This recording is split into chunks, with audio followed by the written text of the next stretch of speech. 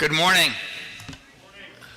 I'd like to welcome everybody, both here and also out there in the ceiling,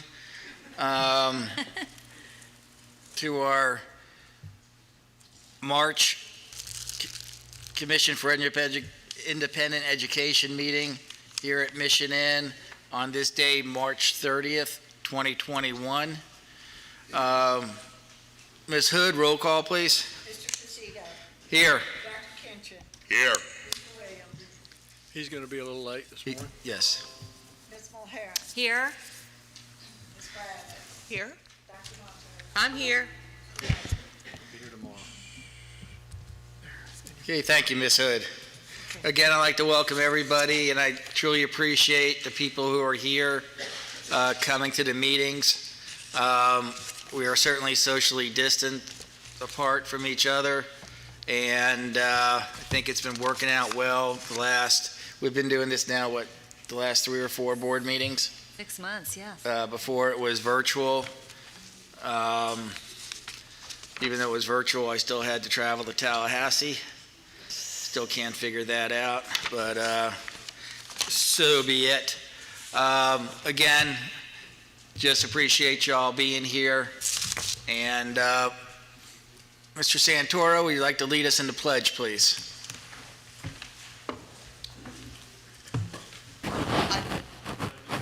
To the flag of the United States of America and to the republic for which it stands, one nation, under God, indivisible, with liberty and justice for all.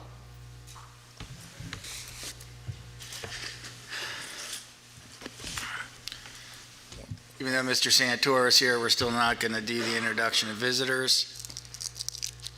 The chair will entertain a motion for the minutes from January 26th and January 27th. So move, sir. Second. Motion by Dr. Matos, Second. second by Dr. Kitchen. Discussion? Hearing none, all those in favor signify by saying aye. Aye. Opposed? Motion carries.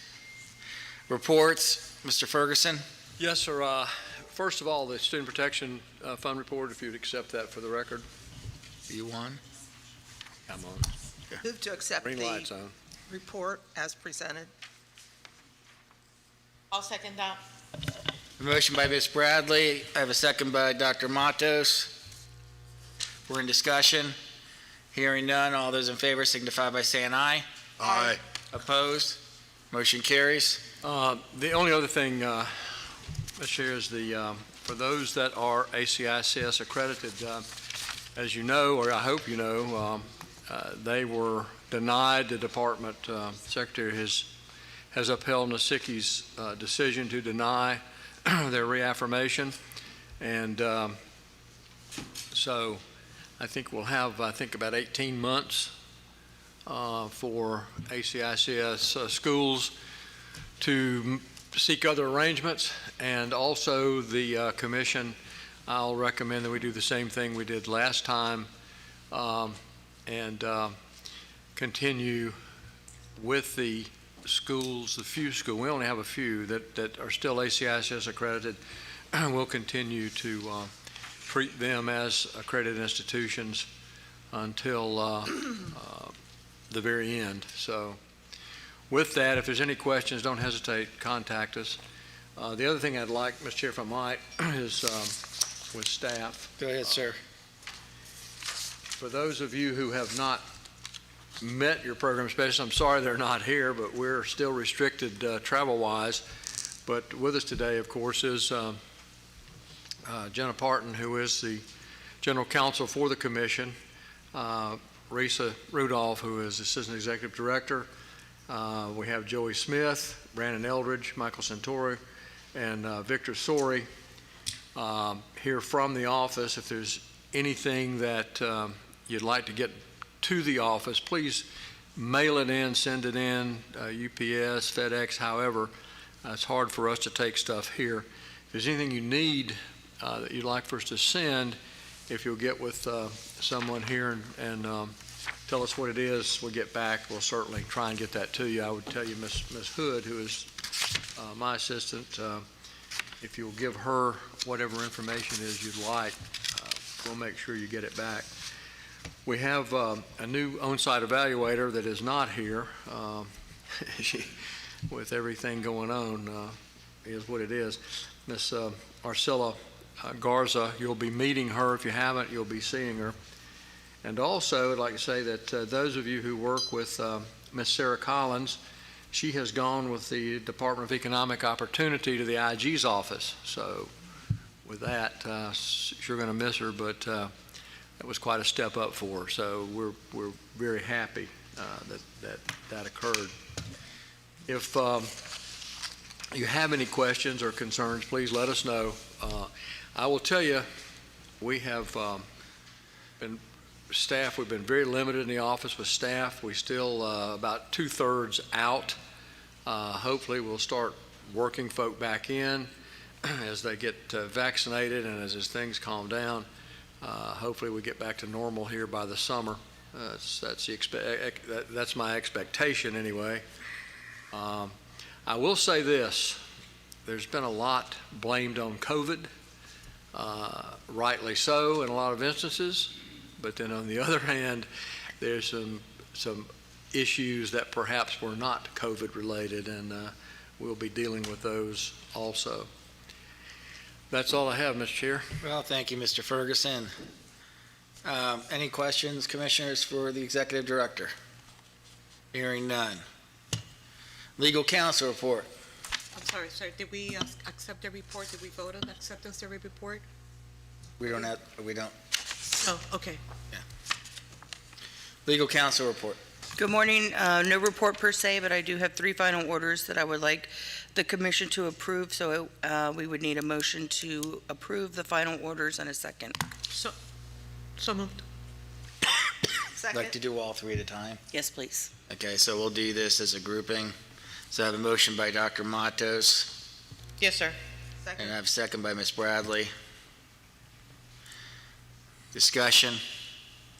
Hearing none, all those in favor signify by saying aye. Aye. Opposed? Motion carries. Thank you. Does that conclude your report? That concludes my report. Thank you. Thank you, Jana.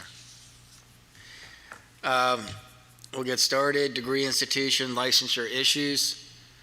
Items 1 through 8, institutions ordered to appear back before the commission. I would like to move to consent, sir. Mr. Chair, I just want to notify the commission that I am affiliated with number 3. So noted. Thank you, Ms. Bradley. I have a motion by Dr. Matos for consent. Do I have a second? Second. By Ms. Mulheron. Discussion for consent. Hearing none, all those in favor signify by saying aye. Aye. Opposed, motion carries. Ms. Mulheron, you'd like to pull any? I do not have any. Dr. Matos, I have none. Dr. Kitchen, None.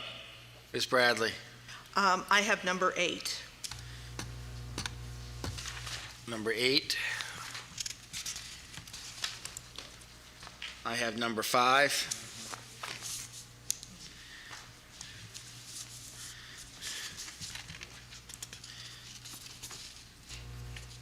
That was it. So for approval, we'll have 1, 2, 3, 4, 6, 7, and that's it. Move to accept the reports. A motion by Ms. Mulheron, Second. second by Dr. Kitchens. Discussion. Hearing none, all those in favor signify by saying aye. Aye. Opposed? Motion carries. Thank you.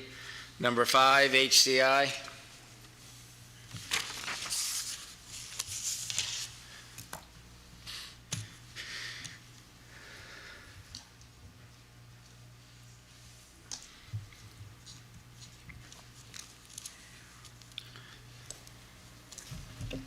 Good morning, Dr. Arlette Peterson, Vice President of Academic and Regulatory Affairs.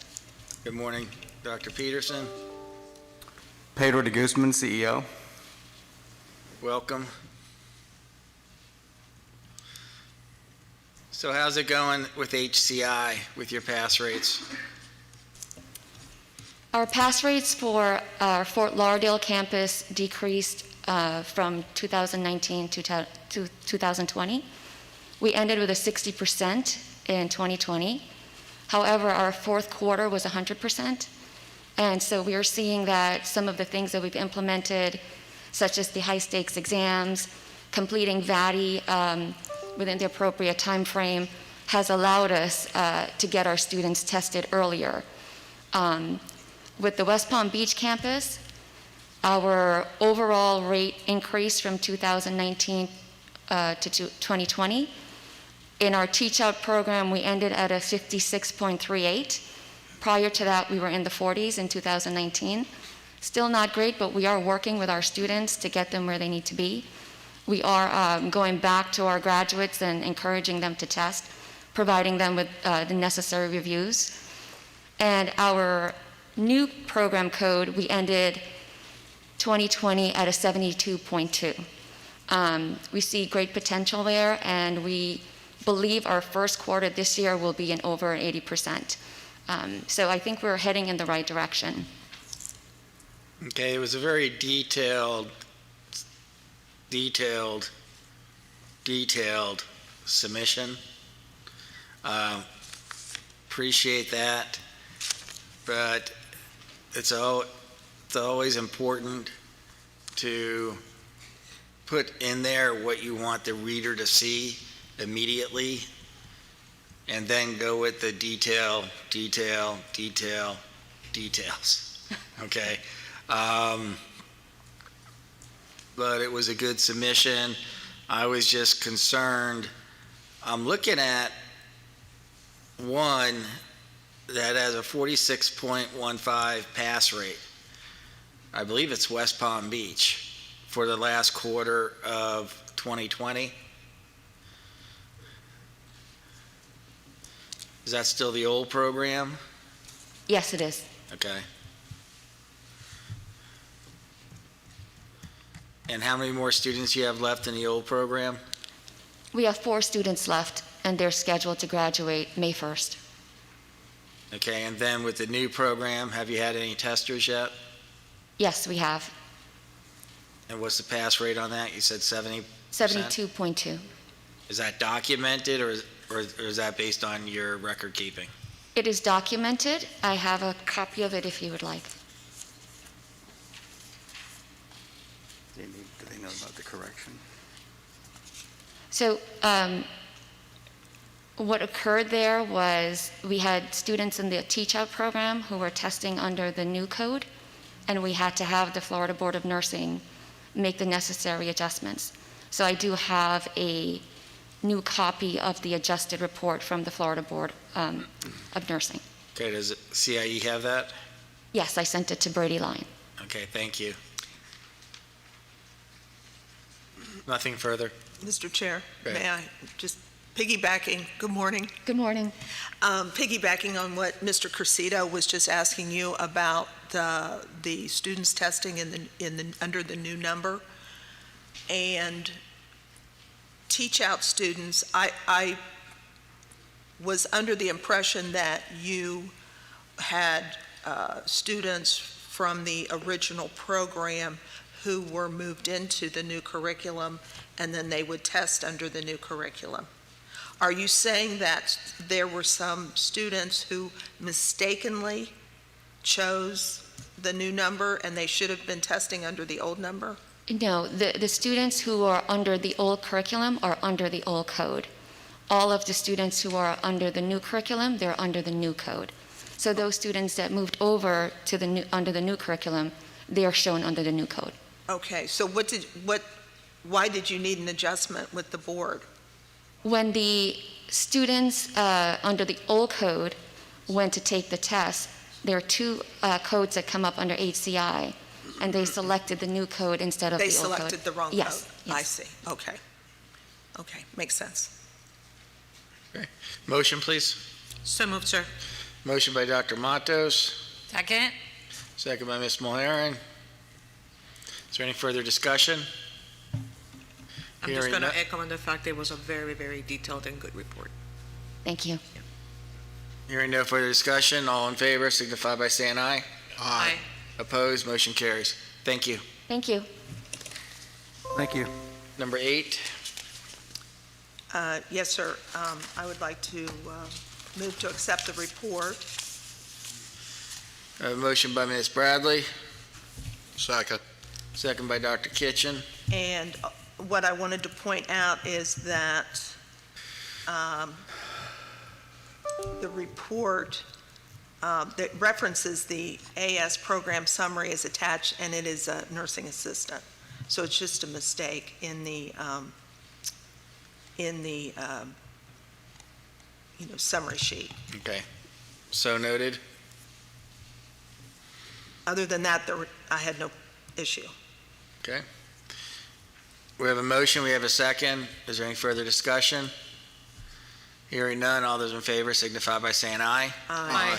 Opposed? Motion carries. Application for provisional, items 1 through 3, we'll take them one at a time. First one is Arizona College of Nursing, Orlando. Mr. Chair, move to accept staff recommendation.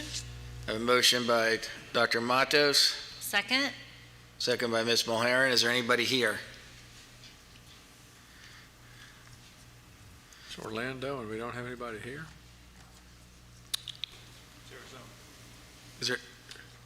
Who has the phones? You guys moved your table. That's not fair. And it shrunk. Okay, nobody's here from the institution. Okay. We're in discussion. Yes, Mr. Chair. Excuse me, I don't think this is the first time that Arizona College of Nursing has offered online, but I just wanted to see if they could clarify when a student goes out of attendance from the online modality, is it the same as the on-campus process? Because it was just unclear what happens if they do Okay, go out we'll of add that as a contingency. Just Yes. for the commissioner's note, is that they are licensed in Fort Lauderdale. They're licensed Yes. in Tampa. They have not met the conditions for Sarasota, and now they're submitting Orlando, and there have been no site visits at all. Mr. Chair, if I might, Go ahead. Good morning. Good morning. How are you? I apologize. My name is Matthew Egan, Vice President of Regulatory Affairs for Arizona College of Nursing. Hey, welcome. You're exactly right, and I was getting ready to say, my recommendation would be that we ask them to come back to the next commission meeting to give us an opportunity to take a look. I mean, they've opened up these schools awfully quick. We haven't really had an opportunity to get in there and take a look. Again, it's online. I don't know truthfully what their capability of doing that. And I think that we would feel, in my opinion, everyone would feel more comfortable if we had an opportunity to get in and take a look and see where they are. Like you said, Sarasota, they haven't met the conditions yet. They're opening a new school. This will be the fourth one. Not sure how they're doing with the other three. Anyway, my recommendation would be if they would to come back. Yeah, are you, I'm sorry. Anytime we have somebody on the phone, I look at the ceiling. I truly apologize. From now on, I'll just look at Bob. Okay. Are you advertising employment in the Sarasota area? We are advertising to hire people for employment in the Sarasota area, yes. Are you saying And in I'm, your advertising for your Sarasota campus, which is not yet licensed for yet? We're looking to hire people for that campus, sir. Right, but the verbiage I'm asking, are you saying for your Sarasota campus? For the campus in University Park, yes, sir. Okay. So they are advertising for a campus that's not yet for employment. There should be a disclaimer on that. But I agree with Mr. Ferguson. I think we should have some site visits. These are 4 new schools within a year. No site visits on any of them. I would ask council to see if they would like to waive their 90 days. Sir, your application is before the commission today, and you have a right to a decision on that application. You also have the right to waive your right to a decision and come back at the next commission meeting if you so choose, maybe to address some of the concerns the commission is expressing. However, you do have the right to a decision today, or you may waive your rights, but I have to advise you of your rights. Yes, we'd like to waive that right. Thank you. Thank you. Dr. Montez, Ms. Mulhern, would you like to rescind your motion, please? I would, sir. Thank you. Yes, sir. Okay. Okay, thank you very much for joining us. Thank you. So, can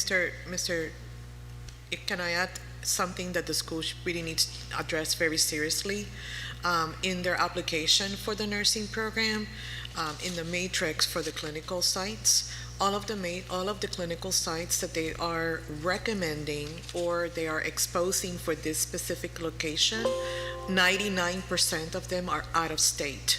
And I did not notice any kind of disclosure on how students were going to be completing that. There was only one clinical location that was within the state, within the area, and it's still, I think it was about 40 miles from it.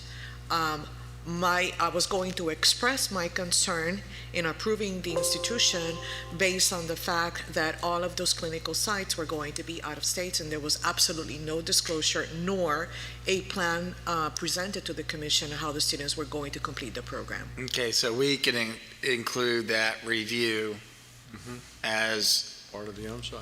Yeah. well, prior to the onsite, prior to their next submission. And then I would ask, if they're doing that for Orlando, I would go back to Sarasota, and also for Tampa, and also Fort Lauderdale, to see if there's out-of-state sites there They as have well. to have, that's a good suggestion, sir. There needs to be a clinical matrix that meets the needs of the students within an appropriate distance. Okay, thank you, Dr. Matos. Okay, the next campus, Hearts Associates Institute, Boynton Beach. Anybody here?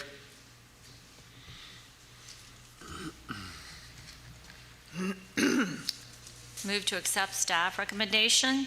I have a motion by Ms. Mulhern, Second. second by Ms. Bradley. We're in discussion. Morning, gentlemen. Please introduce yourself for the record. Good morning. I'm Dr. Roger Femelis, the CEO, the campus director, and also instructors. What else do you do there? Good morning, I'm Dr. Jose Otero Consulting Group. Welcome. Thank you. I can start, Mr. Chair, if you don't mind. Go ahead. Good morning. I'm right here. How are you? I'm good. How are you? I'm very good, thank you.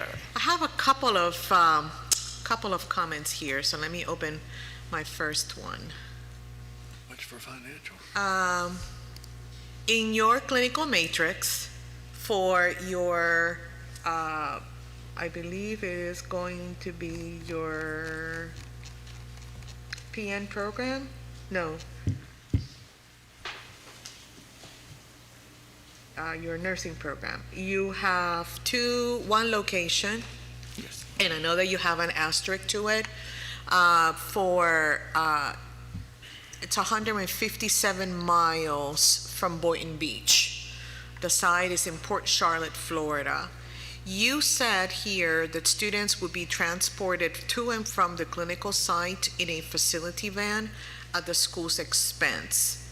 However, first of all, I would like to know how you're going to do that.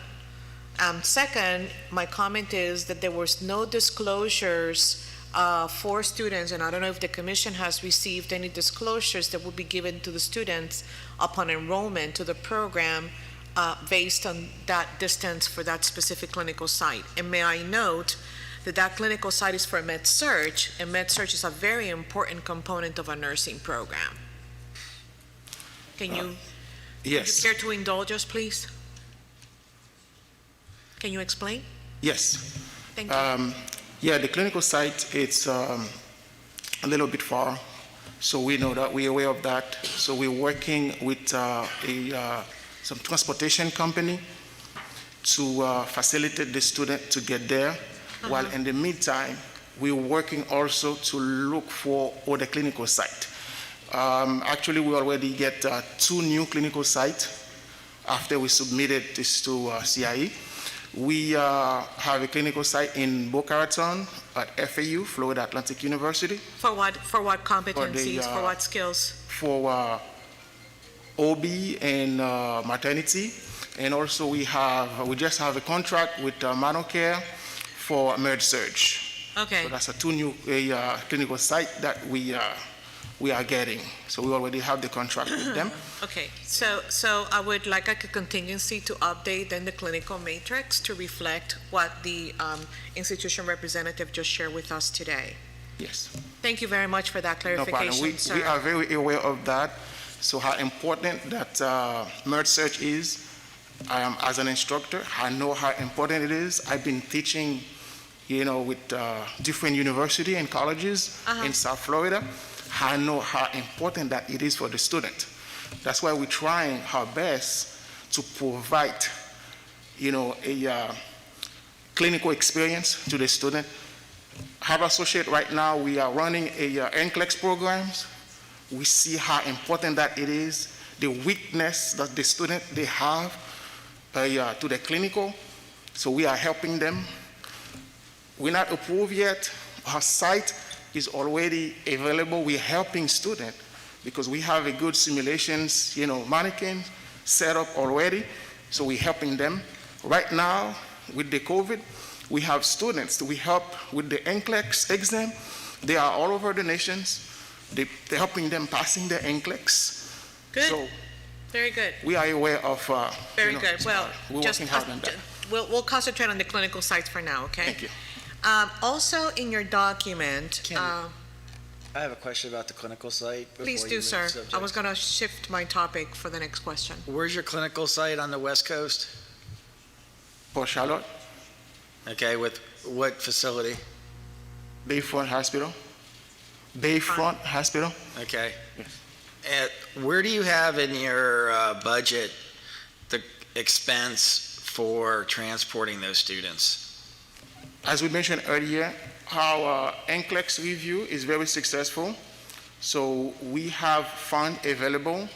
Yeah, but where, the budget you submitted as part of your package, where is the expense for the transportation of those students over to the West Coast?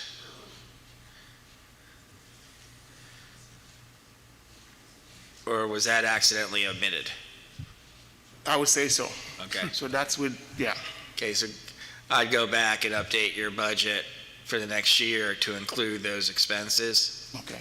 Okay, you have to account for them somehow. Yes, yeah. Okay, thank you. I'm sorry, Dr. Matos. Thank Go you, ahead. sir. So let me shift a little bit, sir, if I may. In your description of your application for non-traditional delivery, Yes. obviously, I believe that you do want to offer some courses in a hybrid format and/or completely asynchronous. Yes. You noted that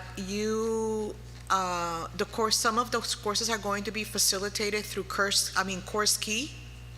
Yes, Korsky. And which courses are going to be offered through Course Key?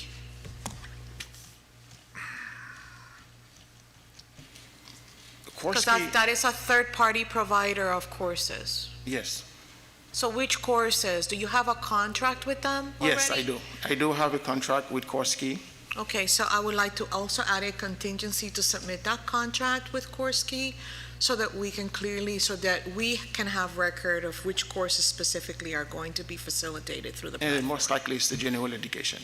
Yeah, so, and I understand that, but in your area, and we're asking for that contract, but In your question and answer, you only put the name of the VP of Client Success as the contact person for course key, and that's not really what that means. It's the student support that the institution is going to offer to those students. So I am also going to ask as a contingency that you revise your non-traditional application to reflect how the institution and not the third-party provider is going to offer support to the student services to the students, okay? Okay. All right. So let me move to the next item, if I can continue, sir. Mr. Yes. Chair, could I insert, while you're on that particular topic, could I insert one comment before you move to the next comment? Yes, ma'am, Can I go do ahead. that? Okay, great. I just wanted to let you know, We all just need to interrupt Ms. Dr. Mato so she's going through. since we're on that topic, just in terms of the explanation that Course Key was providing on the student-faculty engagement, I thought that was a really helpful piece of it because it is so critical for the faculty and students to engage differently online and actively and so forth. So I like that component, but I would agree with Dr. Matos in terms of, what does that mean for the Heart Associates Institute and how your staff would be interacting with the students. Yes, because I had a Zoom meeting with them last week. So they explained to us, the whole process. Okay. Because since even for the NCLEX, we use Cisco WebEx, we use Zooms, and then they can integrate all this course that we already have. So I would think like Course Key is, they have a good platform to help the student and also the instructors, as well as the administrative team. Yeah, it was a very well-written description on that engagement. So, yeah, great. Thank you. Thank you. Thank you, Dr. Matos. You're quite welcome. So, Continue on, Dr. Matos. all right, let me jump here to your program outline, okay? And then we can go back to a couple of documents, but I want to jump into program outline.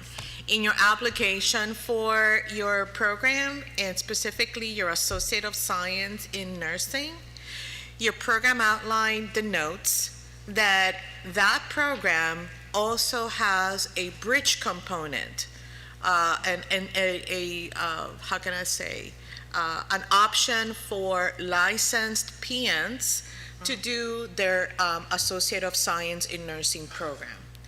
That's called a bridge program, and you said it right in your program outline. However, you did not outline, number one, the admissions requirements for a bridge program as an Associate of Science degree in nursing. You did not, in that area, you did not specify testing. And the reason why I'm saying testing is because there are options for testing licensed PNs to enter an Associate of Science in Nursing program. So you do not have that. So you have made it kind of like general as far as admissions requirements is concerned for all entrance applicants for the nursing program, and that really shouldn't be so. Your program outline also does not denote the credits that you're going to be accepting for PNs. And let me pause there. There's a difference between Med-Surg for PN and Med-Surg at the ADN level, and you were not very specific in that as well. You were not in your program outline, you were not in the catalog. And also, in the area of requirements for the specific program for your bridge, they were also not outlined, neither in the program outline, nor in your catalog, nor in the enrollment agreement, which then makes me add a contingency that your enrollment agreement needs to be revised. The program outline for the ADN program needs to be revised. I know specifically that the Florida Board of Nursing, obviously is going to consider all, but for the purposes of the commission, you do need to have it, and I am going to defer to the commission staff whether we need to separate that and then create two separate program outline applications or two applications for those two versions of the program. And obviously, your admissions requirements in the catalog also need to be very specific as far as that bridge program is concerned, okay? Then I'm gonna jump into your catalog. Okay. That's a contingency, sir. Go ahead. Oh, okay. In the catalog, your satisfactory academic progress requirements for your nursing program, you have made it a blanketed SAP, or Satisfactory Academic Programs Policy and Procedure. I am personally going to express to you that it is concerning that you are requiring at the ADN level a 2.0 grade point average to continue in the program. My contingency and strong recommendation is that you revise your progression, your academic progression policy and procedure for your ADN program as well as the PN program. Okay. Okay? Thank you. And that's it for me, sir. Yes, Ms. Bradley. Yes. Good morning, gentlemen. I'm over this way. Good morning, Ms. I know, it's a big table, yes. Anyway, I had a couple of things regarding the budget, the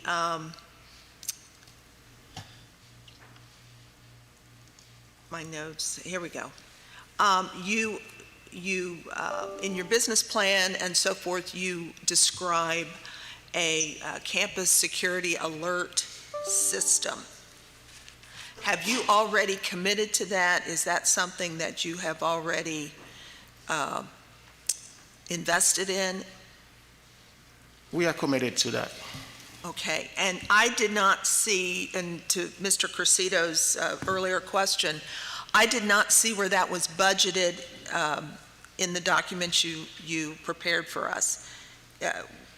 Have you included that in your proposed expenditures? Because it looked like it was a product and a system and a company that you're dealing with, and it looked pretty comprehensive, so I can imagine it's not inexpensive. So do you have that budgeted somewhere in the, is it included in your budget? Perhaps no, it's not Okay. included in the So budget. that would be that something- would be something that we should. Yes, that you reconfigure that to Yes. include that. Yes. Because that's a significant expense. And it may be something that when you're small, the cost is not great, and then as you grow, it escalates. Okay. So anyway, regarding your student population and your estimates of growth over the year, in month one, you had indicated existing students or current students, but in month one, everybody is a new start.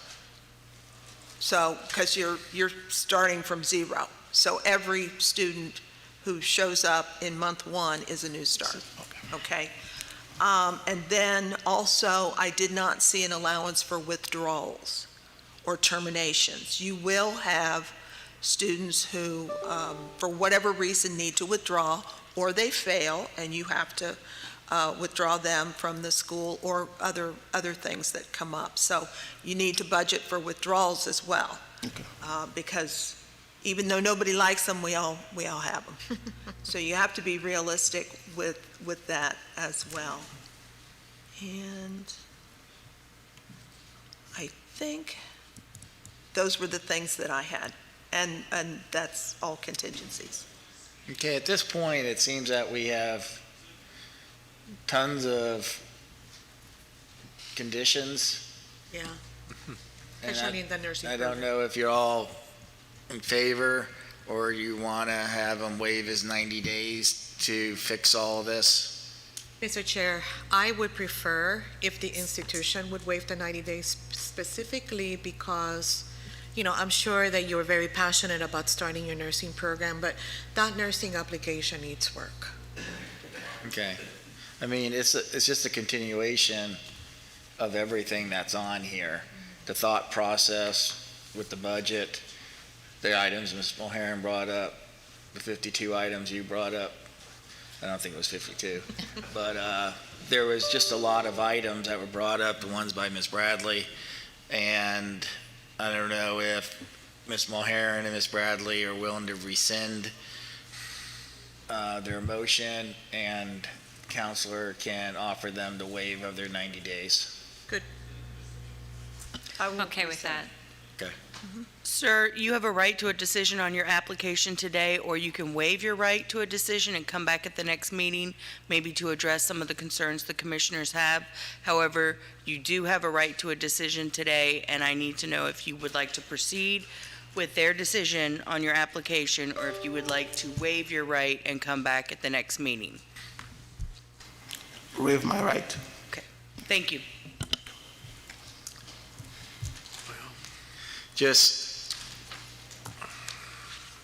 on one part of it, when you're working on your budget for the next year, even though you're a brand-new school, even if you have a loss, that's okay, because, you know, you're not expected to be profitable your first year.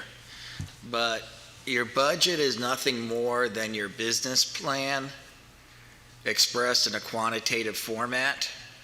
So you have to take into account everything you're going to do and include that in your budget.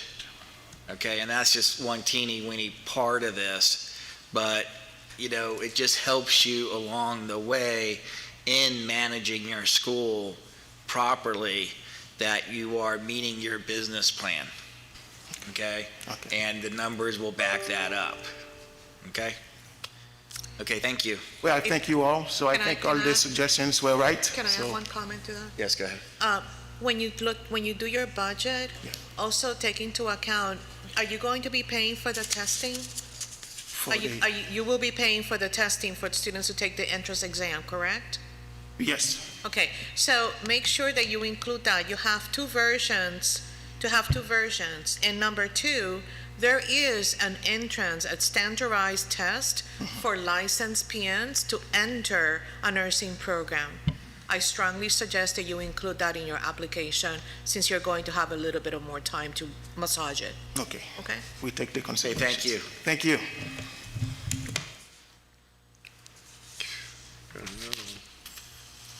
Meridian West Central College.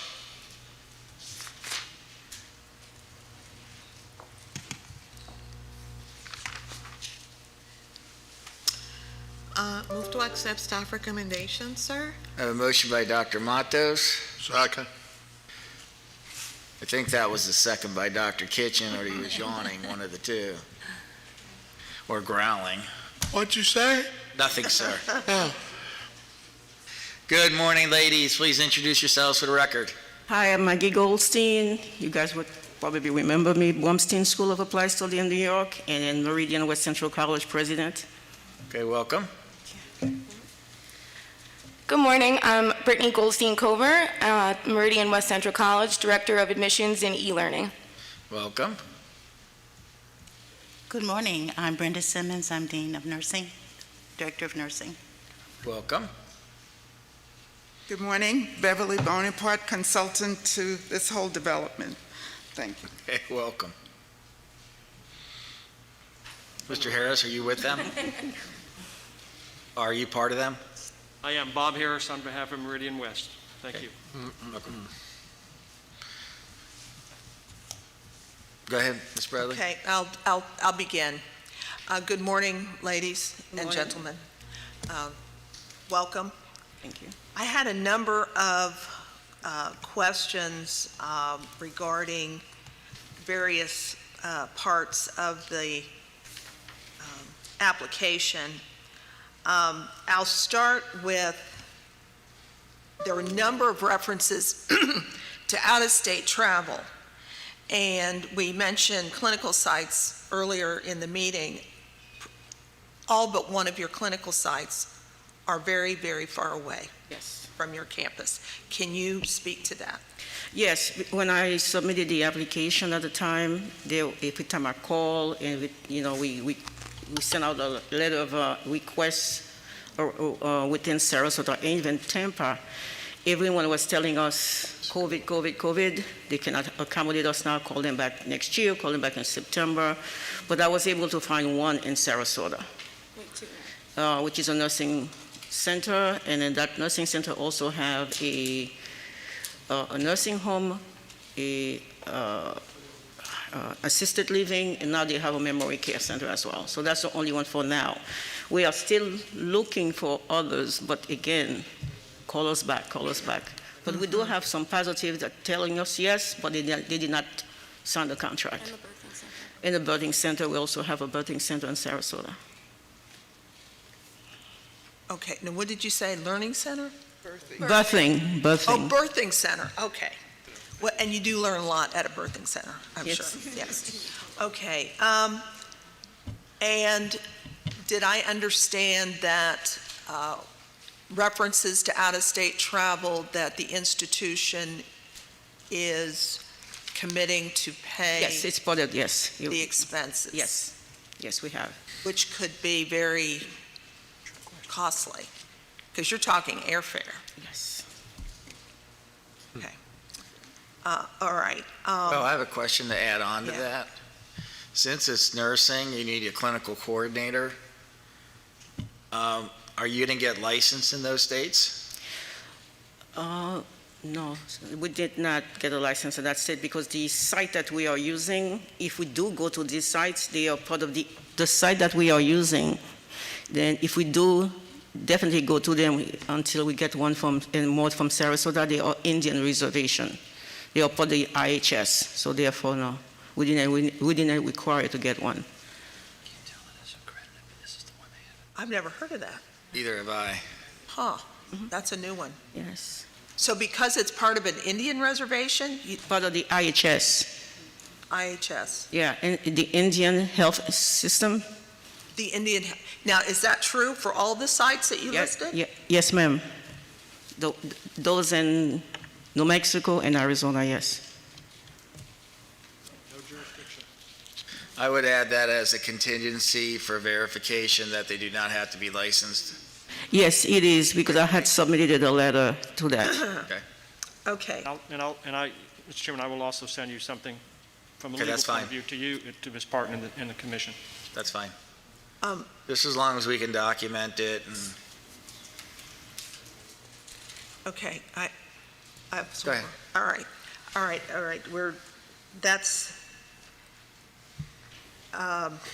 then I do have some catalog questions.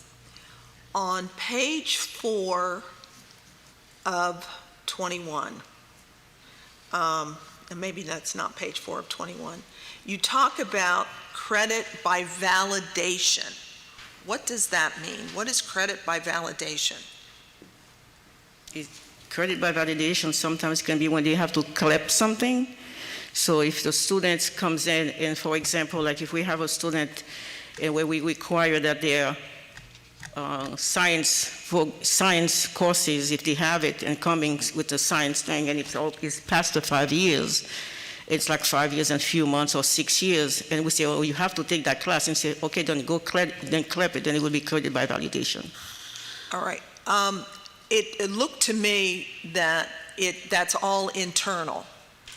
The student says, I took this, here's the catalog, you look at the catalog, and you make that decision. Did I have that right? Yes, ma'am. What about an official transcript from the other institution? It's also the same thing. Because if... It looked like you had two different processes. No? No, not at all. No, I'm sorry. It's not. It's the same process. So the transcript will be provided, and if things have, reached that certain date, that 6-year, 7-year mark, then from that information that's already been provided on an official transcript, we can then internally review the course. So do you always request an official transcript, or just Always. part of the time? Always. Always, for any Absolutely. evaluation of transfer of credit? Absolutely. Okay, then I would ask that you clarify that, make it Sure. crystal clear in your documents, because it's a little fuzzy. Understood. No problem. Also, in the catalog,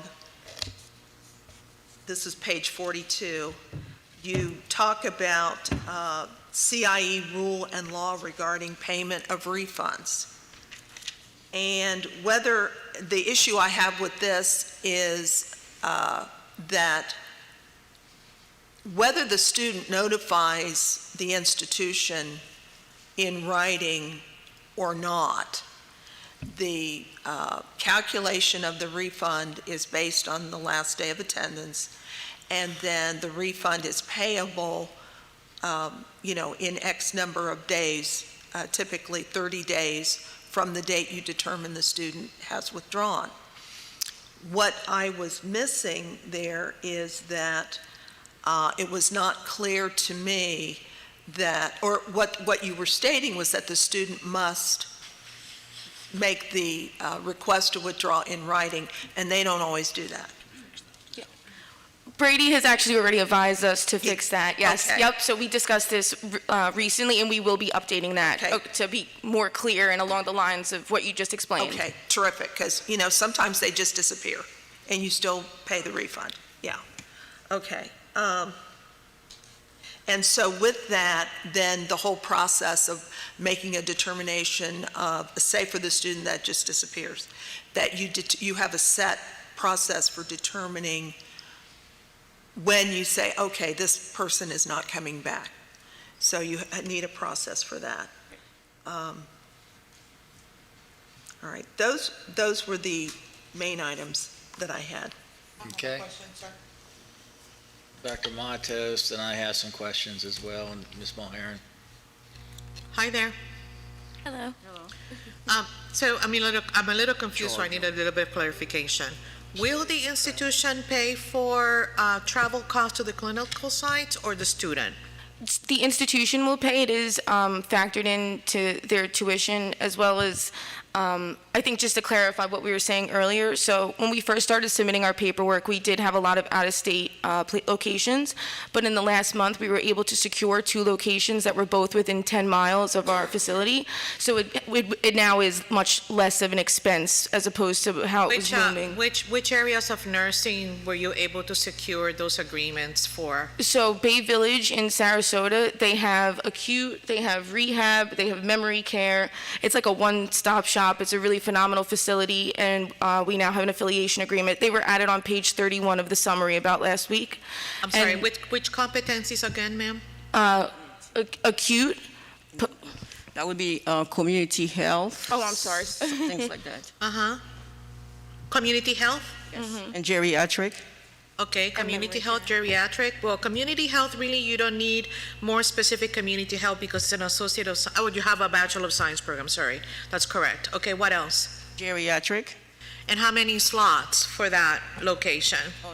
They've actually agreed to take all of our students. She said that they're in need right now, and considering that we work in small class sizes of usually about 12, she is willing to accommodate everybody. It's a very large facility. They have approximately 560 patients. I know, but like you, there are other nursing schools. So typically, when you do an agreement, there is a commitment for slots. So how many slots have they approved for your school? 8. I think it's about 8. 8 slots, okay. And what other facility? The birthing center? The birthing center. And birthing center for what competencies is that for? Maternity, OB. OB, only OB? Only OB. We don't have gyno yet. Okay, so you have several other ones that are still missing. Yes. That need to be secured, and just like you heard me before, MedSearch is part of one of the biggie ones, especially for your BSN program. Yes. So that still is going to be out of state. So, my question again, who is going to be paying for the travel cost to the clinical sites? We are. Okay, if you are, then I'm a little confused because on page 33 of your catalog, in red, it says, students' air travel costs where their assignments to clinical sites exceed 55 miles is included within their total tuition cost. Please note that students are responsible for all costs associated with lodging costs for such travels.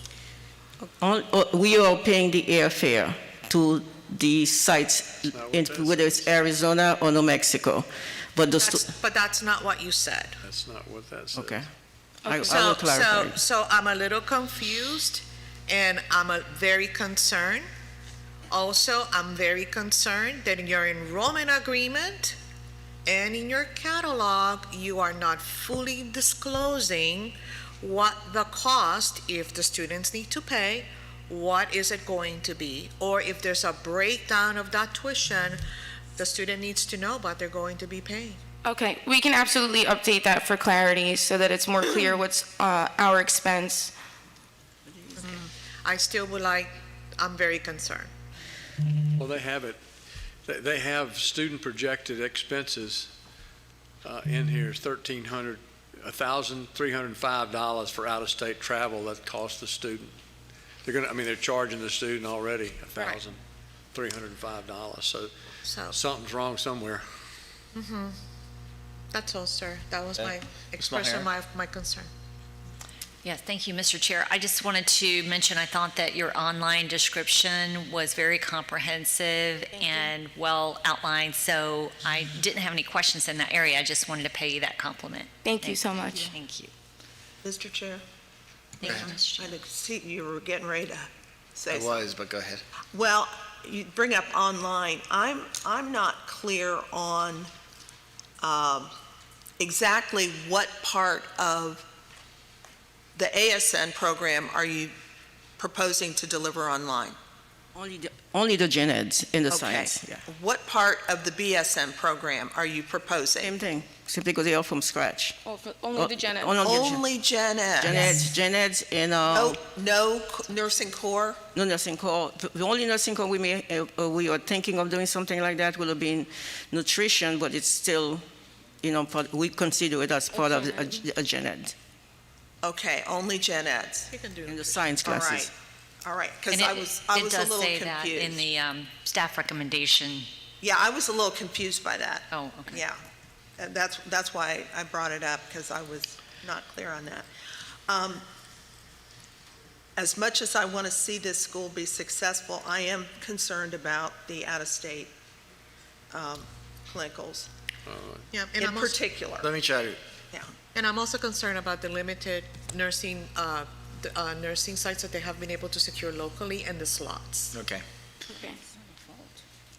What's your total square footage? 7,200 square feet. No, that's what it is. What is the structure of your school? Because I see multiple operating agreements. As in the physical structure? Well, the operating agreement of Bramstein Enterprise Holding, the operating agreement of Meridian West Central College. Okay. Go ahead. At the beginning, when we started it, since we have dual residency here, so we started it as having the Bramstein Enterprise for New York State, and then in order for me to have the foreign license here, but I was told afterward the person that advised me against that told me to do so. Then thereafter, The application process. the accountant told us we didn't have to. So therefore, we completely removed Bramstein out and kept it solely Meridian West Central LLC. There's an operating agreement just for that. Okay. We had originally submitted it one way, so that's why there's two sets of paperwork. Okay, did you tell staff that? Yes, and Brady's aware, yep. Okay. This is where my concern is. With the limited amount of clinical sites and that they're starting two programs at the same time and not having the sites, that maybe they just start off with the associate's degree in nursing, and then once they get the local sites and the sites built up, that they then add the bachelor's of nursing on it. Okay. I don't know if you're okay. Mr. Chairman, I understand the point with that. Would this be something that, if staff feels comfortable with the additional sites and locations, at that point in time, the executive director would have the authority to approve that? I mean, it seems... I would prefer to come back to the commission so we can ask questions and see how they're doing with their associate's degree program. I would too. Okay, so it's not only just the number of sites for the bachelor's, you want to kind of review the associates? I'm sorry, Bob, I'm just having a hard time hearing. I'm sorry. I've never been accused of not speaking loud enough. Well, you have that thing on your face, It's your mask. you know, normal masks. Do I have my makeup on still? No, I'm sorry. Oh, normal masks work just fine. It's just those FSU masks that. It's the color of your mask that is You mean the affecting your mask? volume. You mean the mask for the baseball team that swept the University of Miami baseball team last weekend? That one? Yes. Okay. Mr. Chairman, I apologize. So you're saying not only do you want to see additional sites for the bachelor's program, but you want to kind of review how they're doing with the associate? Well, also, I mean, they need additional sites for the associates. I understand. Okay, also they, those are, I mean, what they have now is limited, and Right. talking about going out to New Mexico and the prices and charges, because you're going to also have to send instructors out there as well. Yep. Okay, so you have that. I think it's a little bit too much of a bite of the apple. Let's start slow. Let's make sure you're successful with starting off with the associate's degree, and then build on that with your bachelor's program. Mr. Chairman, I feel compelled to tell you that that's fine, but let me just tell you too that one of the things that's going on in the legislature right now is I believe there's an attempt to try to limit the availability of clinical sites for private programs, okay? And so you may not only see that with this institution, but with all the institutions, licensed or unlicensed.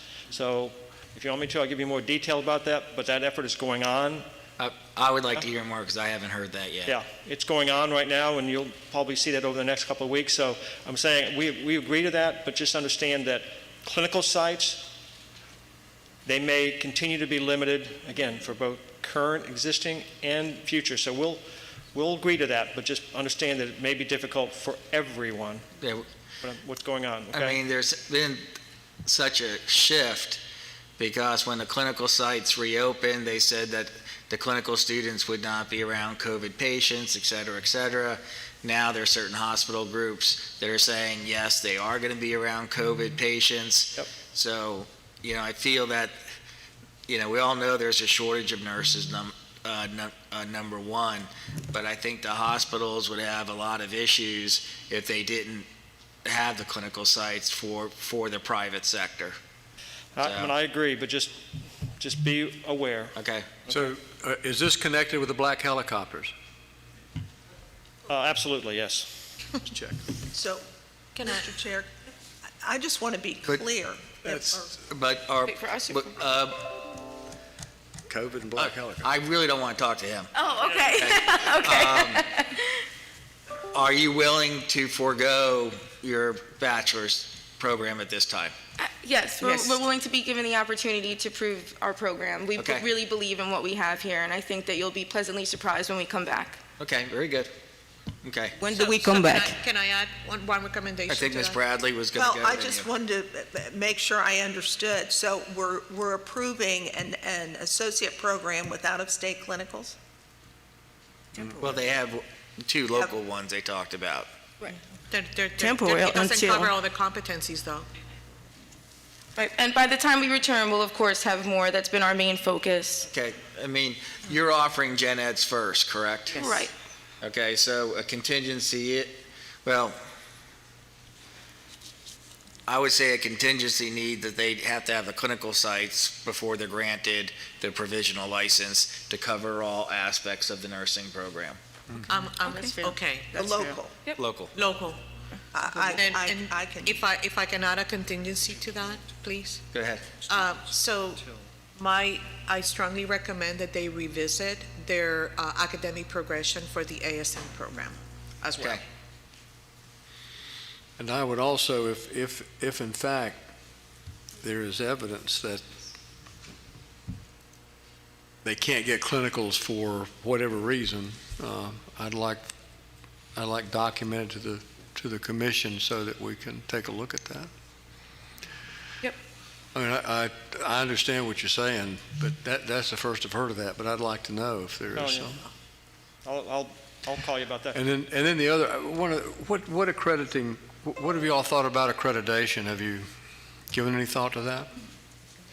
Yes, we are planning to go after, the Southern Association for Colleges and Universities, SACOS. SACS. Big time. Yes, SACS. and then thereafter go for regional, and then thereafter go for ASEN or CNE. That's our goal. And then also that my next question, and I know that they're two separate entities, but exactly Bramstein, am I saying that right? Yeah. What is there any connection at all there?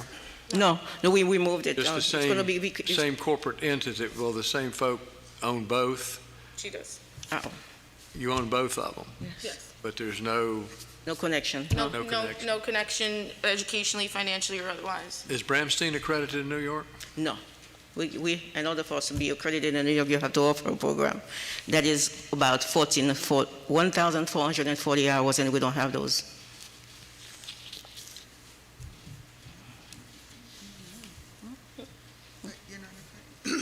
We are licensed. Yeah, we're BPS. We're BPSS licensed, so Approved. the Bureau of Proprietary Schools license. Yeah. It's not a nursing school, so it doesn't have a credit. It's a different type of learning Vocation, institution. yeah. It's a vocational school. I thought they had nursing. You don't have nursing in New York? No, sir. No, sir. We have allied health, mostly allied health, from nursing assistant to central sterile, hemodialysis, things like that. Then that brings up another question. Why do you come to Florida to open a nursing school and you don't have one in New York? Two things. We have I know family. what one of the things are. What's the other one? Besides the sunshine, two things. We have family here, and eventually we will be relocating completely. That's the goal, yes. New York is And I have extremely dual residency. And then in New York, I'm still pending the practical nursing approval from New York. A little bit harder in New York to get that nursing license. Yeah. I know. We're pretty easy down here since we lead the nation in the lowest scores. Not really. Not really. Okay, is there any further discussion? I'll call the question. All those in favor signify by saying aye. Aye. Aye. Oppose? Motion carries. Mr. Chairman, I just want a point of clarification. Someone made the comment that they will not get a provisional until all of these clinical sites are in place. Is that That's what I said, yes. That is correct. even for the associates? They Yes. can't have any students? Well, they need clinical sites before they can get approved. We do have to. Well, okay. I mean, they do have clinical sites. Some are out of state, some are here. And so they can begin to enroll students. If they have to have all local sites, is the commission now saying that unless all of your clinical sites are in-state for each of the components, each of the requirements, med-surg and all the rest of them, that you can't have a nursing program? Because that's what that says. Well, that's what I said, yes. So I just want to make sure there's no other program approved that has clinicals outside the state of Florida that's enrolling students. Well, we can get back to you on that. I don't know that answer offhand, Mr. Harris. I know, I'm just saying, but for a matter of consistency, if that's the understand. rule for everyone, okay. Consistency is important. All right. Thank you, ladies, for joining us. Mr. Harris, thank you. Thank you. Thank you. Do you want to take a Judy break? Yeah, just real Yes, quick. please. We're going to take a Judy break, 10 minutes. It's not Judy Bone. Judy. The Judy Rogers break. Judy Rogers.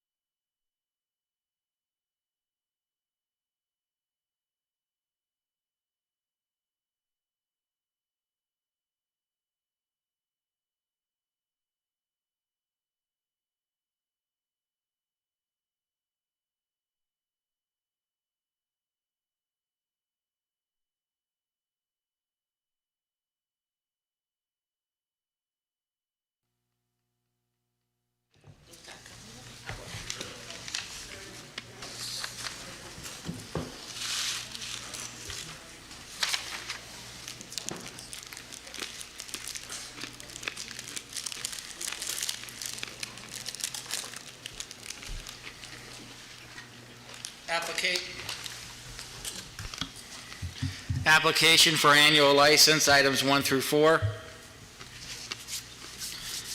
Number 1 is Educare Envision College of Nursing, Melbourne. Move to accept staff recommendation. Sorry, sir. Move to accept staff recommendation. There you go. I have a motion by Dr. Matos, Second. second by Nancy Bradley, and we have somebody on the line from the institution. Good morning. Good morning. I am Jeanette Thompson. Okay, we're in discussion. May I, sir? Yes, ma'am. Good morning. This is Nancy Good morning. Bradley. I wanted to just follow up with you in your, excuse me, in your documents, you mentioned you're looking to pursue ACICS accreditation. I wanted to follow up on that to see if you are looking to go elsewhere. Absolutely. We talked to an accountant, and what we chose was ACCSC. Okay. Have you begun the process? We started looking into it. December 13th and 14th is the initial accrediting workshop that we plan on attending. Okay, that's fantastic. And best of luck to you with that. Thank you. That's all I had. Okay, is there any other discussion? Hearing none, all those in favor signify by saying aye. Aye. Opposed? Motion carries. Thank you for joining us today. Thank you. Number 2, Healing Arts Institute of Clinical Sexology, Tamarack. Move to accept staff recommendation. I have a motion by Nancy Bradley. I'm going to second that. You're going to second that? I will, sir. Okay, Dr. Matos. You have officially seconded that. Woo-hoo. We're in discussion.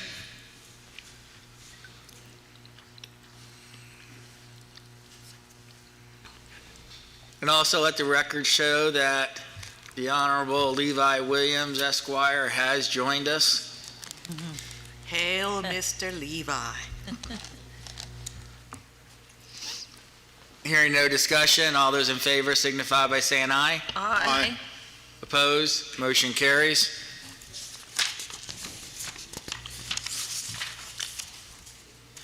Number 3 is Kepler Space Institute, Tallahassee. Move to accept staff recommendation. I have a motion by Ms. Mulheron. I'll second. I have a second by Nancy Bradley, and I believe there's a young lady at the podium. Please introduce yourself for the record. Hello, Natay Sushariba, Kepler Space Institute, VP Administration. Welcome. Good morning. Good morning. I noticed in your plans, you are looking to apply for a master's program. Can you speak to that? Yes, our original plan when we got our first provisional license was to offer master's was to offer PhD programs. And this commission informed us that you need to be accredited to do that online. And one of you mentioned to us, why aren't you offering master's programs? And we know that when you ask us questions, you're telling us what we should be doing, and we appreciate that very much. So we've spent the last couple of years putting together a program because we think it really fits the needs of our community for this industry. So that is in the plan once we're provisional, and once our provisional ends and we go on to an annual and we're able to make modifications to our license, that is the plan to add initially for master's programs. And you're working with Jason? Yes, ma'am. Jason Bowman. Yeah, I would work closely with him as far as timing, because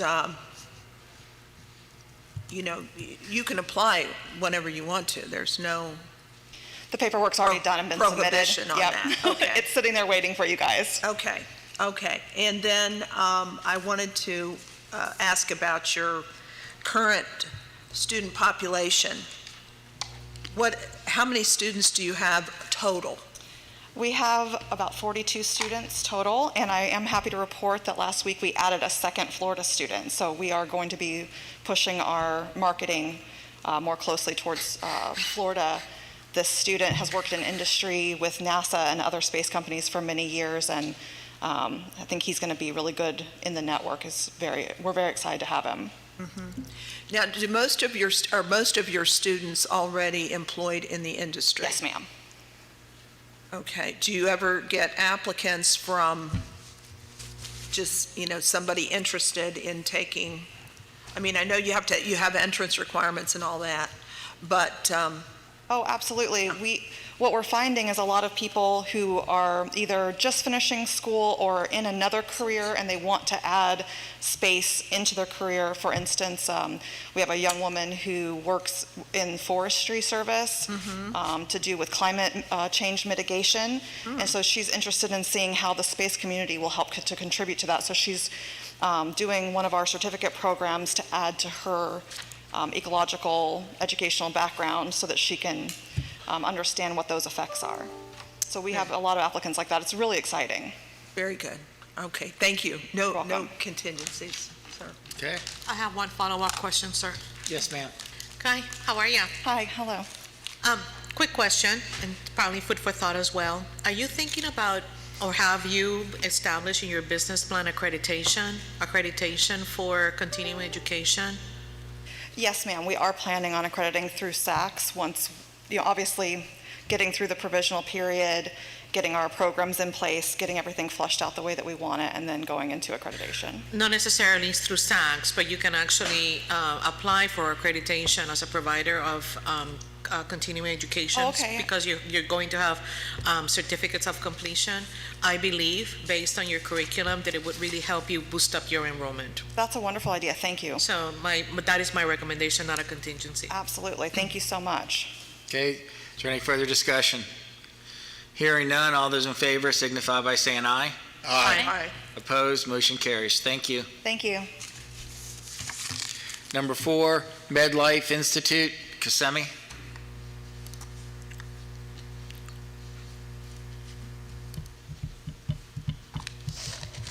Good morning. Brian Love, Florida Education Consultants. Good morning. Mark Murray, legal counsel for MedLife Kissimmee. Welcome, gentlemen. Mark, I was watching you on TV just this morning. I'll move to accept staff recommendation. I have a motion by Ms. Bradley, Second. second by Ms. Mulharen. We're in discussion.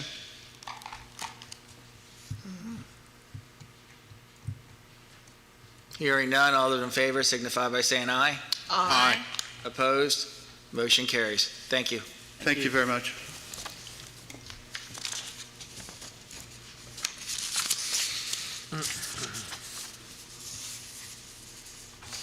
Application for extension of annual license. Academy, we have one school, Academy for 5 Elements Acupuncture, Gainesville.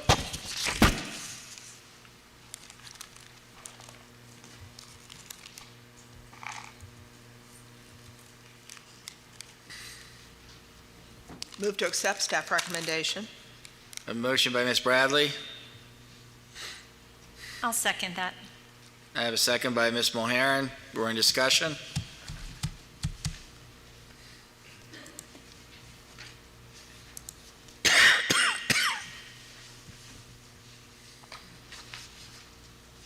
Hearing none, all those in favor signify by saying aye.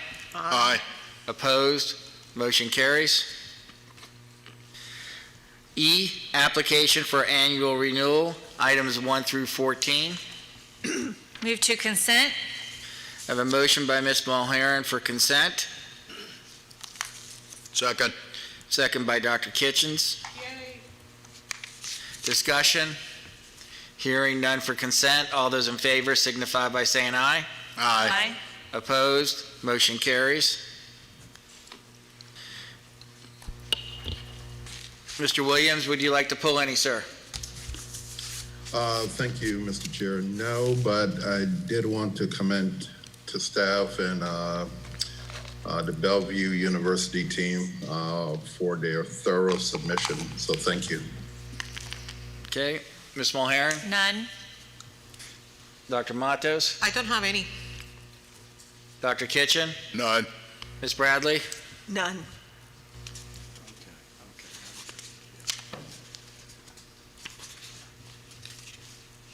Yep.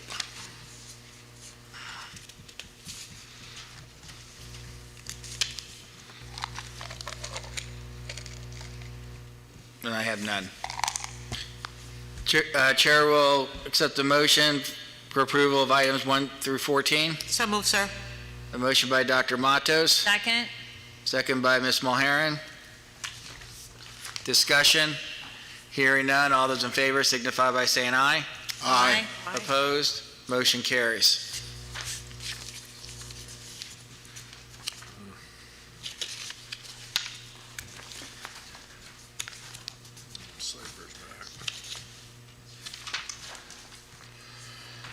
Application for license by means of accreditation. We have 3.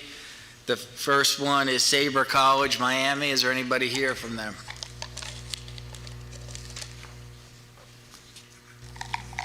Good morning, Hello. Sabre College. I am here. Welcome. Hold on one second until I catch up on my computer.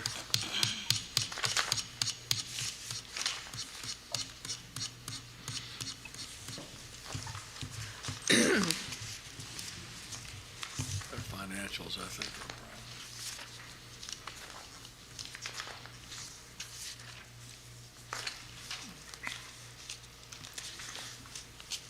Okay, we're going to take these one at a time. Yeah.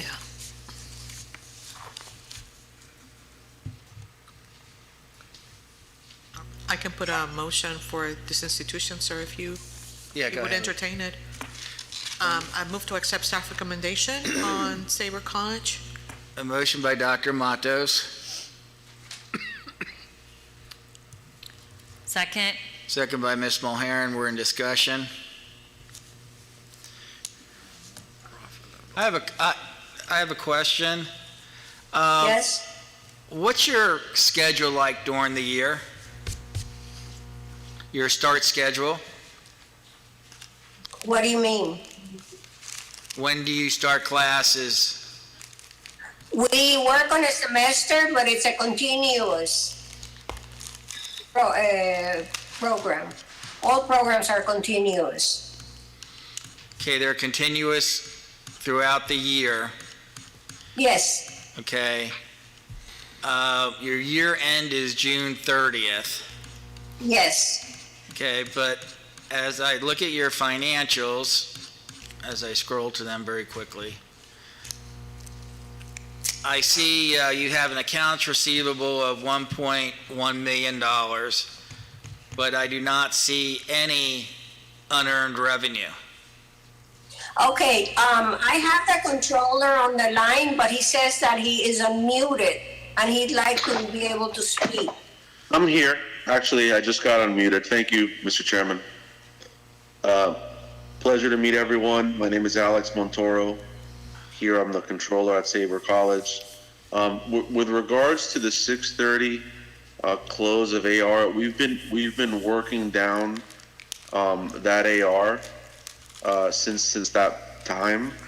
But currently, in terms of deferred revenue, I believe we have a small balance on the balance sheet on the liability side, but for the most part, we have receivables which are paid down by Title IV, and when the students are self-pay, they pay that off.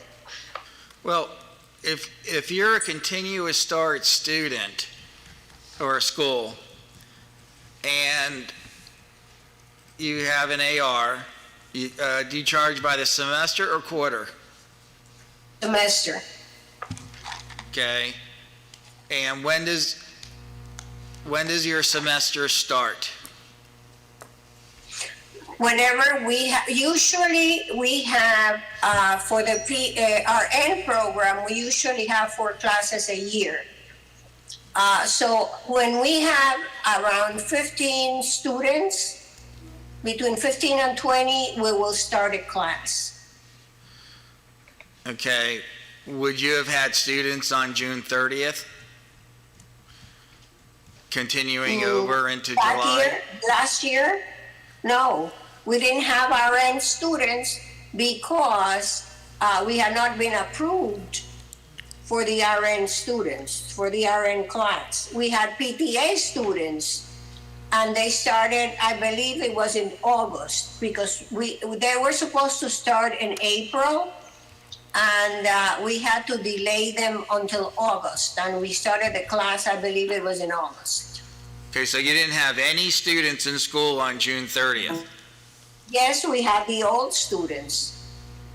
Okay, so why wouldn't you have any deferred income on those students? So I Alex? think, I think, Mr. Chairman, at that point, that AR has to do with older balances, right? Not RN necessarily. Our first RN class kicked off In December 7th. December 7th, 2020. So those receivables that you see there are for the PTA, and you also see some old receivables that we've been collecting over time. Because sometimes students that are on self-pay it's kind of difficult to collect at times. But then they typically pay when they need, for example, transcripts. Well, I'm not asking things like about that. your receivable. I'm asking about your deferred income. If you have students in school crossing over June 30th in classes, you should have a deferred income.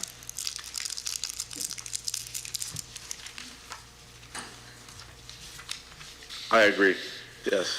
I believe it was, it must have been de minimis at that point. That was a bit before my time. I joined a little bit after that. But I can find out and get back to the board. Okay, well, as a contingency, I'm asking you to go back to Thomas and Company to either redo your financial statements or explain why you would not have deferred income as of June 30th. Yes, sir. Okay.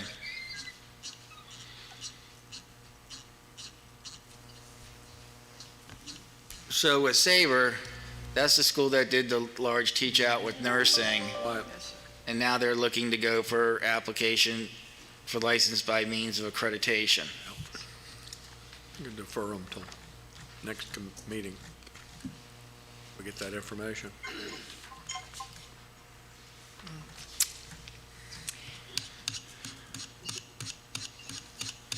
Let's look at something real quick.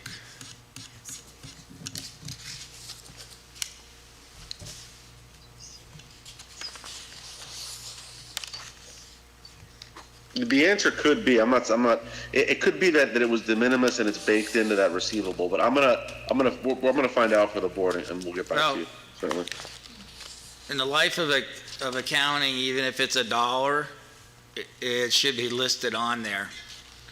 So what my feeling is that they waive their 90 days until we get that information from the accountant, because that can have an impact on their ratio.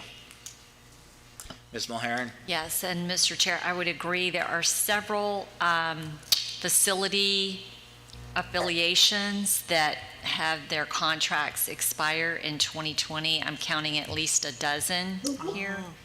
So we need to have that updated. Updated, right. We don't, I'm sorry, I disagree with you. We do not have any expired contracts. Looks like it. She said that she They disagrees, all have been updated. that she disagrees with Doesn't you, show that they them. were all updated. Oh, okay. Doesn't show it. But it doesn't show it in the material that It we, says so at the beginning, on the lower part. okay, Double check it. go ahead. It says that they are renewed automatically.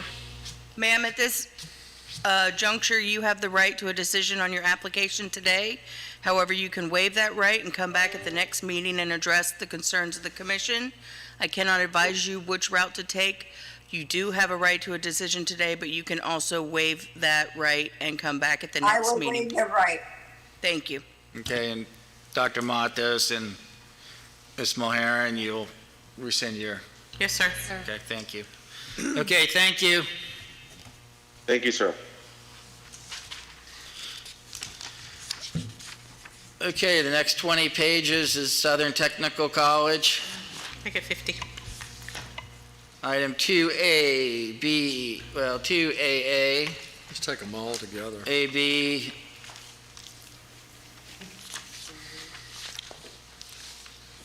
It would be 2, 2A, 2B, 3, we'll take them all together.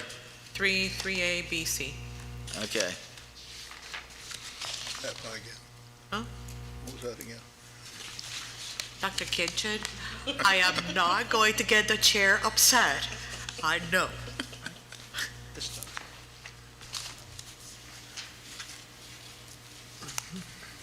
Which is the third school?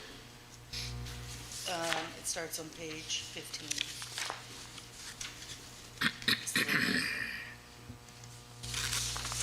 Is that Southern Technical as well? So we're doing items 2 and 3? Yep. Okay.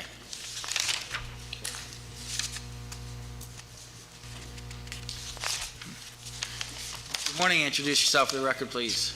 Good morning, I'm Reed Allison, I'm the CEO of Southern Technical College. Welcome, sir. Thank you.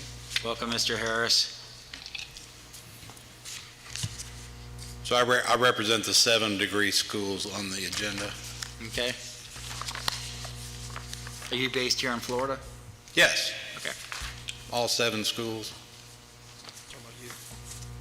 Oh yeah, I'm in Orlando. Okay, the motion is for denial for number 2 and number 3. LBMA. Mr. Ferguson? You had the questions. You didn't submit an annual license. Ms. Ard, I think, had conversation with someone down there. Right. You were the one that was arguing that you needed to be LBMA as opposed to an annual, so. Correct. Our recommendation is to deny the LBMA.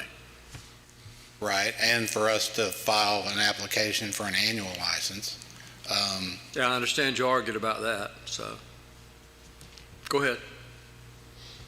All right. I didn't say you. You can give me I that understand. expression if you want. There's a requirement that you file an annual license. It's just like a driver's license. They tell you you've got to have a driver's license. You go in, you don't argue with them, you do the driver's license.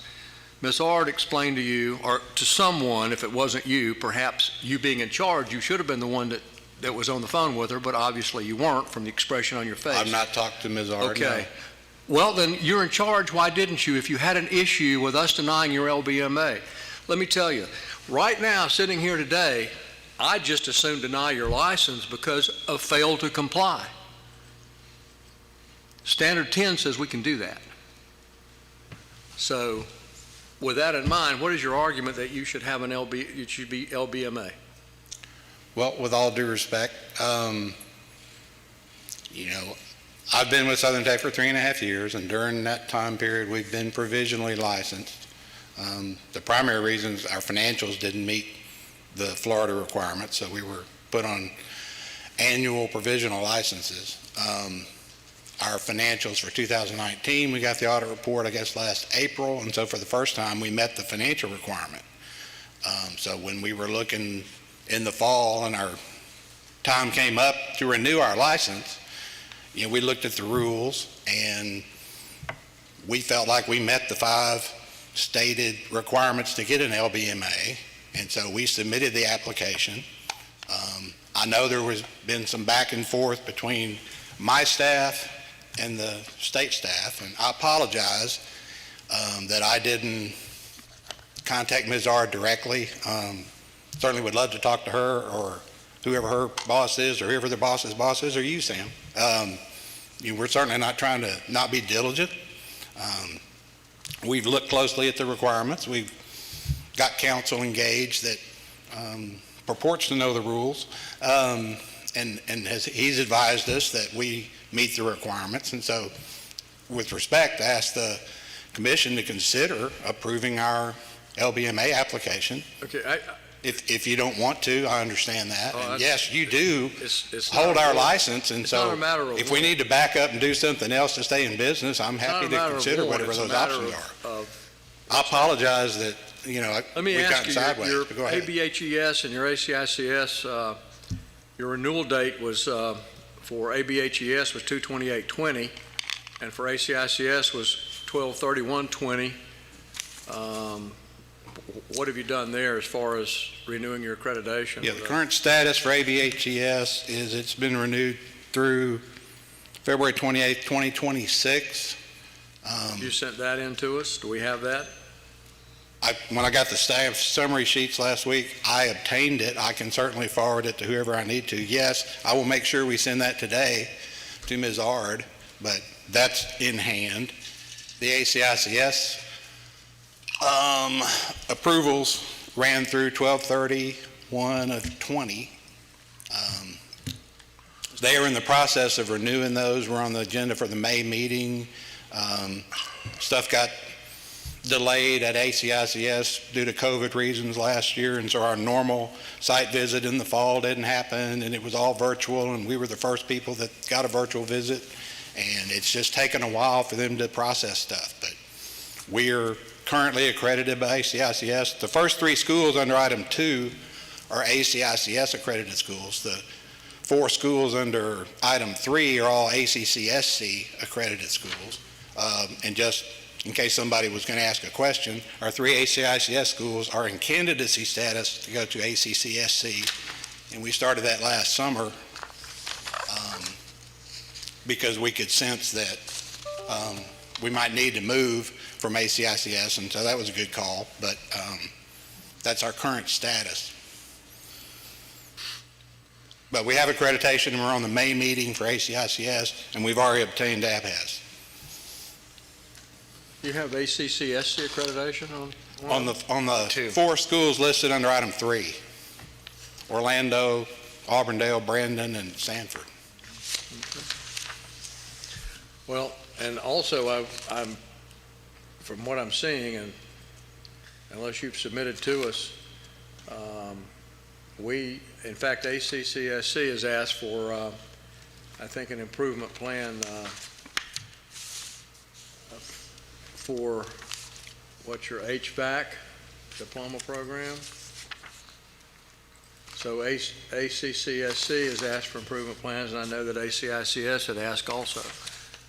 If you've sent those in, we don't have them. So again.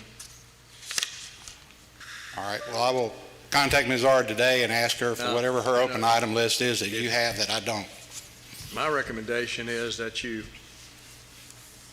go ahead and file for your annual with the contingency that once you've met all those conditions, we can up you to the LBMA. Have no problem with that. But I would hope that whoever you have working with staff, if there's an issue,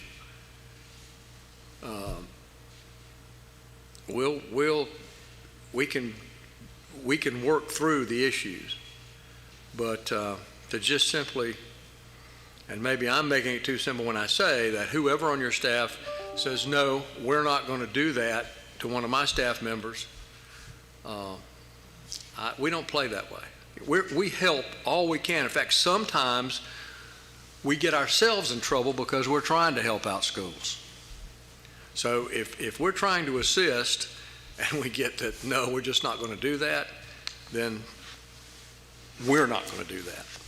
Well, I'll take personal responsibility. If anybody in my organization ever didn't respond. You are the director, and as I take responsibility for anything my staff does. Understood. So, so yeah, you are responsible. And I will engage on that. Be happy to work with you any way we can. I apologize. Mr. Smith over there, who is the supervisor of program specialist, be happy to work with you. But there's just certain things that we're a governmental agency and there's bureaucracy. And apparently I've got more than I thought I had. And be happy to work with Bob and get you straightened out. But again, whoever on your staff needs to kind of work with us too. For the schools listed under number 2, which is ACICS, Correct? what accrediting commission are you looking to go to? During candidacy for Oh, ACC. yeah, moving to ACCSC, so that we're all under one set of rules. Yeah, they're in Okay. candidacy. Those are the ones in candidacy now. Right. Okay, good for you. So, Mr. Chair. And then number 3, they're already accredited by Right, I saw that. ACCSC. Right, and yes, I got and that. Chris, Thank I you. talked to Chris up there, and they're working through the credit Mr. process. Chair, I have a question. Oh, Mr. Williams. Yes, and maybe Bob can help me with some clarity. What I'm looking at is a number of programs, most of which said no graduates in it, nursing, medical assistant, and on. It's probably 5 or 6 that has some data. So out of the 711 Florida students that we have, are they mostly or all in just nursing and medical assistant programs? Mr. Williams, which particular program you're referring to? There's several institutions with several different student populations. We have 7 schools with approximately 2,600 students at the moment. How many of those are nursing students? Well, what I'm looking Approximately at, 300 at one school. Go ahead, Mr. Williams. I probably won't understand you with the math, but what I'm looking at is your overall in the summary on this first item. On number 2AA, Correct. So I'm looking at criminal justice, that has someone, but placement is 0. Under electrical technology diploma, that had somebody, but it says no graduate, but yet placement is 0, retention is 52%. I'm not able to follow do you see the sheet, Bob? this reporting.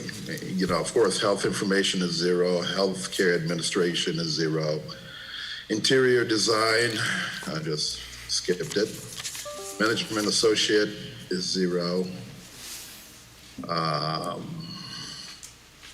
So what I'm looking at is, what's going on for the 711 FTEs in Florida. And, you have some successes in placement, but what's going on in the other placement areas that are deficient or non-existent? Presumably, you don't have students if it's non-existent. Right, well, yeah, on the 3 pages under this Fort Myers summary sheet, which had the 711 students listed, are several programs which are either have been taught out or in the process of being taught out, or there's a couple of new programs that hadn't gotten to the point where we've reported some of those statistics yet, which... You're going to have to speak into the mic a little bit. Lift it up, you're tall. I think Bob adjusted it for his height. All right, I'll try to do a little better. I know criminal justice has been taught out at that campus. Electrical technology diploma is a new program, which is why we hadn't reported placement yet. Several of these other programs have also been taught out. Again, when I look at the Fort Myers campus, I know we have 300 RN students because it's our only RN program. So almost half of the school is RN. We also have a surgical tech program. We have medical assisting. We have a veterinary assistant program. I don't have off the top of my head what each one of those student populations is, but I think we basically have 5 programs that are currently enrolling students at that school. I could be off by 1 or 2. We'll certainly be happy to provide breakdown of student counts by program, but most of this old data is exactly that. It's programs that are no longer active, have been termed out. In fact, on pretty much every one of the summary sheets, we're trying to get rid of some programs that are no longer viable, and we want to get those processed through the system. Yeah, I think I'm going to, by and through the chair, and maybe the executive director could give me some direction, but I think I'm going to ask for a triage of all your programs with an allocation of the 711 throughout your system. That's just a And- one campus. Say that again? The 7-Eleven is just a one campus, is that correct? That's the first campus of the Yeah. sheets, yes. Just the first campus, right. Right. Well, we have a number of items with a number of students. I'm just going to ask for a triage. I need to see where all these students on each campus are, what programs are being deleted, how many students in each program, and placement and retention through that. Because in this format I'm looking at here, with multiple campuses, a number of students on each campus and multiple programs, it is hard for me to see from a data point the future of each of these students under your programmatic structure. So that's Fort Myers, Port Charlotte, and Tampa.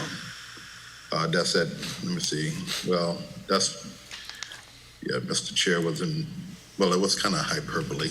But we have a number of 5-6 different campuses here with Stanford, Brandon, and Arbondale.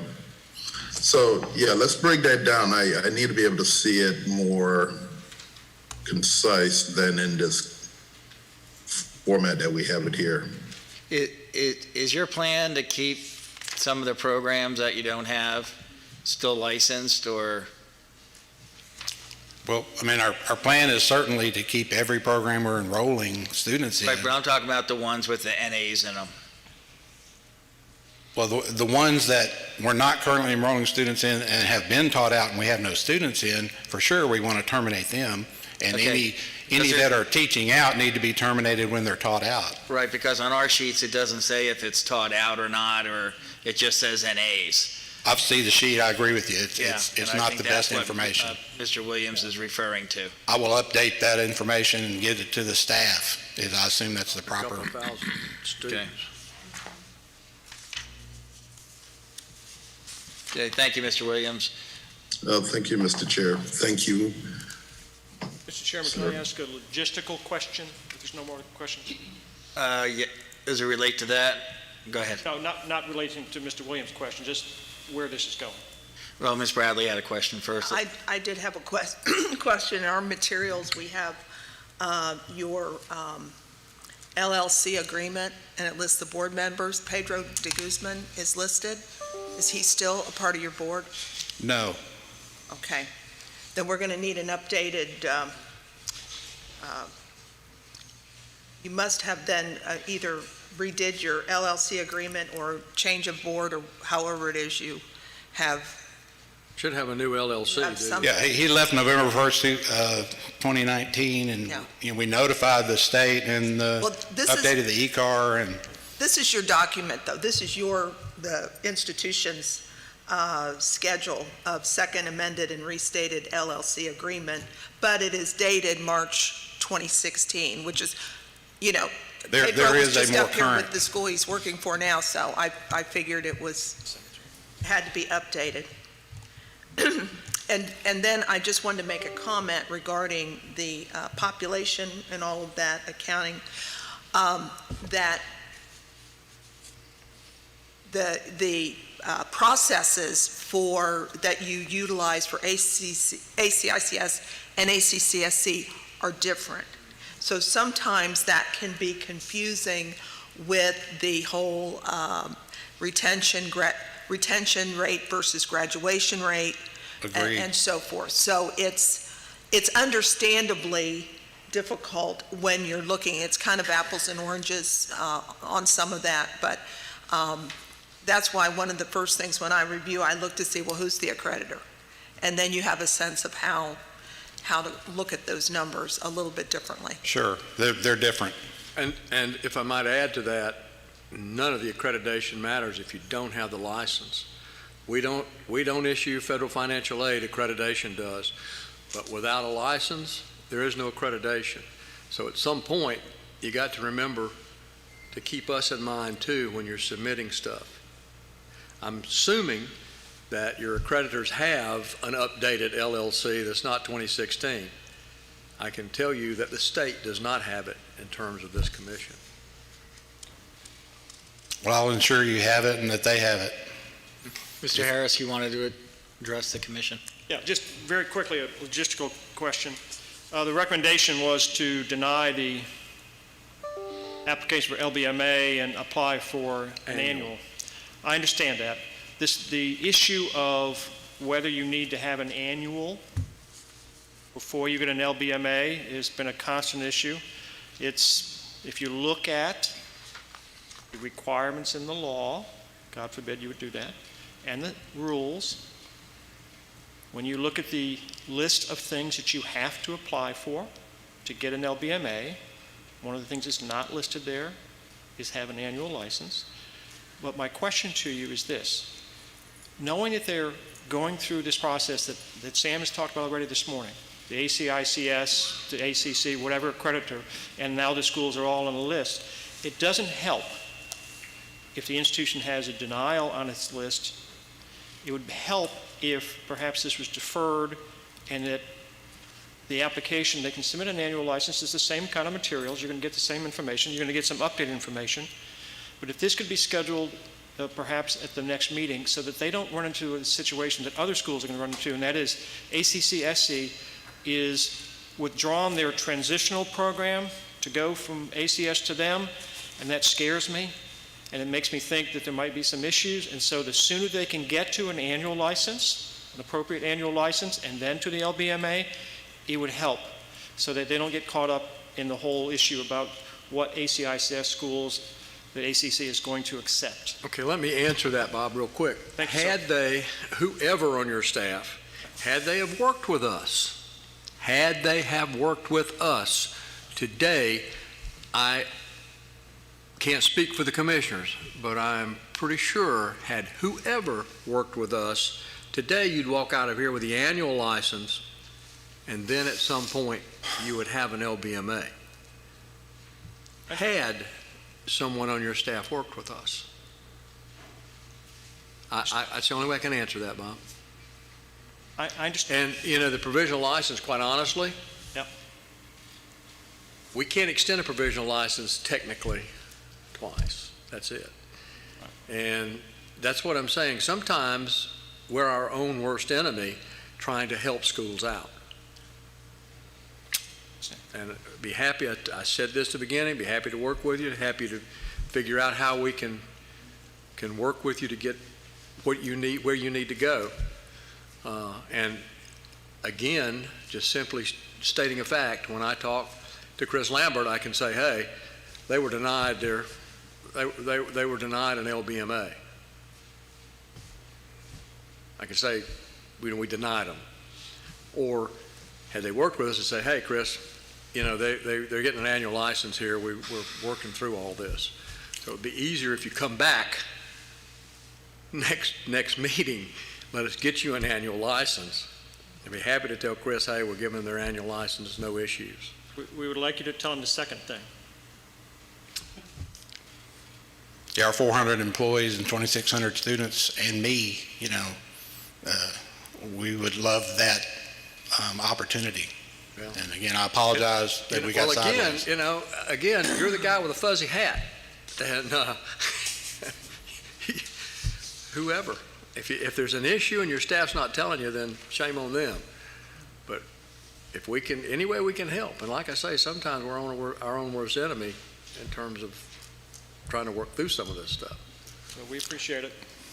Be happy to help you any way we can. If you want to come back next meeting so we can get you an annual license, we can defer all this, and that's, just let this go and come back next commission meeting. So we could waive the 90 days. Yeah.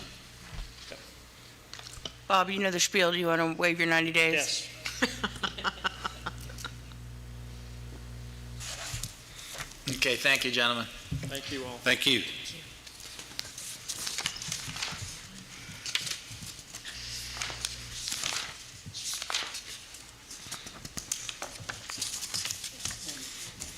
No, not to Bob. I just like your face, Cheto. Annual review of license by means of accreditation, items 1 through 15. Mr. Chairman, Dr. Kitchen? I feel compelled to share with the commission that I am related to one of the institutions covered in this section, or at the very least I was when I left the office yesterday. Would you like to name that institution or the number on the agenda, please? The Baptist College of Florida. Okay, That's number 13. thank you. I'm not tristidicophobia. That's okay. I'm right here. I got your back, Dr. Kitchen.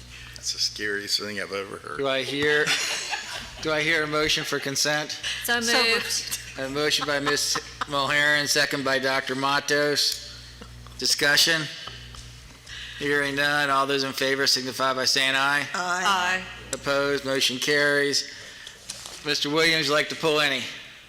No, sir, thank you. There's no Baptist schools on there you would like to pull? I'm thinking about it. Look, that school needs pushing, not pulling. Ms. Mulheren? None, sir. Dr. Matos? I have none. I mean, the staff is doing an incredibly awesome, extraordinary, outstanding, top of the line job. I Well, couldn't they- find any more adjectives. I heard they had a tough time with number 11. They did. But they're able to get through it. Actually, I heard something about number 13, that if there's no acquisition of another beautiful antique car, that was going to be an issue, but. And I would add that staff still between midnight and 6 a.m. have time of their own. Ms. Bradley? None. I have none either. I'll call the question, I'll entertain a motion. I moved, sorry, sir, moved to accept staff recommendations on all items on the consent agenda for, let's see. Items 1 through 15. Yeah, 1 through 15, Moved letter by G. Dr. Matos, Second? second by Ms. Mulheren. Discussion? Hearing none, all those in favor signify by saying aye. Aye. Opposed, motion carries. We are going to break for lunch at 11:30, just to let you know. The restaurant right down here is open. There's the Jones School on here. Number 11. I wish I'd have known we could have pulled that one. Can we go back? Oh, we should have called Jones to the No. podium. We miss you. Why didn't you? Oh. And I will say this, your mask is much more apropos than Bob Harris's. Thank you very much. Would you like to come up to the podium, at least introduce yourself? Sure. My name is Gregory Jones, Compass Rose Foundation, and for purposes of the agenda item, Jones Technical Institute, number 11. Did you guys hear me? Yes. Okay. Good to see you. Nice to see you all as well. Yeah, it's been a little while, hasn't it? I think the people on the 8th hole can hear you too. Yeah. Now you are what, 4th generation or 3rd generation? Fourth generation, yes, sir. 4th generation in the industry here in the state of Florida. That's right. That's correct. My great-grandmother founded Mrs. Jones's School in 1918 in downtown Jacksonville, known as a little neighborhood called Springfield. Also an FSU alumna? That's right. And Class also of 94. has children at FSU. That's right. Well, we could have skipped that part. Yeah. Thank you, Mr. Jones. Yes, thank you guys. It was good Good to see you. It's 4th generation. Okay, H, we have 2 schools. We have application for program approval and modifications. The first one is Jose Maria Vargas University, Pembroke Pines.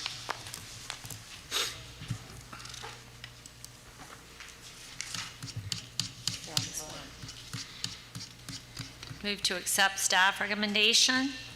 I have a motion by Ms. Mulheren, I'll second that. second by Dr. Matos.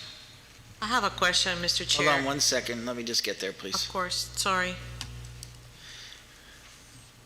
Okay, go ahead, ma'am. Yeah, I believe that this school, and I'm sure that, if I recall, Mr. Executive Director did say something earlier today about ACICS, but Jose Vargas is accredited by ACICS. If I'm not mistaken, their grant of accreditation will expire this year. No, 2022? 23. 23. We have somebody on So, from the school. Would you like to introduce yourself, please? just talking about plans. Okay. Hello? They there? Jose Maria Vargas, are you out there somewhere?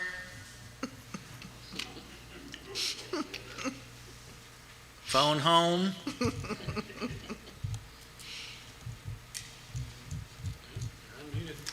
Are they unmuted and everything?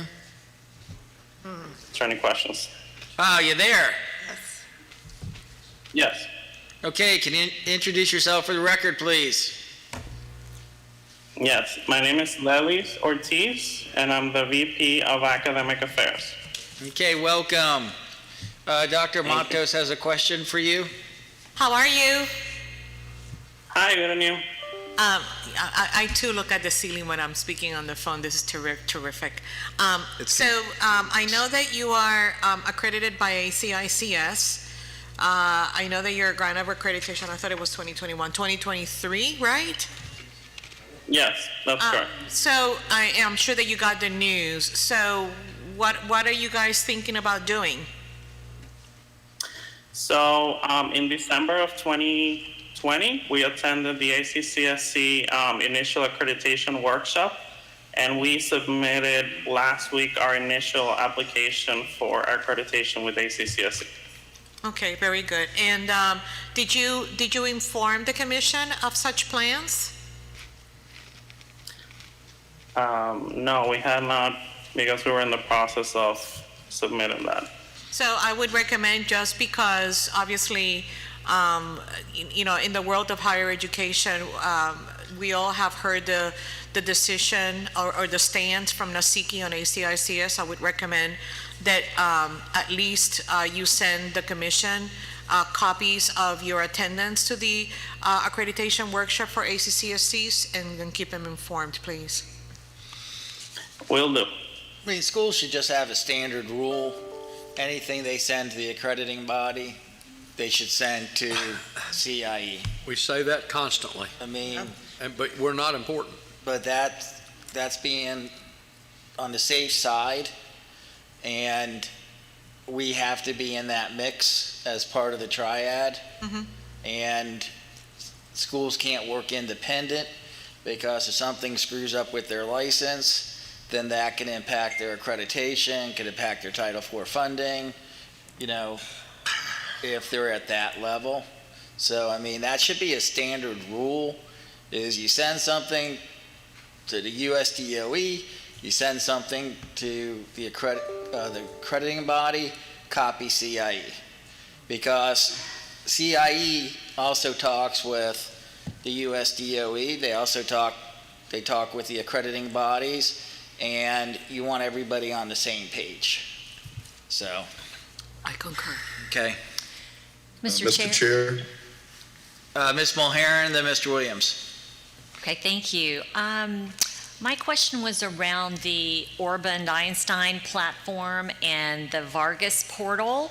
I believe that in the past you had exclusively the Vargas portal for your online delivery, but now you're integrating the newer platform, and I just wondered if you could give us an overview of how that's working or how that's going to work. Well, actually, our Vargas portal is powered by Orban Einstein. It's been from the beginning.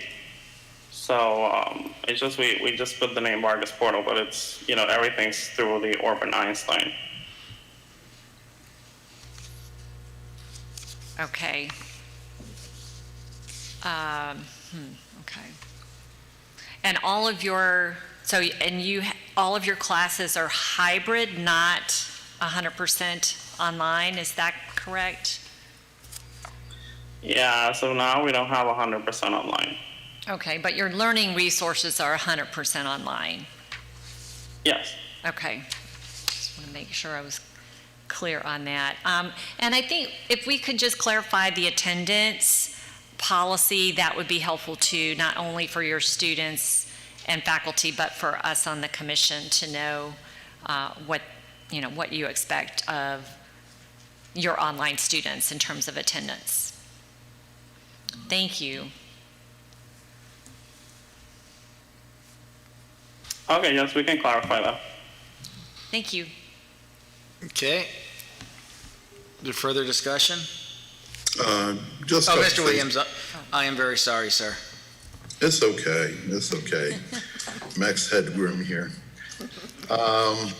Just a couple things for staff. It might be in the file, but I do not see the operating agreement for the LLC. The document articles of organization is like articles of incorporation, so it's not the same as the operating agreement. And just as an aside, I do see the registered agent from 2002. The registered agent, and the laws have changed a little bit, but the registered agent for a corporation is who gets served with a lawsuit or a notice pursuant to whatever agreement. It might be a good idea for the executive director to follow up with each corporate entity on maybe every couple years to make sure they confirm who their registered agent is, because oftentimes they stop paying that registered agent fee during the initial incorporation. It costs $400 to be removed as a registered agent on Sunbiz. So what you see on Sunbiz may not be what is really happening as far as operationally, and then you're forced to go through a whole different process to serve if you can serve directly at the address. And that's it, Mr. Chair. Okay, thank you, sir. Is there any further comment? Hearing none, all those in favor signify by saying aye. Aye. Opposed? Motion carries. Thank you. Thank you.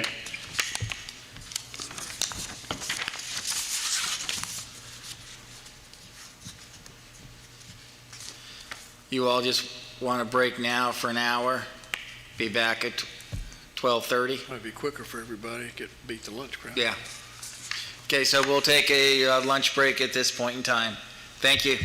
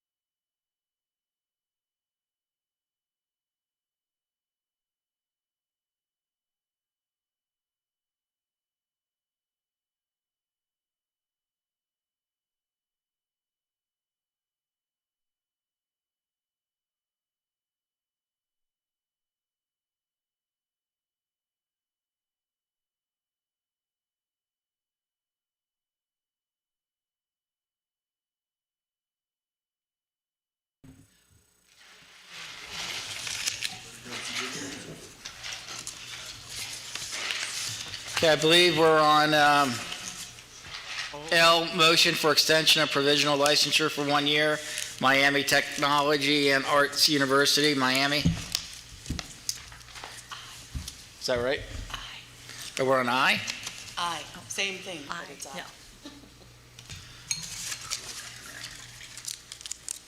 Oh, it is an I. Must be a speck on my glasses or something. It's tough hitting 60. Bless your heart. Morning, gentlemen. Please introduce yourself for the record. Good morning. My name is Pablo Sardini. I am Executive Director of Miami Technology and Arts University. It's a pleasure to be here. Good, welcome. Glad you're here. Thank you. Come on, don't be shy. Hey. Good morning. I am Eduardo Viedma. I am Chair of Board of Miami Technology and Arts University. You're welcome. Nate? Nate Adams, Holland and Knight. Thank you. Welcome. Okay. And Nate is a real graduate. Law school, I mean. Chair will entertain a motion. So moved. Motion by Ms. Mulheron, Second. second by Nancy Bradley. Discussion. Hearing none, all those in favor signify by saying aye. Aye. Opposed? Motion carries. Thank you. Thank you, Mr. Commissioners, and thank you for the staff of the commission. Thank you very much. You probably wish we would have done one more school before we broke for lunch. Yes, good point. Items 1 through 3, motion J, that is a J, right? Correct. Yes. Okay. Motion for extension of licensure, items 1 through 3. AGAP Academy of Sciences, Delray Beach. Move to accept staff recommendation. We have a motion from Ms. Mulheron. We have a I'll second. second from Dr. Matos. We're in discussion. Do we have somebody on from the institution?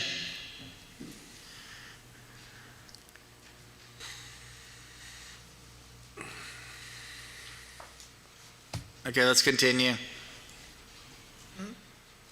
He's saying there's somebody on from the institution, but Self-muted, so. you're self-muted.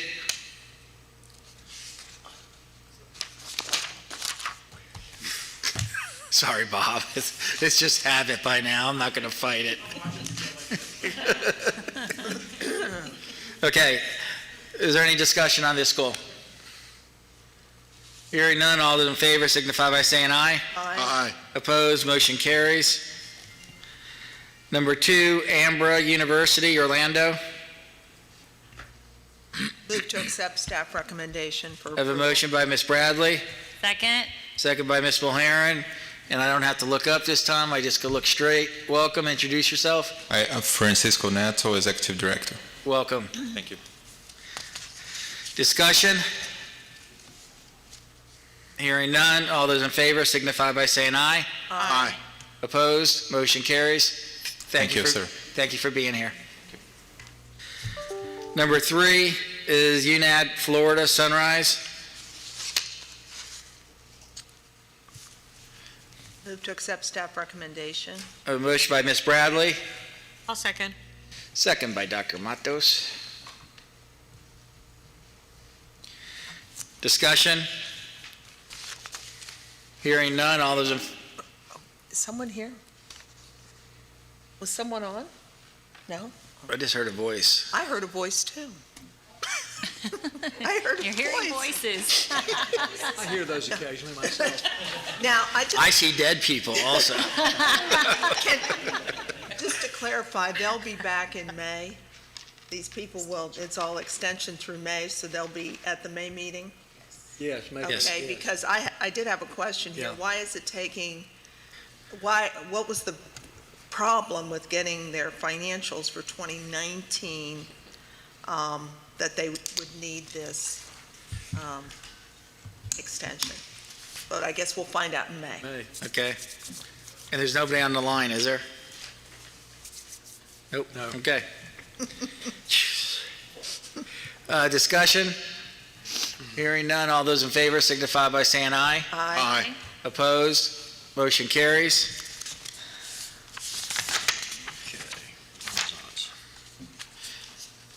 K, Renaissance Health Institute, West Palm Beach.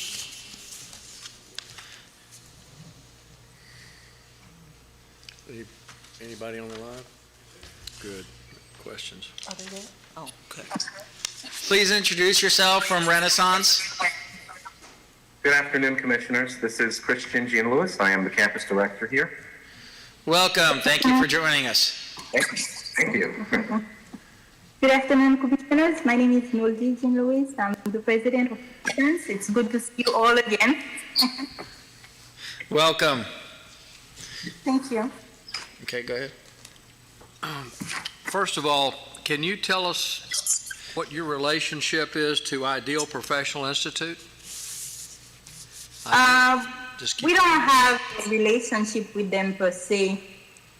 In the past, I've recruited students there to do the NCLEX review. So I've attended one graduation there to recruit students for the review. That was back in 2017. And I've attended multiple schools in that regard. So I don't have a specific relationship with them.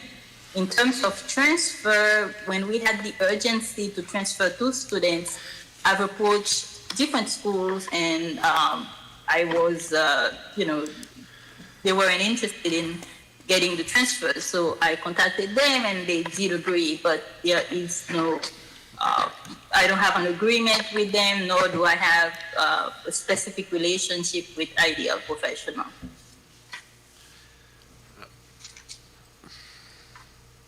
Nancy, ask your question. Well, it's hard to know what to ask. Yeah. What's the problem with getting your 2019 financials completed? I would say I don't really want to do the blame game, but we've submitted a whole lot of documents to the CPA, but it's like the more we submit, the more he's been asking. So at the end of the day, it wasn't completed, but the effort was made, and they've asked things that I've never seen before, including rosters of students. We've submitted everything. It's just that the more we submitted items and the longer they were taking. Also, COVID was a disadvantage because by working remotely, when we submit things, sometimes it takes a week for them to acknowledge those documents. So we were delayed to the point where we had to hire a different firm to do the financials because 2019 is still being completed. This is their last extension, correct? This is it. And also, can you tell us about your Texas students? How do you get students from Texas into your school? Yeah, we get a lot of inquiries. Our catalog is on the site. We get a lot of students from different states inquiring. In fact, one student did return a lawyer because we didn't want to enroll that student, but it's not specific to the state of Texas. I did recruit students in the past to do the NCLEX prep. Since 2016, they were doing it remotely. Then I opened up a review center in Texas, but we don't recruit students in Texas. Students come here, they do the SC here, and they are just so desperate for nursing schools that they come as a group and they travel and attend class, and we have the clinical matrix and also the attendance sheets to prove that. But we are not being selective, in terms of we want students in Texas, or nor did we do any promotion for those students. They see the nursing school, they just call and inquire. I mean, we get more calls from that state than even locally, but it's not by choice. I guess they are constantly searching for schools and they're reaching out to different schools. Okay. You have, I think we found at least 7 students that were from Texas that were taking classes. I was just curious as to how they could be in Texas and take classes down there. Huh? No, those students, if I may, Mr. Ferguson, those students, they actually traveled prior to enrolling in the program as a group. So they were all part of the same cohort, and they attended tactic, clinical rotations, all of that within the state of Florida. And they provided a Florida address on their applications, and they were here for the duration of the program. And you had a student wanting to take the NCLEX in New York. It seems to me that you have an awful lot of students that probably aren't Florida students, so I'm not quite sure how you're operating. The students who were sent to New York, it was by their request, because there's a dire need for nurses. They can't wait to start working, and New York happens to process students in a very short time. So when we submit their names, within a week, they can pay Pearson and schedule their exams. These are not students who reside in another state. Other states. Yeah. Yeah. How many students do you currently have down there? We have, for the ADN program, we have 48. You have The PN program, we have 13. And we have, I think, 3. Today we have 6 HHAs. So your total student population is what? Give me a total number.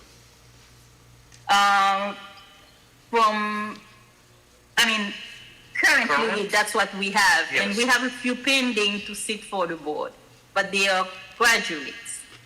But students for attending class and working on Canvas and Auburn, we have a total of 48 ADNs and 13 PNs, and of course the HHAs,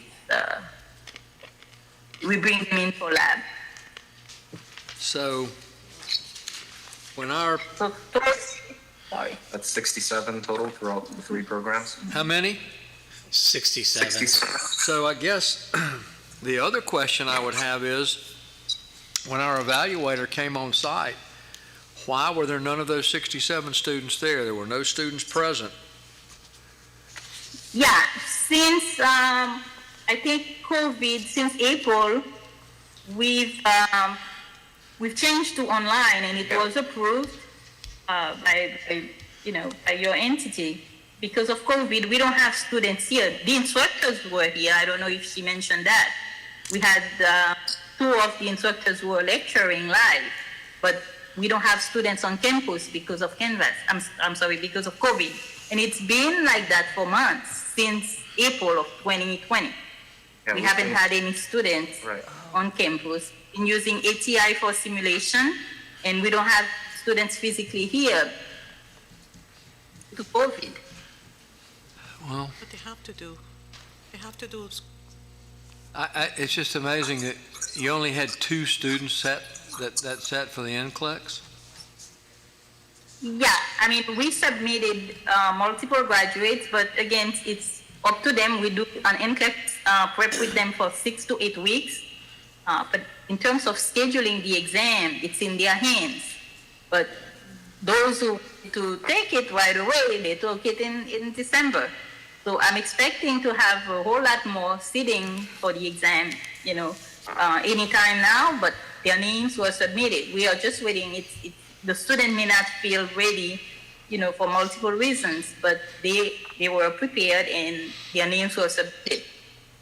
So during this COVID period, have your students been going to their clinical sites? No. North Shore Hospital suspended us since March, and we also have 3 other facilities, Hemlin Place, Palm Garden, and we have a doctor's office that they used to go to. Due to COVID, they stopped all rotations. So that's why we've been using ATI. It's called ATI Real Life. But they haven't been coming into your labs on campus at all? Yeah, they come for lab for some classes like health assessment. We have 2 students per instructor, and they come on different days. They also foundations of nursing, but clinical rotations is being, Mr. Chair. It's on hold due to COVID. Yeah, so they do come at times for lab, but it's not on a daily basis, and it depends on the course. They come for health assessment, they come for foundations of nursing, they come here, but Otherwise, they're doing their clinical rotations with ATI, with real-life simulations. She keeps referring to ATI. What is she I- talking I- about? And So- I have one last question, and I'll let the commissioners probably have more, but what, were you operating NCLEX Solutions, or were you referring students to NCLEX Solutions, or do you have any sort of relationship with the NCLEX Solutions? I understand that there was a branch in Texas, which were your Texas, I'm assuming, had to do with the Texas students. What exactly does Renaissance do? Are you teaching students? Are you running a school? Are you finding folk out there that just need NCLEX prep? I mean, No. Go ahead. Wellington Health Institute is a nursing school, and NCLEX Solution was established since 2016, preparing students to pass the board. The school was, we opened up the school based on the need of the community. When I was doing the review, I saw the need, and I'm like, well, they don't know much. Maybe it's best to open up the school. But there is no, correlation between NCLEX Solution and Wellington Health Institute. Wellington Health Institute is a nursing school. The review is different. The review was there since 2016. I opened up one based on demand. I opened up one in Houston, but currently it's been closed since our lease ended in August 2020, and it was closed prior to that because of COVID. Students couldn't come and attend the review. Now we only do the review here, directly from, from Florida. Ask them about their accreditation. Has the school completed their application for their annual? Do we have that? For their annual For license? their annual? And Accreditation. also, ask you about the accreditation. I don't know if they've applied. I have a follow-up question, Mr. Chair. That's fine, go ahead. What is your overall enrollment at the school? 67. 67. Ma'am? Yes. Your current enrollment, what is it? A total of 67, 48 ATNs, 13 PNs, and 6 HHAs. Okay. And how many labs do you have? How many simulation labs do you have on campus? We have 2. Are they high definition or low definition sims? They are low definition. They're low definition sims? Yeah. Okay, and what exactly with ATI have you purchased? What package do you have with ATI? It's called real life scenarios. So it will show students an actual scenario, physicians, patients, nurses interacting and giving reports, and at the end, students will have to, create their care plans based on the scenarios, and also they have a bunch of modules to complete, and of course they have an instructor guiding them and correcting their work. I understand. Did you work with ATI to modify your scenarios according to your syllabus? Yes. Yes, yeah, they have different packages. And do they, so there's a end of course assessment with those exercises? Yes. Right. So that's part of your skills development process, but still, how the students are simulating their clinicals. You just said to us that you had 67.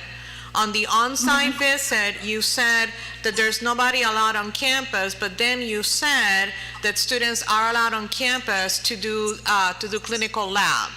So yeah, so I'm confused because you responded to Mr. Ferguson that nobody is allowed on campus, but yet you have a schedule of students to come and do their simulation. Yeah, the API simulation is not done live here. it's done remotely. They do it on their computers.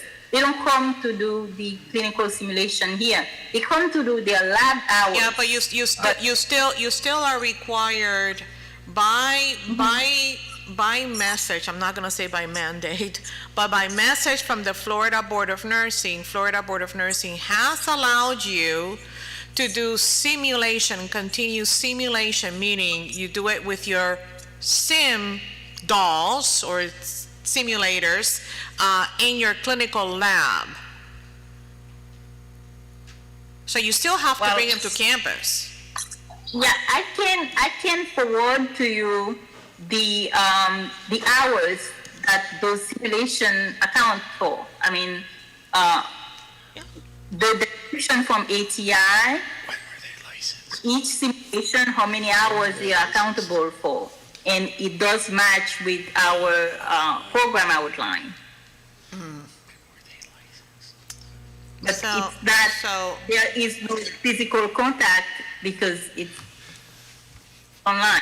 I'm just confused because they have low def simulators, they have the ATI package, which still is under low def. So how are they doing actually their second and third level simulators for NCLEX preparation?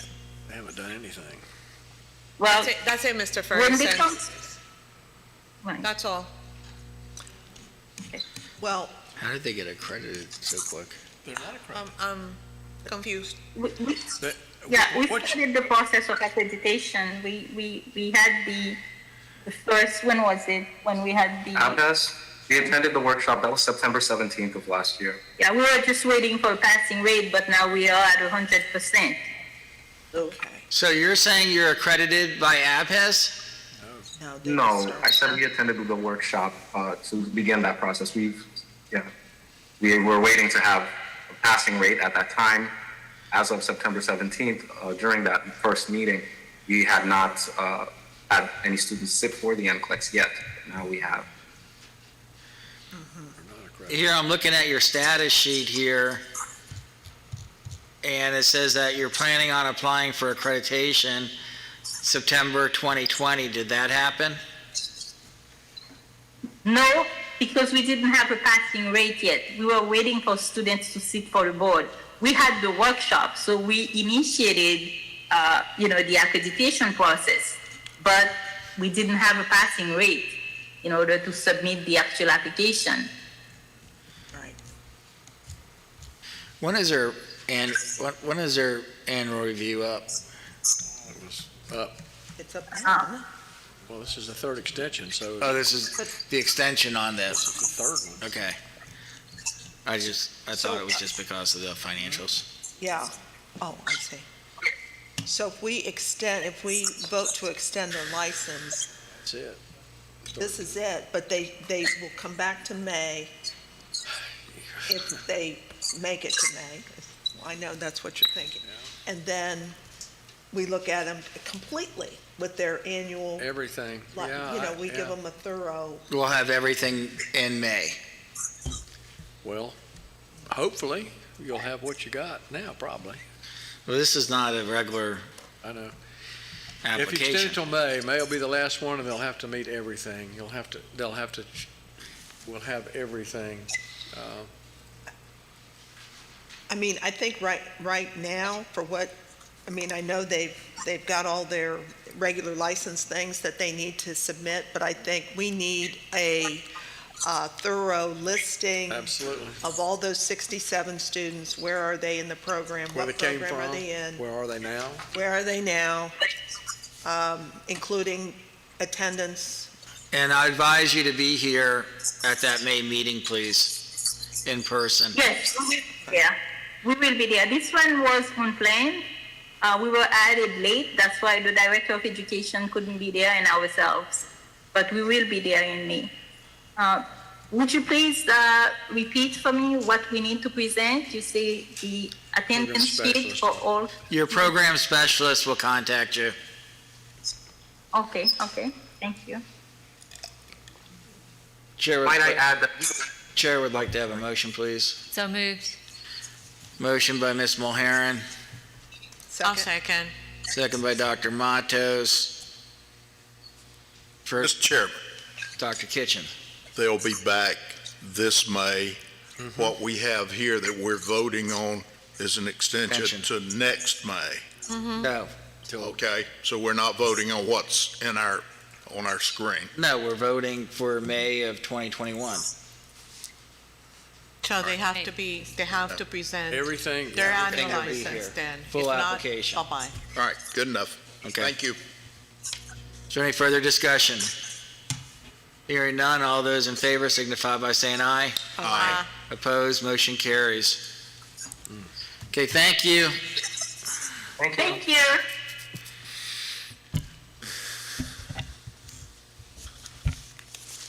Do we have anybody doing site visits right now? Yeah, we got one on it. That's how I knew about Texas. Well, this is from August. Can we do another one before the May Yeah, meeting? we will definitely. I've got one. We got it. That's covered. L, there's none. M, substantive change approvals, items 1 through 12. 1 through 13, add 13. Mr. 13. Chair.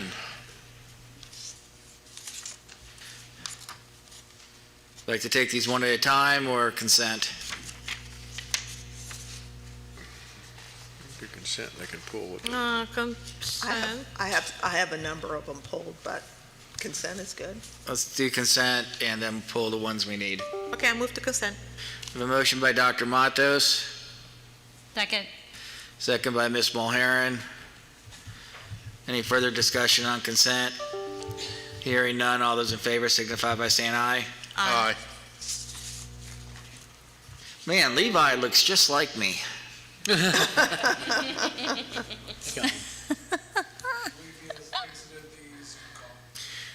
So, okay, Levi's not on. Ms. Mulheron? Yes, pull any. sir. I have 6, 7, 8, 10, 11, and then question, is number 13 medical prep? Okay, Yes. and number 13. Okay, maybe consent wasn't a good idea. Dr. Matos? 3. Dr. Kitchen? None? Nancy? At the risk of repeating, because I didn't write down those numbers, I'll just give you mine. Okay. 2, 3, 4, 6, 7, 8, 10, 11, 12, and 13. Okay, for approval. Correct me if I'm wrong here. 1, 5, 9, and that's it. That's it. Move to accept staff recommendations. A motion by Ms. Mulheron on 159. Second, I'll second, and I'm gonna play those numbers for the Lotto. I heard Ms. Bradley first for the second. Any discussion on 159? Hearing none, all those in favor signify by saying aye. Aye. Opposed? Motion carries. Okay, number 2. That was number 1. Number 2, Burnett International College, West Palm Beach. Move to accept staff recommendation. I have a motion by Ms. Bradley. Do I have a second? I'll second it. A second by Dr. Matos. We're in discussion, and we have a visitor. Dr. Jose Otero, Otero Consulting Group. Welcome, sir. Good afternoon. Thank you. Okay. All right. I asked for this one. I don't know if anybody else did, but I can start. Good afternoon, Dr. Otero. How are you? Good afternoon, Ms. Bradley. Commissioner Bradley. Okay, so we are issuing a provisional through January of 2022, so there's some time there. I'd like to add a contingency regarding getting some documentation on the program that closed regarding all the students. If you would, a contingency for this meeting to provide an initial and then a monthly update to staff regarding the graduation, testing, licensure, and employment for students remaining in the teach-out program to be run through your program specialist. And then I have to go to the summary sheet. On page I have it page 114, yes, page 114. It's the plan to teach out students from the degree program. Specifically, the students are listed here, and the teach out plan effective date was September 15th, so obviously this chart needs to be brought up to date, and any additional names that go on there, that we find out what happened to all these students. And whenever we can get back to a site visit, that would be very good for this institution. And that's what I had. Okay. Dr. Matos, you're okay with those contingencies? Yes, sir. Okay, is there any further discussion? Oh, sorry. I did have a note regarding the catalog. Are you enrolling for PN at this time?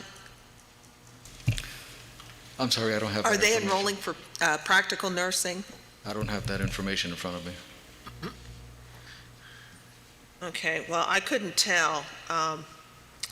But also, the catalog needs to be updated. If the RN is the program that was closed and taught out, being taught out, then you need to annotate the catalog somehow, but also it appears as though you're actively, the catalog is soliciting enrollments. Okay. So that needs to be changed. We'll- Any place it talks about Sure. the RN, you need We'll to ensure that update is made. say exactly what's going on. Okay, sorry, that was Okay, it. is there any further discussion? Hearing none, all those in favor signify by saying aye. Aye. Opposed? Motion carries. Thank you, Dr. Thank you. Terrell. Number 3. Carlene Health Institute of South Florida. That one just keeps going up.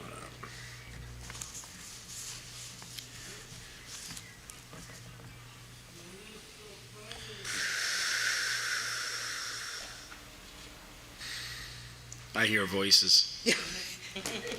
Is anybody on? No. Oh, Bob's just wiping the microphone. You're not here for Carlene? Bob? No. Okay. So we're extending the provisional license through May 31st. I kind of pulled this one with Ms. Bradley. I'm kind of confused because is the substantive changes because of the termination of the program? Or they have requested an extension because there's a long list of things that need to occur? I believe it's because of the termination. Okay. But- But they're due to renew their license? Yes, they need to submit an application for renewal. That's one of the contingencies. When was renewal due? Now. Due now, isn't it? Joey? Past due. And I would say that if you extend it through May 31st, I think, again, it's like I said earlier today, we're sometimes our own worst enemy, but extend it through May 31st, let's bring it back and deal with it appropriately at May 31st meeting. Well, But then there shouldn't be a substantive change. It would just should be an extension of a license, and then they need to be submit for an application for license. I mean, am I interpreting that correctly? Well, I mean, to date, we've not received the renewal application or an extension to request an extension. We've not received the 801. We've not received financial statements. Renewal fees have not been provided. It's been denied. Why aren't we just denying the school? Right. Well, I don't believe we have an current annual license application not. for consideration to deny.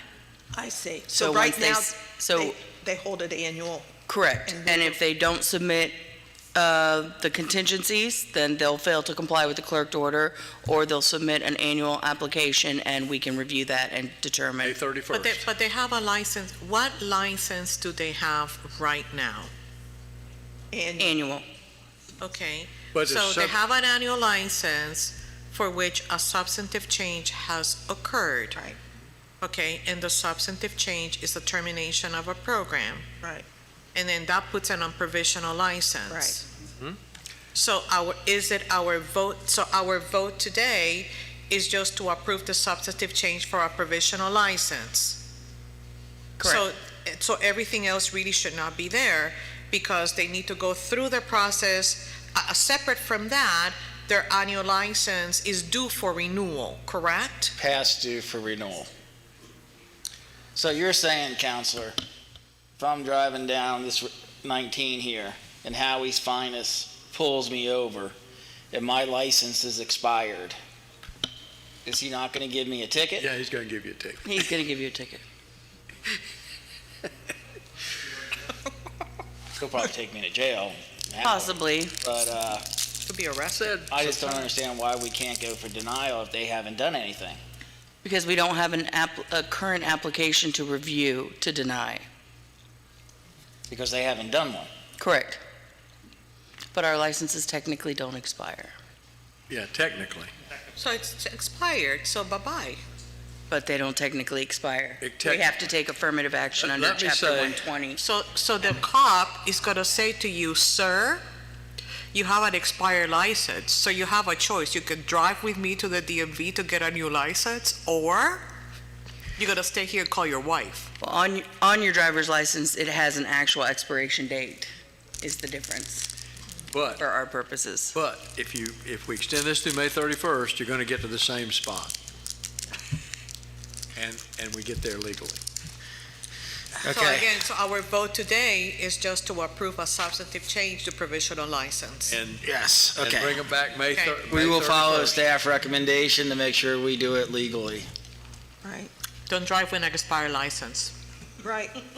Mr. But- Chair, But what came first, the chicken or the egg? I don't know. Mr. Chair. Yes, ma'am. I think also, because of the extensive items here for correction and things that are missing, that not only are we looking at this, but I think we also need to be completely clear about the two locations. One, I know she says was sold. I don't know that we've seen a change of ownership. Did we look at a change of ownership? Oh, we have, okay. Well, yeah, I just, somehow I see, with both schools listed on our agenda, we need clarification, is what I wrote to myself. Okay. We need to have a clear sense of what the situation is. I understand what council's saying, but May 13th, 2020, roughly 10 months ago, clerk order has not been satisfied. Commission staff notified the institution of the recommended contingencies on April 29th, or the contingency of 2020, and then requested them again July 29th, 2020. So coming up on a year. But you're saying to do it legally, this is what we have to do, so we'll take staff's recommendation. I'm still confused, but.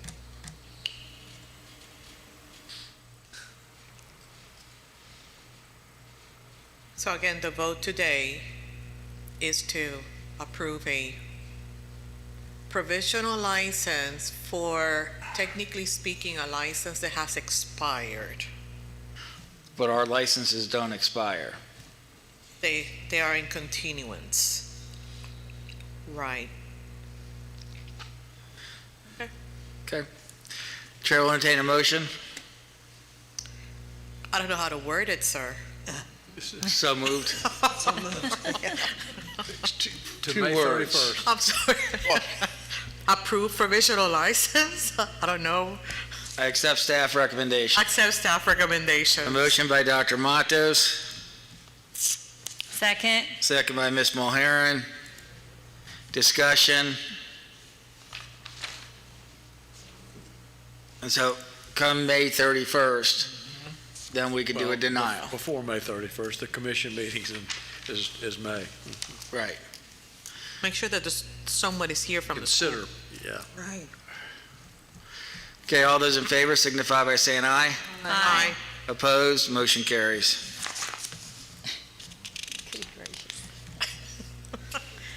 Hey. That's a good point. If our meeting is before that. Got another one coming up right next. Okay. Yep. Number 4, Evolution Health Academy, Miami Gardens.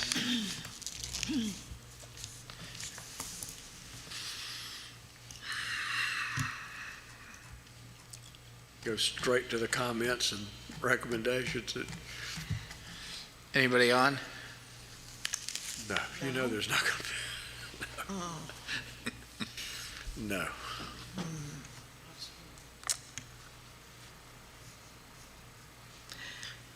Discussion? Yes. What's that? Is somebody coming? Oh, no.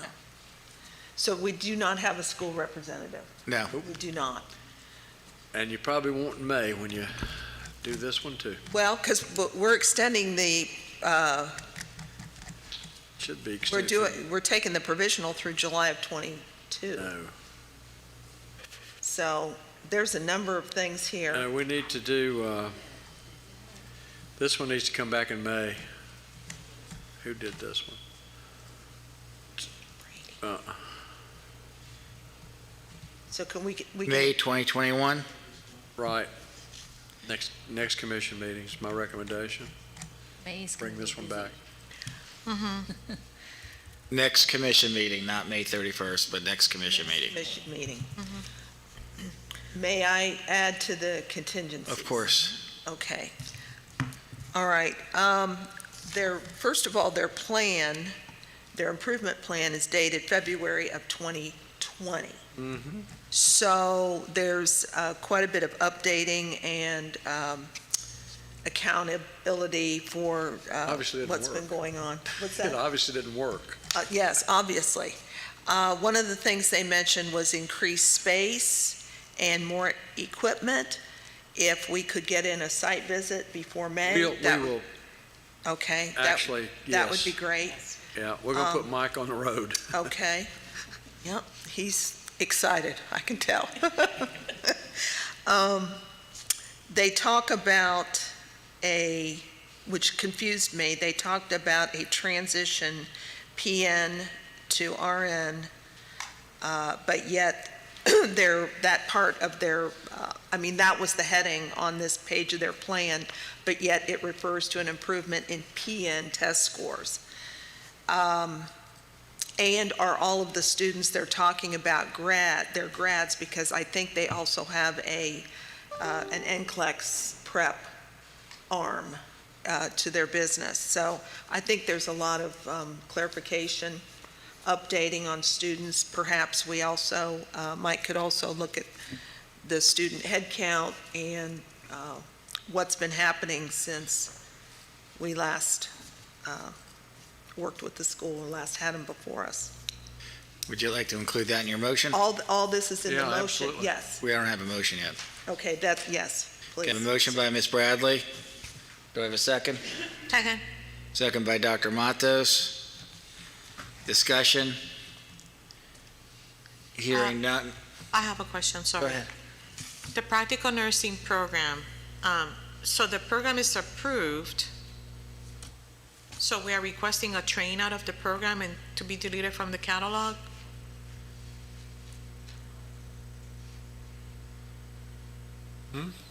If you take a look at the staff recommendation, again, I guess I'm asking for clarification. Excuse me, hold on a second, let me go up. Okay, in the comment, the practical nursing program is approved, okay? But the staff is recommending the submission of a train out of all currently enrolled students in the practical nursing program and to submit to terminate the practical nursing program. Well, the institution will report back May 2021. Again, it's a May 2021, and they're also in court over the termination. So they'll come back in May also. But our recommendation is they cease enrolling and then submit a train out. But you will see everything back in May. Okay. So it's the nursing assistant. Okay, so the request from the commission for those two documents is based on the current outcomes of that program? Okay. Based on the fact that we are exercising our consumer practices, right? Okay. Based on consumer practices, right? Correct. Okay, right? Right. Yes, okay. Robert might want to. If I can clarify, I believe the recommendation should be for removing all references to the nursing assistant program, provide a list of all nursing assistant students enrolled, and submit a request to terminate the nursing assistant program. Ms. Jenna, thank you so much for that clarification in the language. That makes sense. You're quite welcome. Okay. Thank you, Jenny. Is there any further discussion? This is, okay, I got the next one. Hearing none, all in favor signify by saying aye. Aye. Opposed? Motion carries. Thank you. Thank you, Jenna.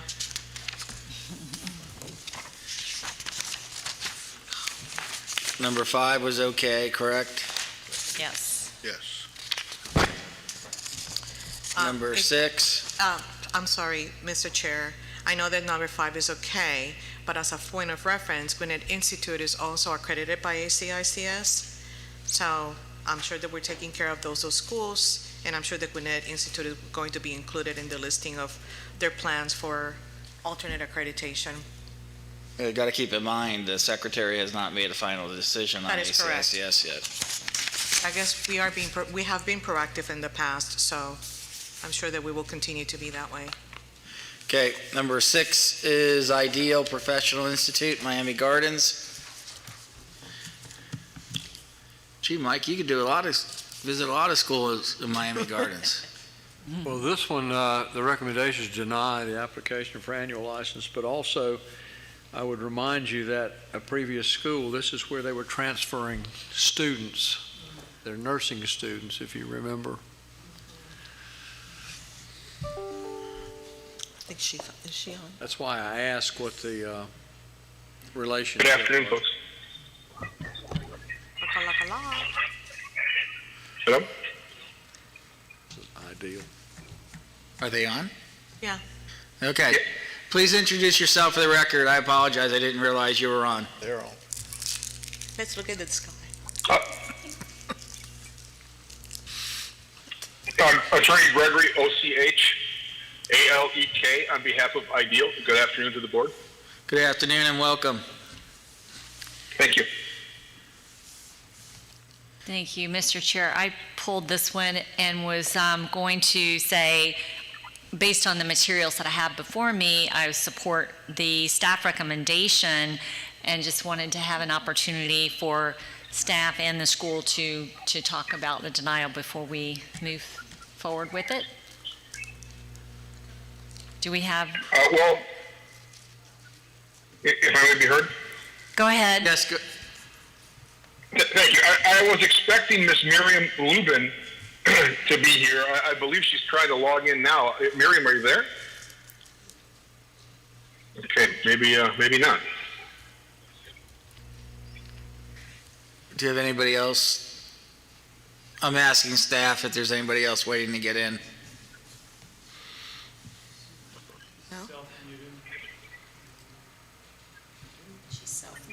What's the name again? Miriam Lubin.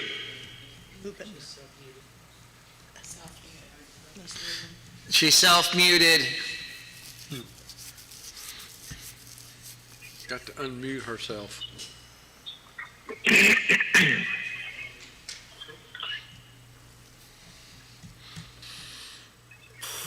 There's a little hand icon on our computer screen that has a hand with green or red. I believe that might be at play if it's not on her phone. Actually, I don't know for certain, but I learned that the hard way. Is this for a full? The provisional or full denial? No, this is just denied. Okay. But they need to come back also. Here. See what we say? To determine whether Yeah. She needs to enter a PIN number. She needs to enter a PIN number.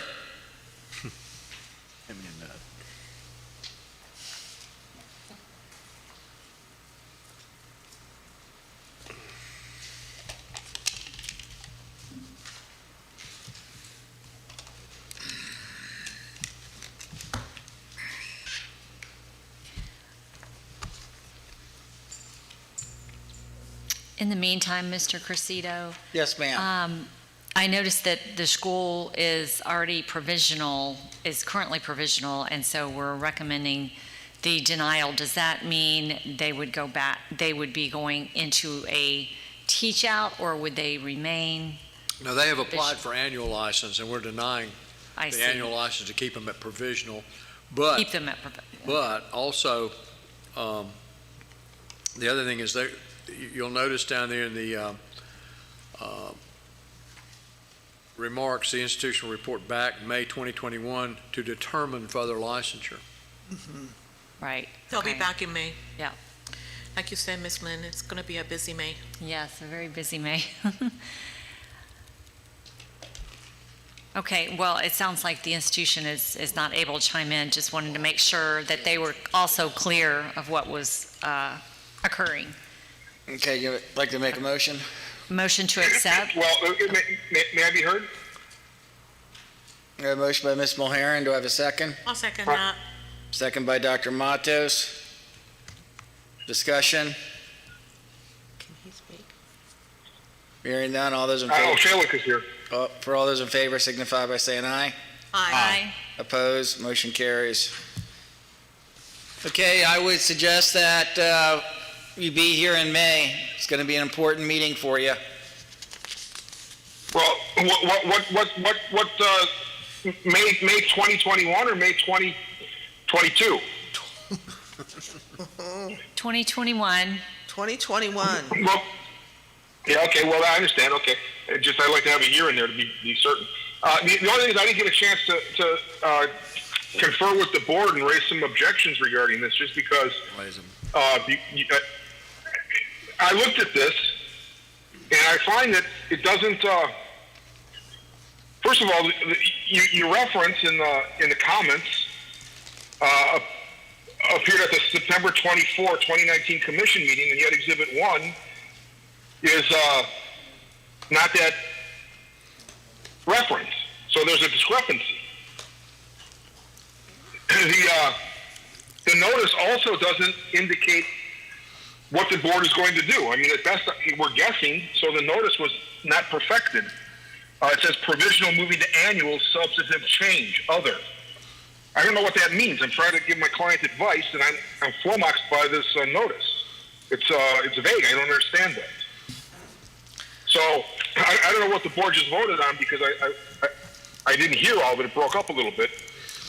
But we would say that this entire process is not accurate. We have an objection to number 2. Fail to demonstrate that the program is organized to provide a sequence which leads to the attainment or attaining of competence in the respective area or field of study. Again, I looked for that, and I looked for some case law on that, and I got vague. That's ambiguous. I'm not exactly sure what that means and how I can address that for my client. There's no termination listing on the board either, the Board of Nursing. It says the program is listed as terminated. Sir, this is the attorney for the commission. They have already voted, and they have accepted the staff recommendations. You will receive an order that explains how you can appeal, but as of now, they have already voted and made their decision. Well, yeah, but don't I get a chance to be heard before you vote? Well, you deferred to somebody else that never got on the line, and we were discussing it. Excuse me. I was just waiting for them to get on the call. That's why I broke in and said I'm still here. Right, but we were discussing it, and you never chimed in. Well, I am signed in. I'm speaking now. I signed in since the beginning when I was the first person on the call. Right, and then you deferred to somebody else. We tried multiple. Can I finish a sentence, please? I didn't realize you were done. I'm sorry. It's hard with the audio and the Zoom thing. I apologize. Okay. We were trying to get the other person on between not having the PIN number in there and also being self-muted. We were discussing it, and then we voted. Well, you didn't ask for the school to address the board, and I tried to interject, but the board kept going. Right over my comments. I said I'm here. It would seem at least I would get a chance to speak with the board before they voted. That would be standard American fairness.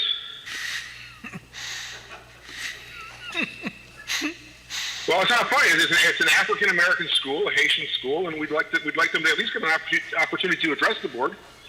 Even though Ms. Miriam couldn't, for whatever technical reason, appear, I'd at least like to raise some issues for the board's consideration. I understand you could, reject them, but I'd like to at least perfect the record. May I? Go ahead. Sir, thank you for speaking to us. The action actually is to extend your license. You will have an opportunity to personally or again remotely participate with us in May, at which time your school is going to be back on the agenda, and we will give you ample opportunity to then address it. The vote simply today was to extend your license. So thank you so thank you. That clears up a lot. Thank you so much for participating with us. Commit malpractice. Thank you. Okay, Mr. thank Chair, you very for much. We'll look letting me forward speak to seeing you in May. I appreciate the courtesy and explanation. Have a good day, sir. Okay, to the board. Good day. Thank you. Bye now. Bye-bye. We voted. Jay College is next. Jay College of Health Sciences, Palm Bay. Popcorn. It's spring. Jeddah. I'm the lucky next one up. And for the record, I don't have any objection with the notice. We are just fine with this notice. Well, what's most important that you're here in And I'm here. person. Yeah. And there's no technical problems, and you can hear everything being said. Well, we may have spoken too soon because I do have, the institution is on webinar, so we'll see how it goes. At least one of you is here in front of us. So is Jay College on? Yes, Mr. Chair, move to accept the staff recommendation. I have a motion by Ms. Mulhern, Second. second by Ms. Bradley. Who's supposed to be on? It should be the program director, Patricia Nabal, and I think the owner is also online. Okay, if Jay College is online, please introduce yourself for the record.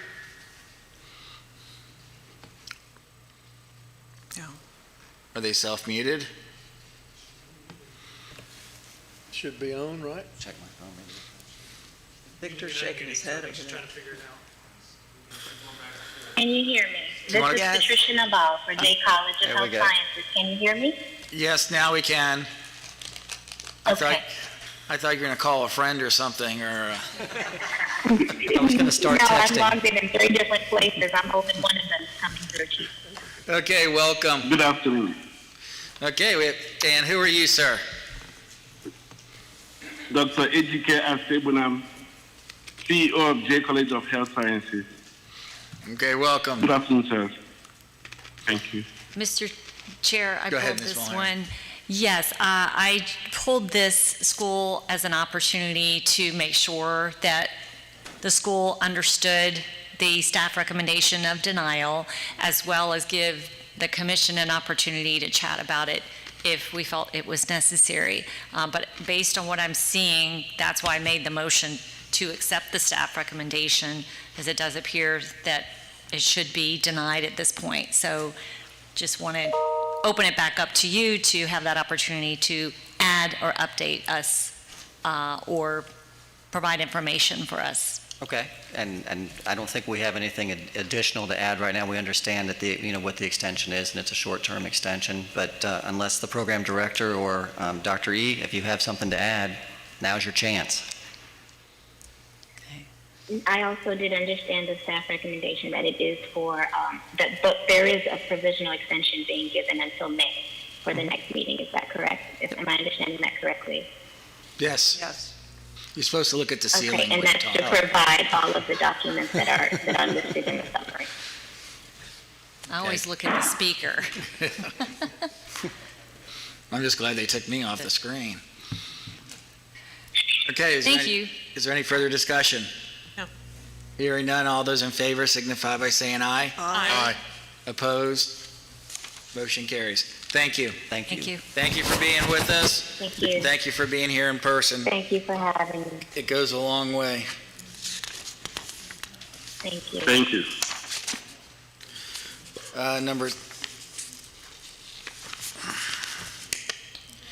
Number 8, Orlando Medical Institute, Orlando.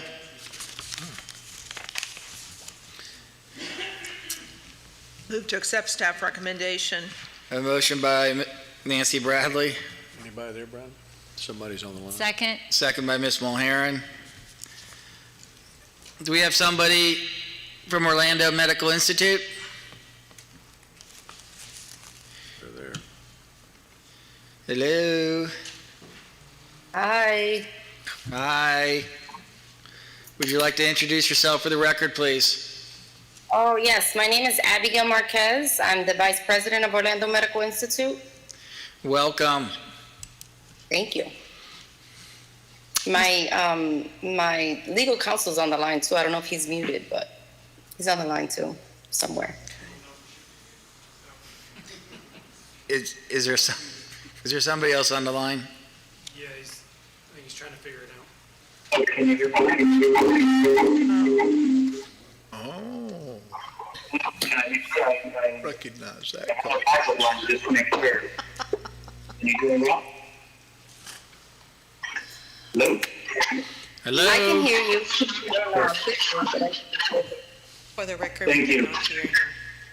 Can you introduce yourself for the record, please? Absolutely. Matthew Marcano from Southfield Library here on behalf of Medical. Thank you guys. We could barely hear you, and you're coming in garbled.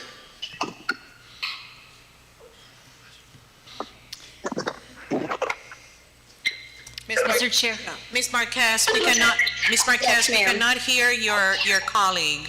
So, in order to give you an opportunity to speak to us, can you address the commission instead of your colleague?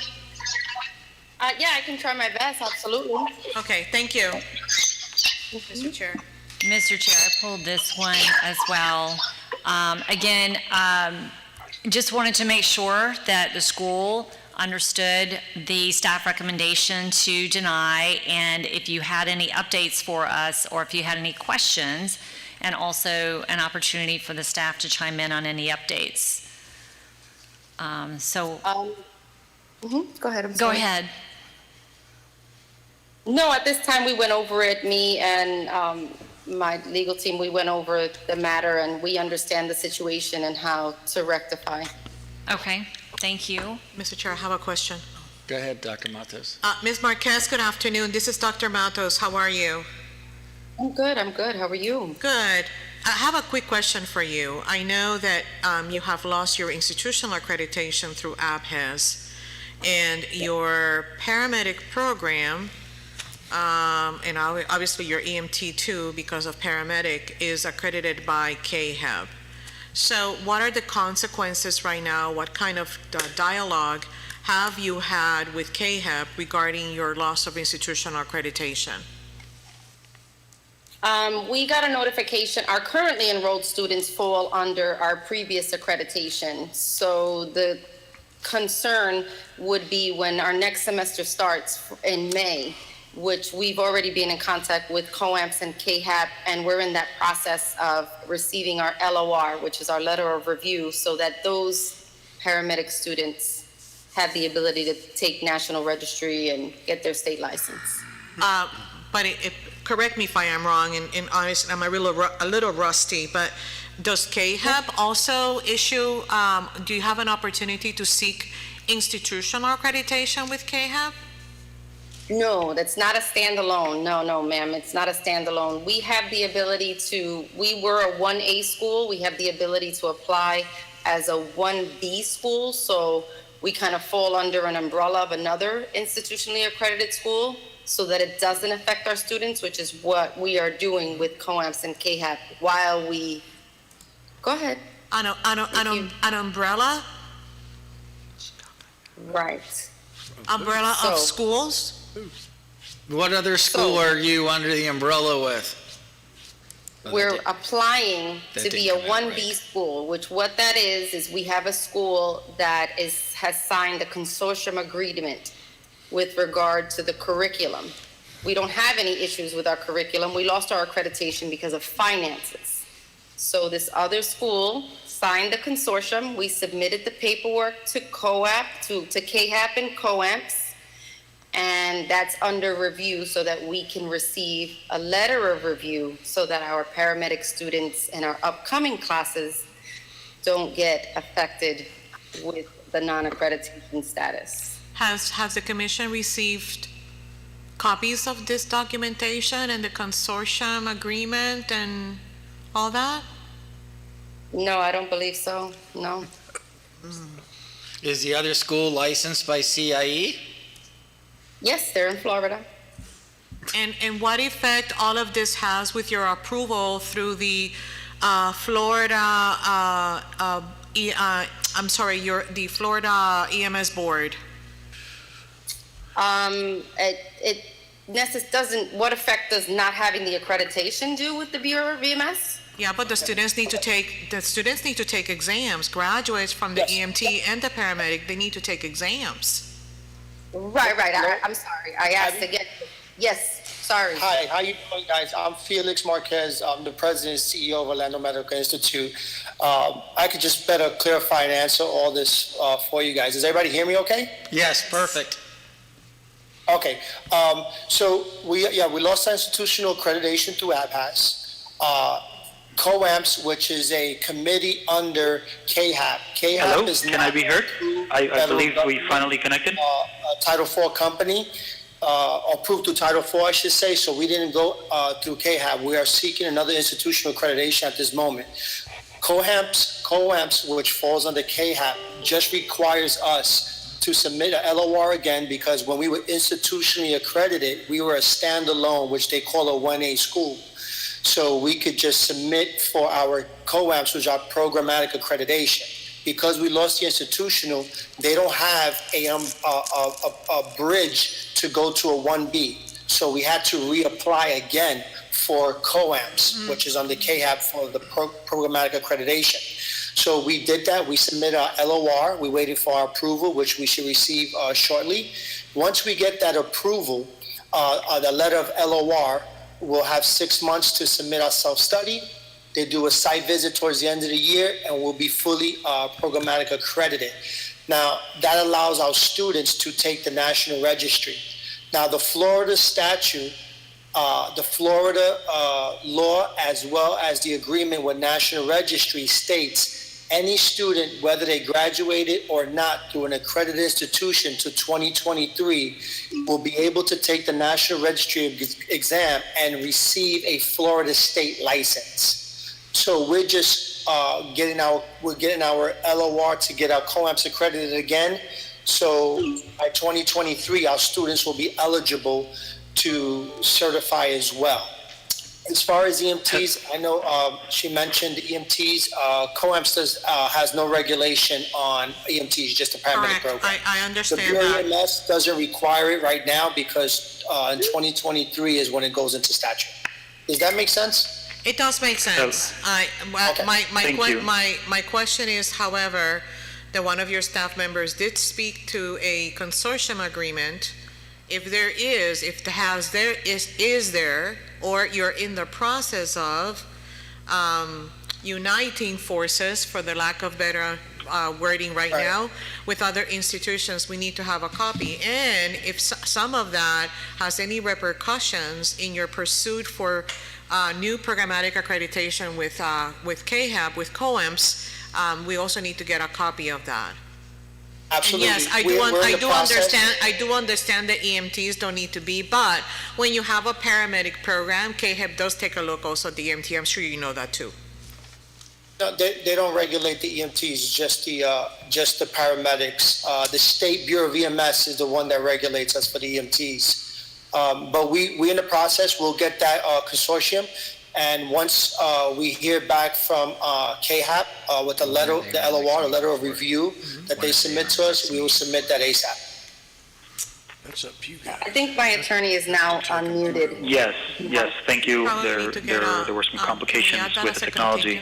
Matthew Garcano on behalf of Orlando Medical. I thank you guys, first of all, for the opportunity to appear remotely. I have a 2-month child and was unable to travel. But I am here. I hear my client has answered and addressed some of the technical concerns regarding why we are where we are. But there's also the pending appeal, which Ms. Parton and I have been addressing, and we're here to also address in moving forward with this institution.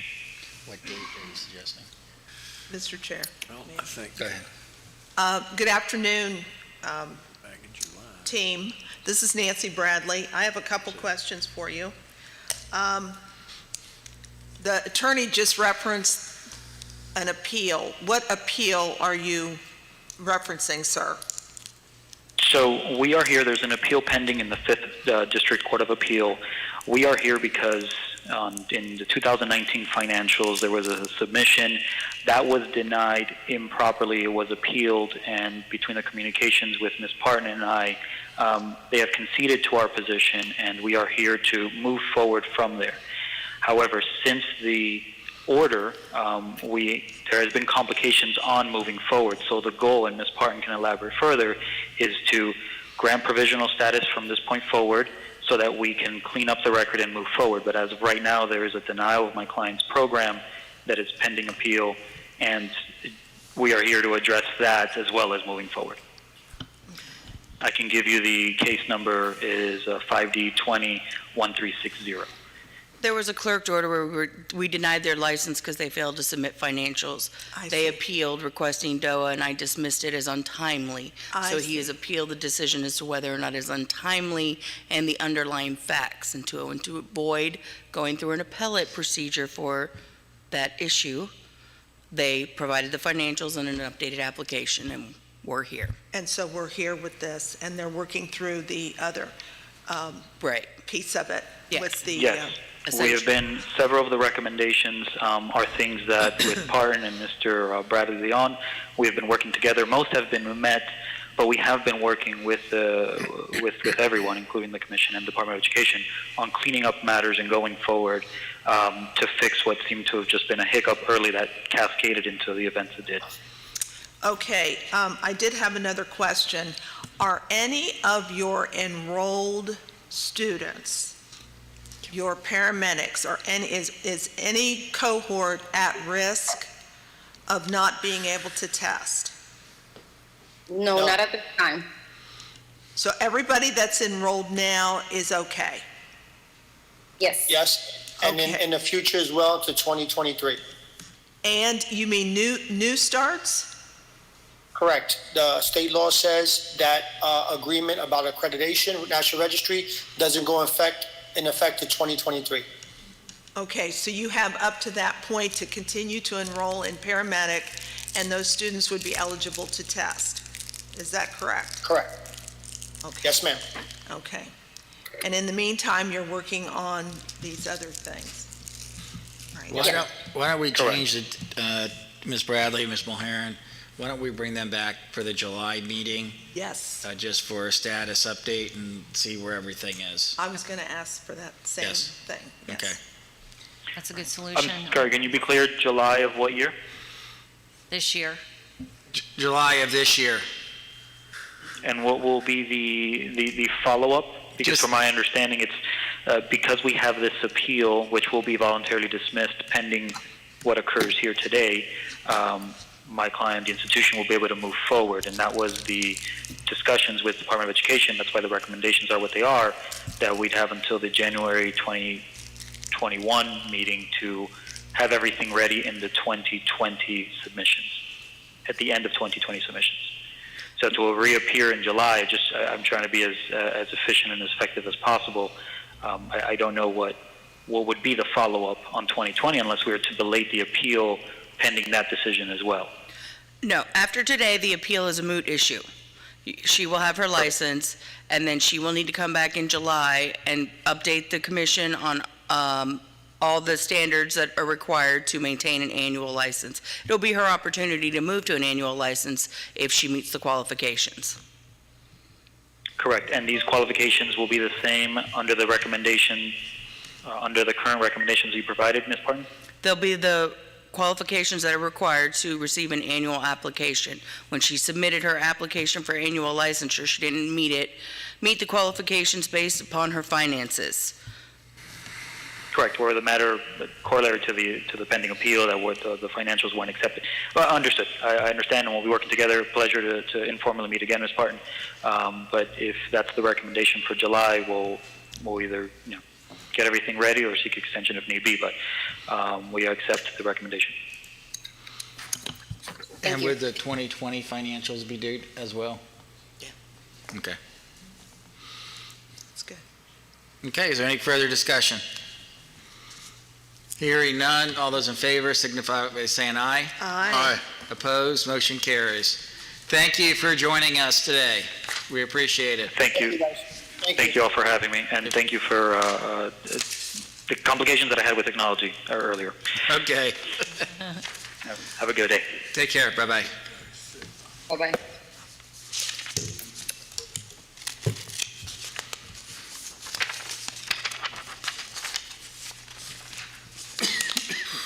Number 9 was good.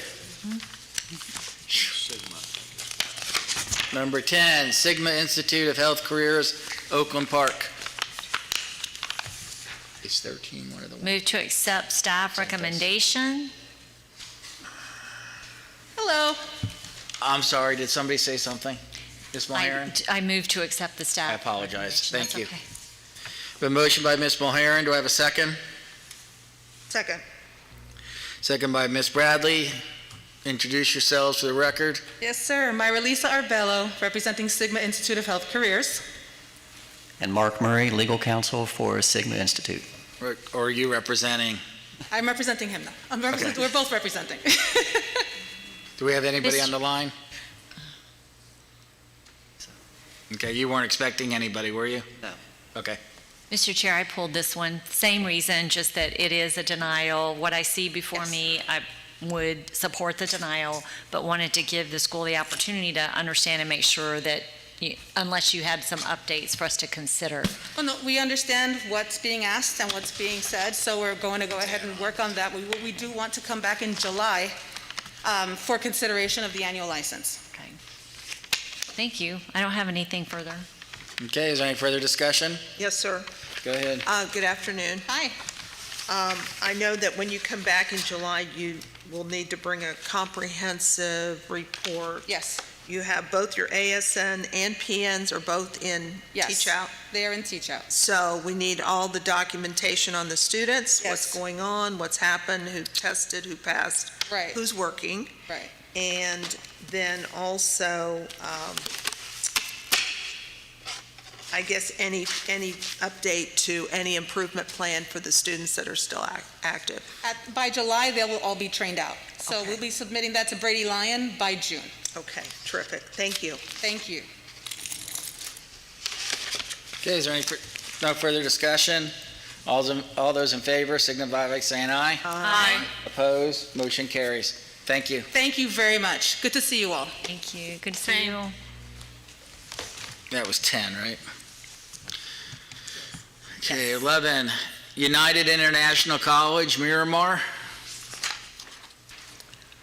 I move to accept staff recommendation. I have a motion by Ms. Bradley, Second? second by Ms. Mulherron. Mr. Chair, I pulled this one for because I had a question on my sheet here. It says provisional license through March 31st, which is tomorrow. So I just didn't know we have a change in credentials. Was that just, Scribner's error there. okay, I just wasn't sure because this is a good substantive change. Yeah. It's not anything Yeah. bad. It's new program, which is good. So I think that should be 2022. 2022, okay. That was the only reason why I mentioned it. So noted. And Mr. Chair, I also pulled this one, just had the question for the school. I don't know if they're on it. It was about instructional wages and adjuncts was the same across the board with the increased revenue and enrollment. And so that just didn't make sense, and wondered if they could address that in their budget. Make that a contingency. Yes, we could make that a contingency. And then the other thing was that it looked like it was a hybrid-only online modality, and I wasn't sure if it was synchronous or asynchronous because it wasn't marked on the summary sheet, but I believe I read somewhere in the materials that it was hybrid synchronous. Was that right? We'll ask Not the question. asynchronous? Okay. We will seek further clarification. Okay. And that's all I had. Thank you. Okay. Is there any further discussion? Hearing none, all those in favor signify by saying aye. Aye. Opposed? Motion carries. Number 12, Universal Career Institute, Sweetwater. Wow, you're getting your exercise today. Nice today. Mark Murray on behalf of Universal Career School. And I do anticipate there are two people on the line, the Dean of Nursing, Dexania Soto, and Vice President of Operations, Marbeline Perez, should be trying to log in.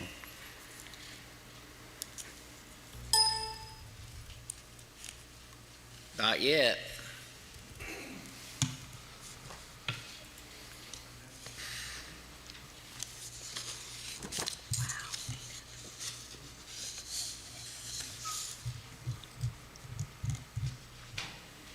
Do you want to call them real quick? Yeah.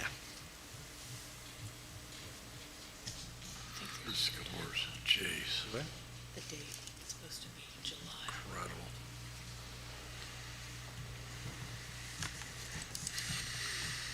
Where's that at, Counselor? Staff recommendations, fifth line down.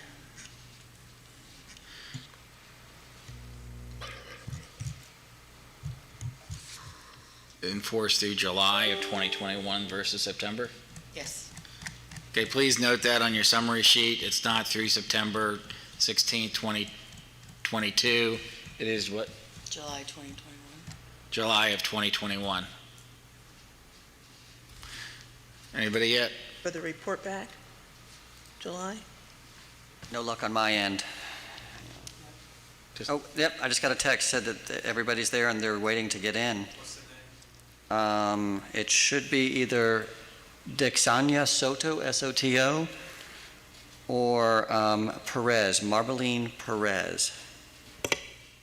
And Ms. Bradley, it's the recommendation that a sub-change has occurred and issue provisional through July 31st, 2021, not January 31st, 2021. We still have nothing on our end. July. Okay. Okay.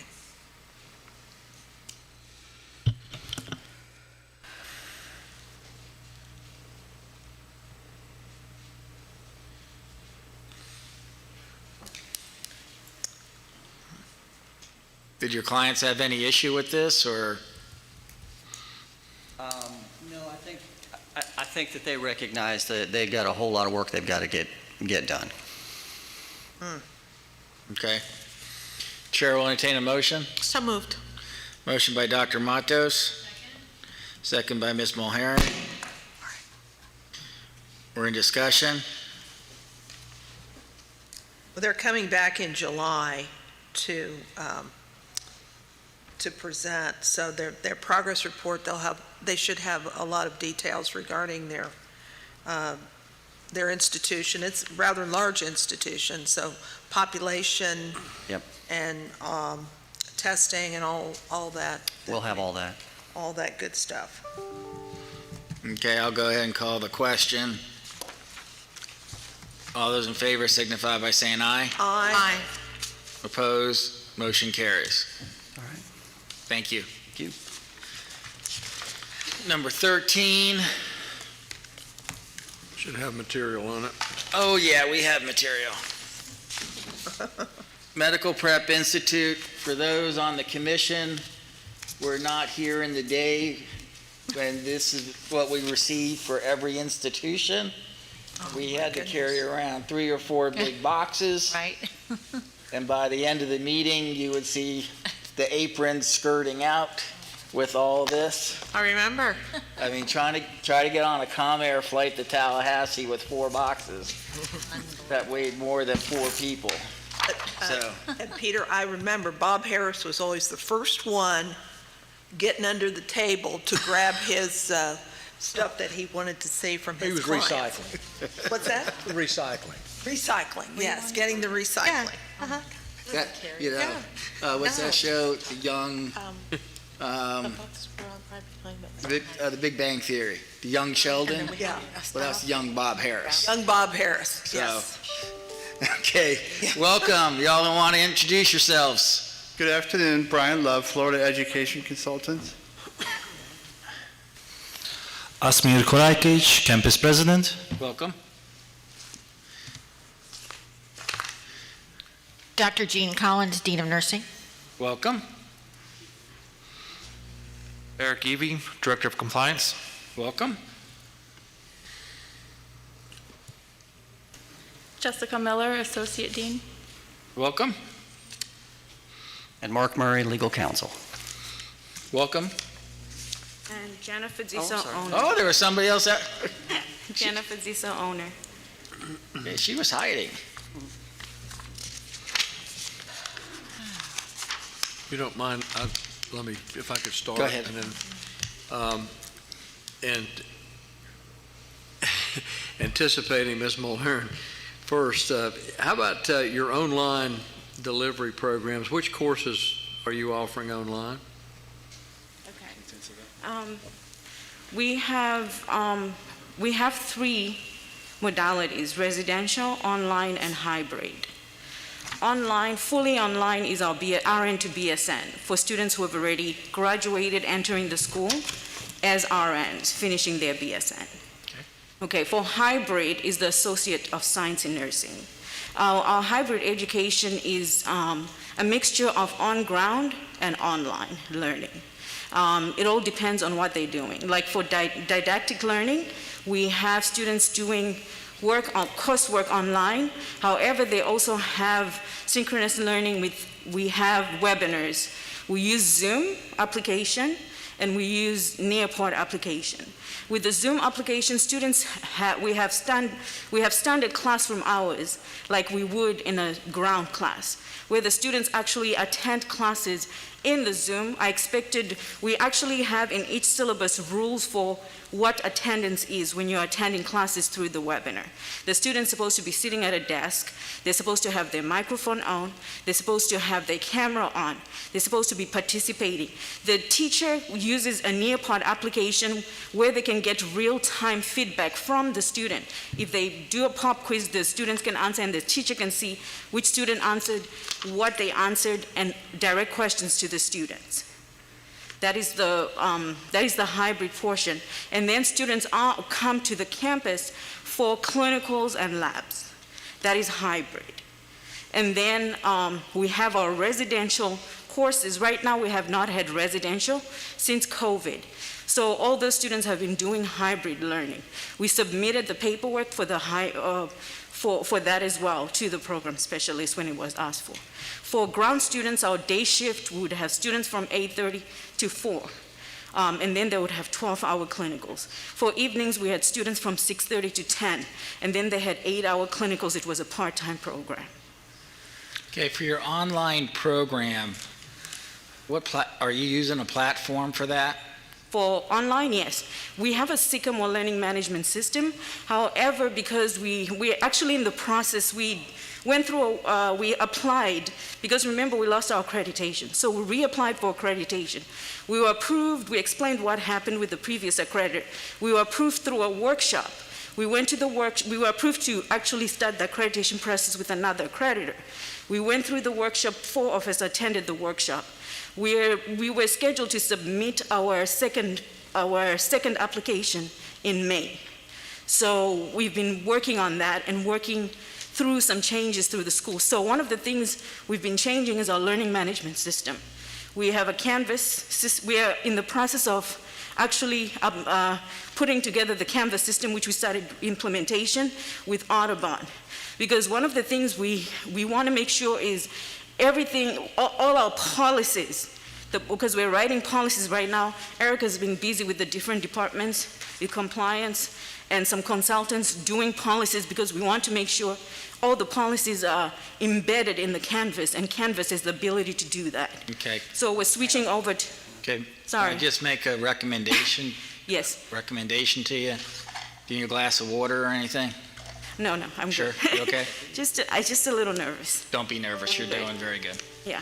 What I would strongly suggest, especially being in the state of Florida, where we have things called hurricanes, is for your hybrid classes and your ground classes that you set up shells in your Canvas. Okay? Hurricane comes, okay, something happens to your building or whatever, the students can still continue to go to school. Okay. Okay? When a pandemic comes, okay, it's ideal because where a lot of state universities and state colleges went to Zoom, where you don't have the same capabilities that you have in your platform, Yes. but you have in Canvas, and you can track their time in classes, their threaded discussions, their submissions, their postings, that you incorporate that, especially in your hybrids, okay? But it doesn't hurt to do it on ground, because a lot of schools, if they were doing that, and when the pandemic hit, it would have just been a light switch to go to 100% online, okay?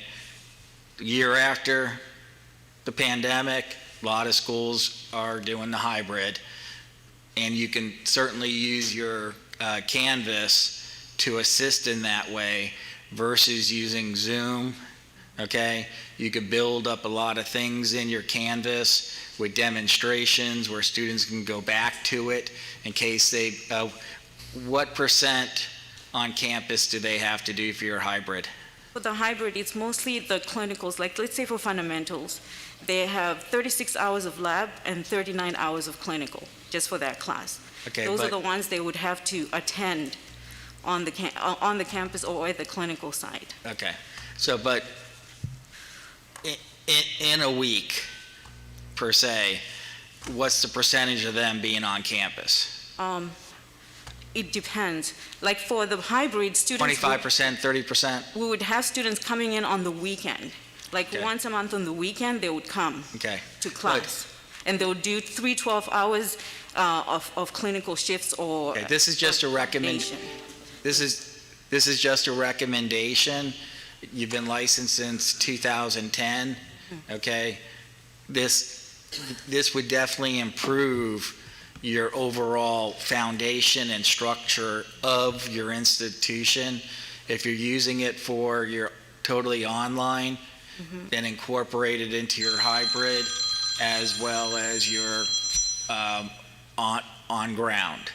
Okay, once on ground comes, you'll get a lot of resistance from your faculty.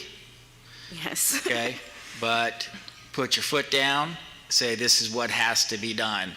Because in times of emergencies, in times of hurricanes, besides the pandemic, okay, the key is to get those students back engaged as quickly as possible so you don't lose your students. So that's just a recommendation.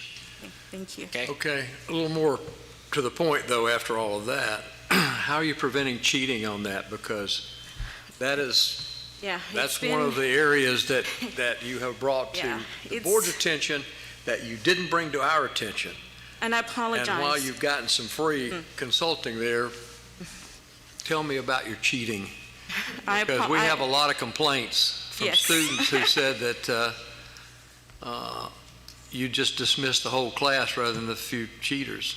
Yeah, it's been a rocky year, and we had to take a stand. It was a difficult stand because, yes, it did affect us even financially. We lost about 70 students in like 2 months, and that's okay because the reality is we want people who are serious, and we have to be a serious institution to attract the right students. Nursing is serious.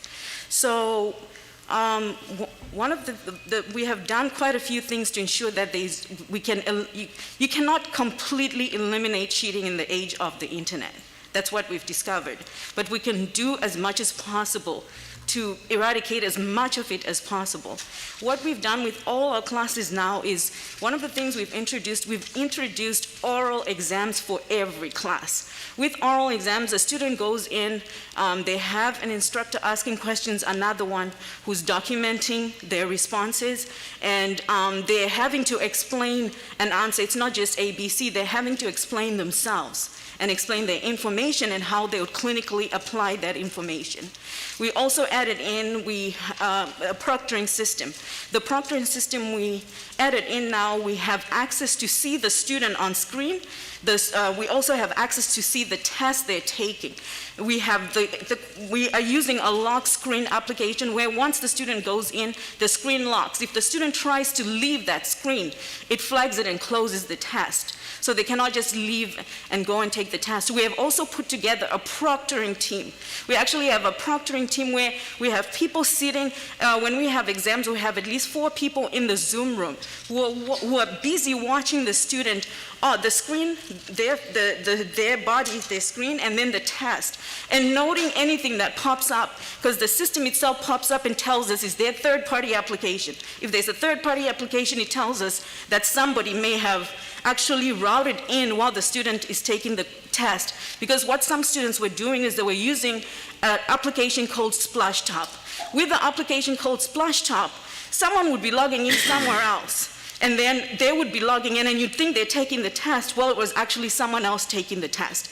But then the system now tells us if there's multiple logins. So we can see what's actually going on in real time. We have proctoring for all the weekly exams now. We just finished working with the Run exam, which is now going to allow for even our weekly exams to be proctored the same way we proctor midterms and finals, in addition to the oral exams and the clinical exams. So because we introduced all those things, we had students we had a mass exodus. First, there were rumblings that students had found a place to go where they could get their name sent to the board easily. And we're like, that's fine, let them do what they need to do. But, we're going to do what we need to do. And then of course, yes, you've had complaints because we have students who may have owed money to the school or something and they couldn't get their transcripts, we're unhappy. because they couldn't get their transcripts to go to those schools that would automatically send their names to the board. Well, I guess my question, how many did you, the whole class wasn't cheating, right? You identified the cheaters, correct? We identified the cheaters, but what it triggered was, when we started identifying the cheaters, there were other classes who, because we were going cohort by cohort, who were still in class, maybe had not even taken boards, and who realized that they couldn't do this old system anymore that they were doing to cheat. So they left the school. So because we've put all these things in place now, like I said, we're getting ready for accreditation. We moved into a new building. No, we didn't dismiss. They left on their own. That's what he's asking. Yeah, hang on a second. No. So to answer the question, you did not dismiss the whole class? No. Okay. Most of them left on their own. We rescinded diplomas. Once the students started finding out that we had rescinded diplomas for specific certain cohorts, some of them whole classes just left. Like you'd go to class and there would be one person. But this happened to us when I first started doing this when I, Let's see yeah. if they have questions. Yeah. Well, Mr. one of the other questions, and some of the students were talking about, they did not understand the gen ed requirements for the ASN program. How do you, do the students know prior to their enrollment? Yeah. Yes. Students know before they even enroll. That they've got to transfer in? Yeah, every student gets a degree plan before they even get admitted to the school. I think our education specialist asked for our list, and we gave them the list and all the degree plans. So every single student knows exactly what courses they're supposed to get. If you go into our syllabus, which we can submit, in our syllabus, it tells you even the requirements for graduation now. Because we've had those issues where people say, well, I didn't know. When they file a complaint, and we've had complaints where students say that, and we submitted the documentation to show that they knew about the requirements before they even entered the program, and they were provided with a degree plan. Okay, why I'm asking is, let's go back to 2018, when you lost your accreditation. I would think that probably you would have, I don't want to say learned from the denial of your accreditation, but it seems like today you're right back where you were with 2018 when you lost the ABHES accreditation. You appealed it, you lost it, your NCLEX scores are still not good. Our last year pass rate was 100%. No probation with the Board of Nursing. I understand that you're appealing that, and that you have submitted documentation that they're going to hear at your April meeting. But our pass it just seems like, we've got a cycle here that it doesn't appear to be a lot of improvement from the 2018 to the 2021. And, the students that you're bringing in and not getting to the final. I mean, hang on a second, if I can interject, so no, we have a 100% passage rate, and we're in 1 week we'll be off of probation according to the meeting agenda with the Board of Nursing. For April you're talking about? For April. I'm not appealing anything. They were on probation for exactly 2 years. They missed it. This is a school that for 5 years was better than the national average on their passage rates. I understand, I understand that. And they missed by 7% 2 years in a row, and they got put on probation, and now they are off of probation after 1 year of probation. Well, you have the April, and certainly we'll see where we go and I know that you're on the April 21st agenda. I understand that. April 7th. April 7th. And we have the NSBN report, the official report that says 100% passage rate, which should be in your materials. We submitted that to the program specialist. Okay, how many non-Florida students do you have right now? About 50% of our population is non-Florida. About 50%? All the students that we have, if you look at our catalog, the compliance department emails and communicates with the states directly. We can provide that documentation, and then we compile a list where we're allowed to recruit students. So. Mr. Chair, I have a question. I Are as you well. done, Mr. Ferguson? Well, just one more question. you mind? Your clinicals for your non-Florida students, where are you doing the clinicals for those non-Florida students? And also, what NCLEX number are you using for those non-Florida students? The same Florida, because they're considered Florida graduates. And it's in the catalog where students understand that they are taking the board in the state of Florida. If they choose to take it in another state, they're allowed to request transcript and submit to that state directly. But the students understand based on the catalog that this is the Florida Board of Nursing NCLEX they're taking. We've only had one code for the last 10 years. Where do they do their clinicals? You're in Florida. Okay. Mr. Chair? Dr. Matos was first. Hi. How are you? Hi. Are you okay? Yeah, I'm good. Okay. I'm good. I'm going to follow up on Mr. Ferguson's question regarding a couple of things. We have a copy of your program outline. Yeah. Okay, I'm gonna go slow here so that you and I can be on the same page, all right? Yes, ma'am. On your program outline, I'm gonna start with the program outline. Your program outline for the Associate of Science in Nursing states that, let me open it up here. Hold on a second. Conflict with this page.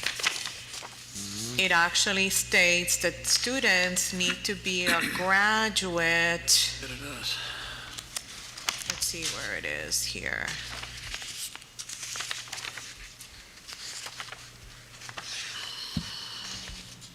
Somewhere I read it. In order to the admissions criteria, students wishing to apply for advanced standing status into these programs must have the following: have graduated and earned a GPA of 2.0 or better from several programs. So you're listing us several programs. Yes. Like the EMT or the LPN. Let me, please, I say I'm gonna go slow so that you and I can be on the same page. Advanced standing status, does that mean that you are transitioning students from their career into a registered nurse career? Let's say like LPNs. It's a yes or no answer, please. Yes. It is? Yes. Okay. And with that program, with that block of professions, have you taken a look at all of this general curricula and kind of like canned a series of courses that students will be able to bring in as a block to the program? It's a yes or no answer. Well, because it is you are selling it, and I'm gonna go here. I'm gonna go with a follow-up. Yeah. You are specifically listing a series of professions and a series of programs. So technically speaking, a student, if I am somebody that comes from a practical nurse program, I will be expecting that as a practical nurse program, you are going to give me my requirements of what is it that you're going to accept as a practical nurse graduate. Yes. Which you are not, okay? You are not. Your admissions requirements are not specific to a profession, which in a way, the way that you're presenting your program outline, you are presenting what is called, if you have been here for a little while, we had another school the same way, which we asked them to work on what is called a bridge program. Because based on my experience, and I can only tell you my experience, which is humbly limited, practical nursing, there's a difference on an advanced standing status as a practical nurse versus a paramedic. Yes. Licensing is different. There is a huge difference between practical nursing, paramedic, and a CVT. Yes. And in all of these, they have requirements except medical assisting, and you cannot compare a practical nurse to a medical assisting. Hence, in my opinion, it would make sense to receive complaints from students who feel confused of what it is that would be required to enter the program. Because A&P for practical nurse is very different than A&P from a medical assisting student. Does that make sense? Okay. Yes, I understand what you're saying. Basically, the registrar reviews each course individually. Let's say a student wants to transfer anatomy and physiology 1. But see, you don't have to. I'm going slow so that we can be on the same page. This is also free consulting. Okay. It behooves you, if you want to work with students and avoid complaints, it behooves you to be specific in your admissions requirements, especially in what it's called a bridge program.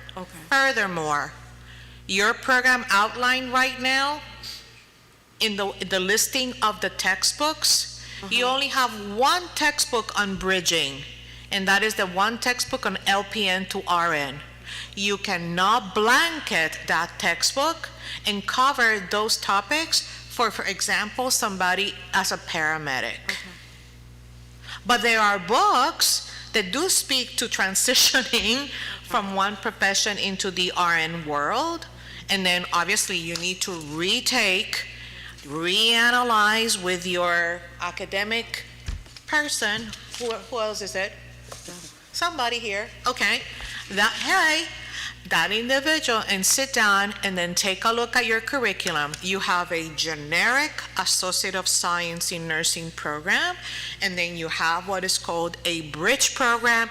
You are listing professions. You list admissions criteria, specifically the courses that will be transferred in those programs. Because I can tell you what paramedic covers, and you can very much block it, paramedic, block respiratory, block PN, and then you would have clear disclosure in your catalog.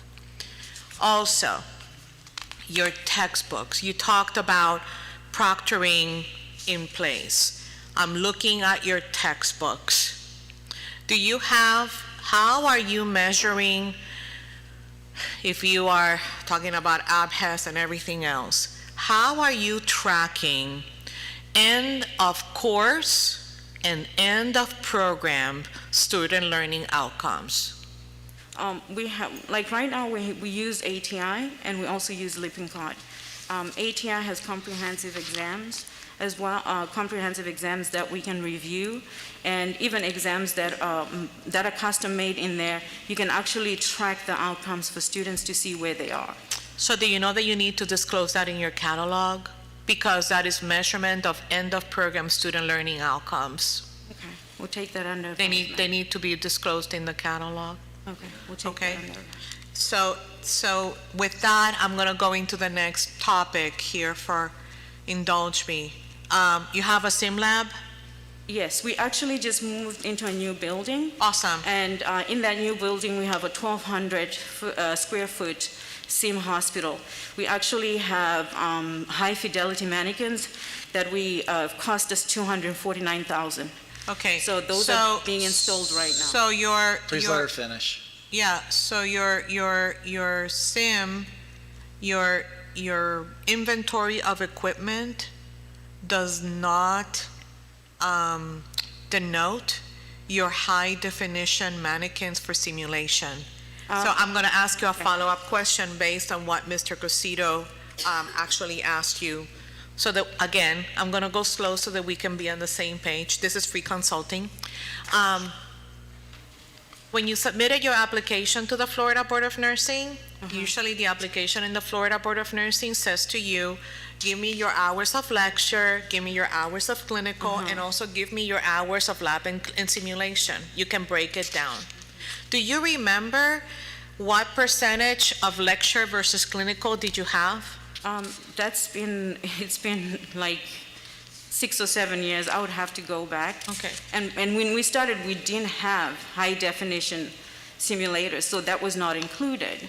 As time has progressed, We've upgraded. Like I said, the reason why the high fidelity is not in the application you're currently looking at is because these are all things that have actually just happened this year.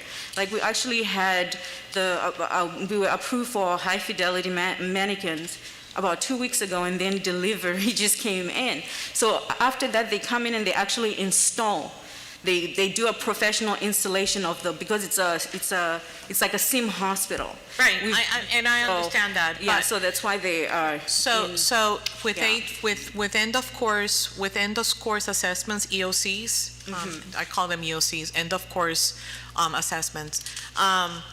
With EOCs and also with simulation, there is usually a 25 to 50% percentage of your class that you can do simulation, and then that also allows you to do remote simulation. That is the question that Mr. Cosito was asking you specifically. Is that percentage, that 60-40, 25-40?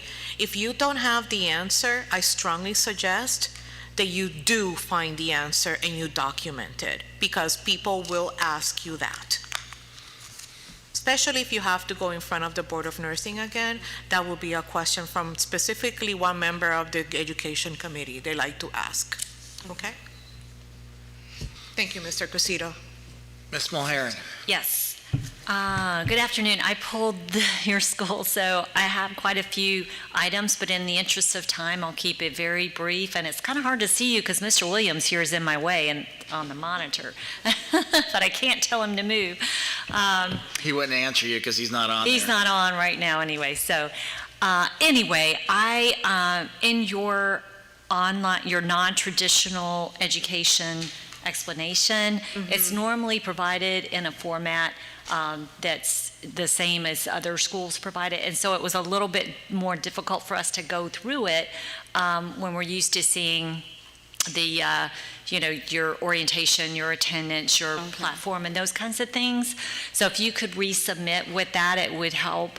And for example, the platform that you were talking about with Mr. Crescido was about Canvas, but yet in the materials I see here, it talks about Moodle. So, I'm not sure which it is. We just need you to clarify in the format, with staff. They can help you with that. And then as you were talking, which... The original. Sorry? I said Moodle was the original platform we used, and then we switched to Sycamore. And then now we're in the process of Canvas implementation. Canvas goes fully online. Our plan was Canvas would be fully operational by end of May. Okay, yeah, I understand. Okay, great. And Mr. Ferguson and Mr. Crescido already asked some great questions regarding the engagement piece and the plagiarism and so forth, so I won't go into a lot of detail here, but get yourself very familiar, if you can, or if you have not already, with formative and summative assessments, so that throughout the course, you can take those quality checks throughout and make sure that each individual student is engaged, so it does help to reduce that plagiarism piece. You can also make sure that your faculty are asking for polls and, all quizzes and things like that throughout the course, so that you can track the students' engagement throughout. And engagement is such a huge piece of online learning, and don't mistake Zoom for online education, because it's not.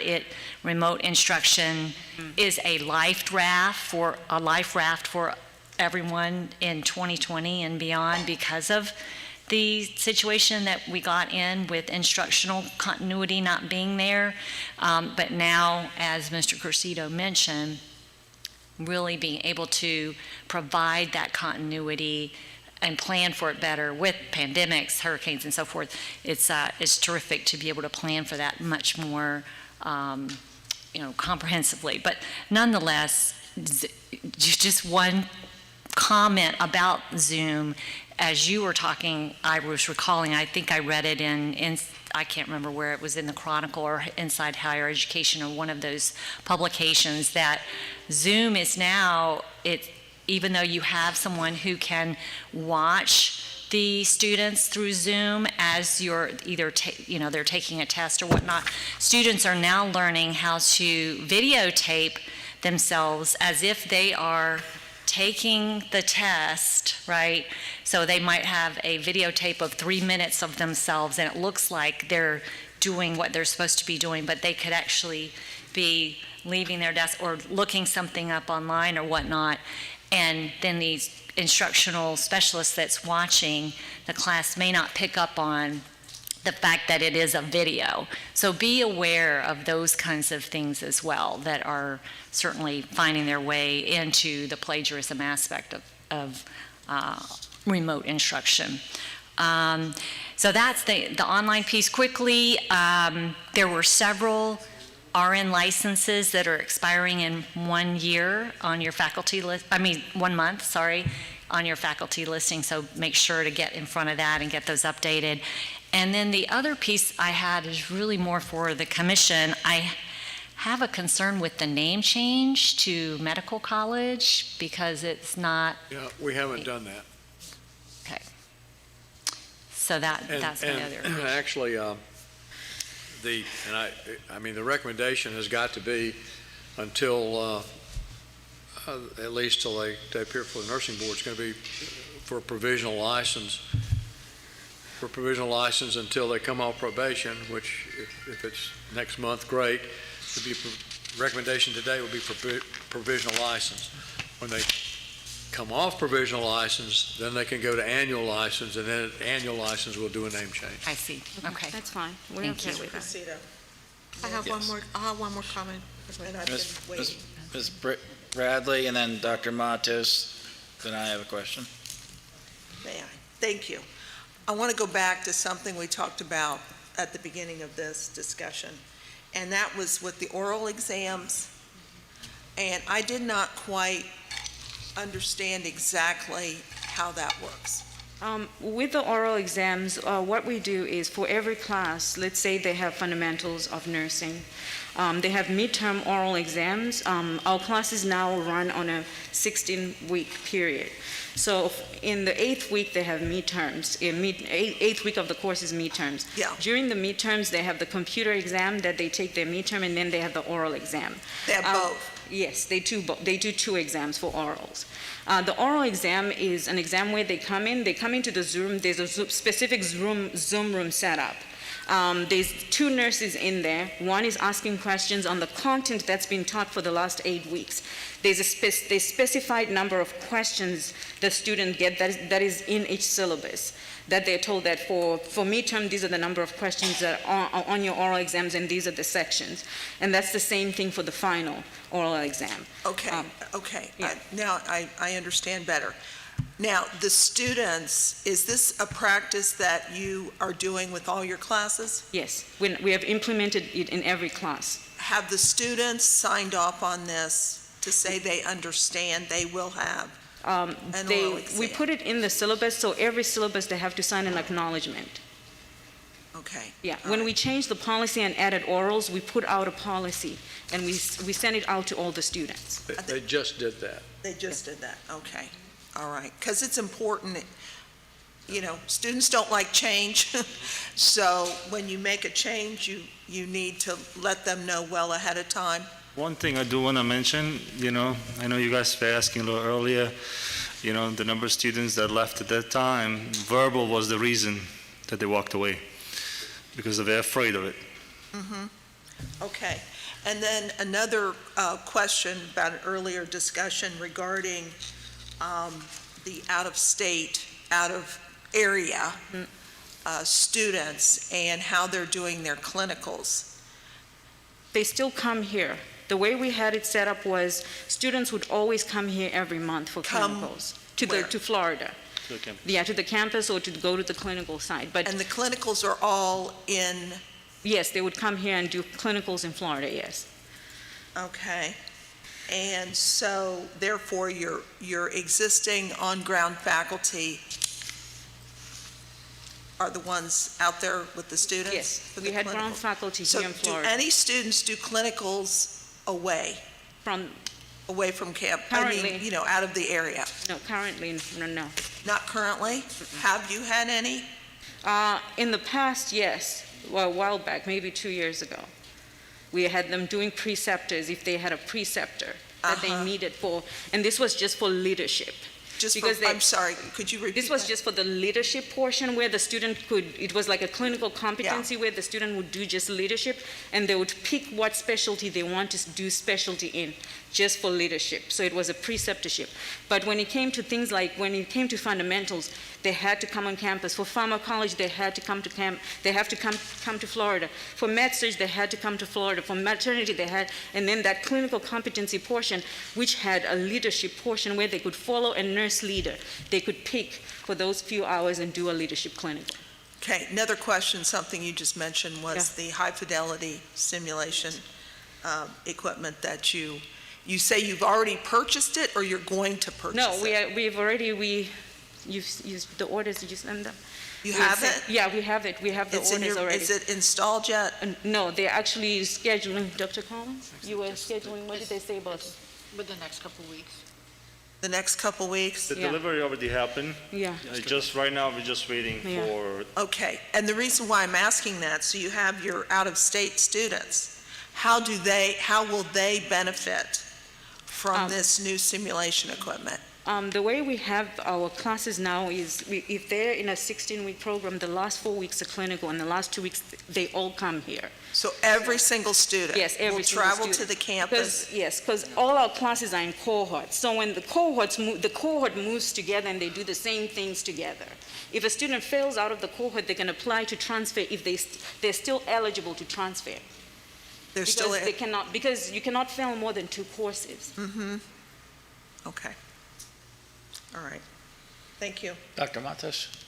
Yeah, so I want to go back to the clinical sites. There is one clinical site in Gainesville, 100 and some miles.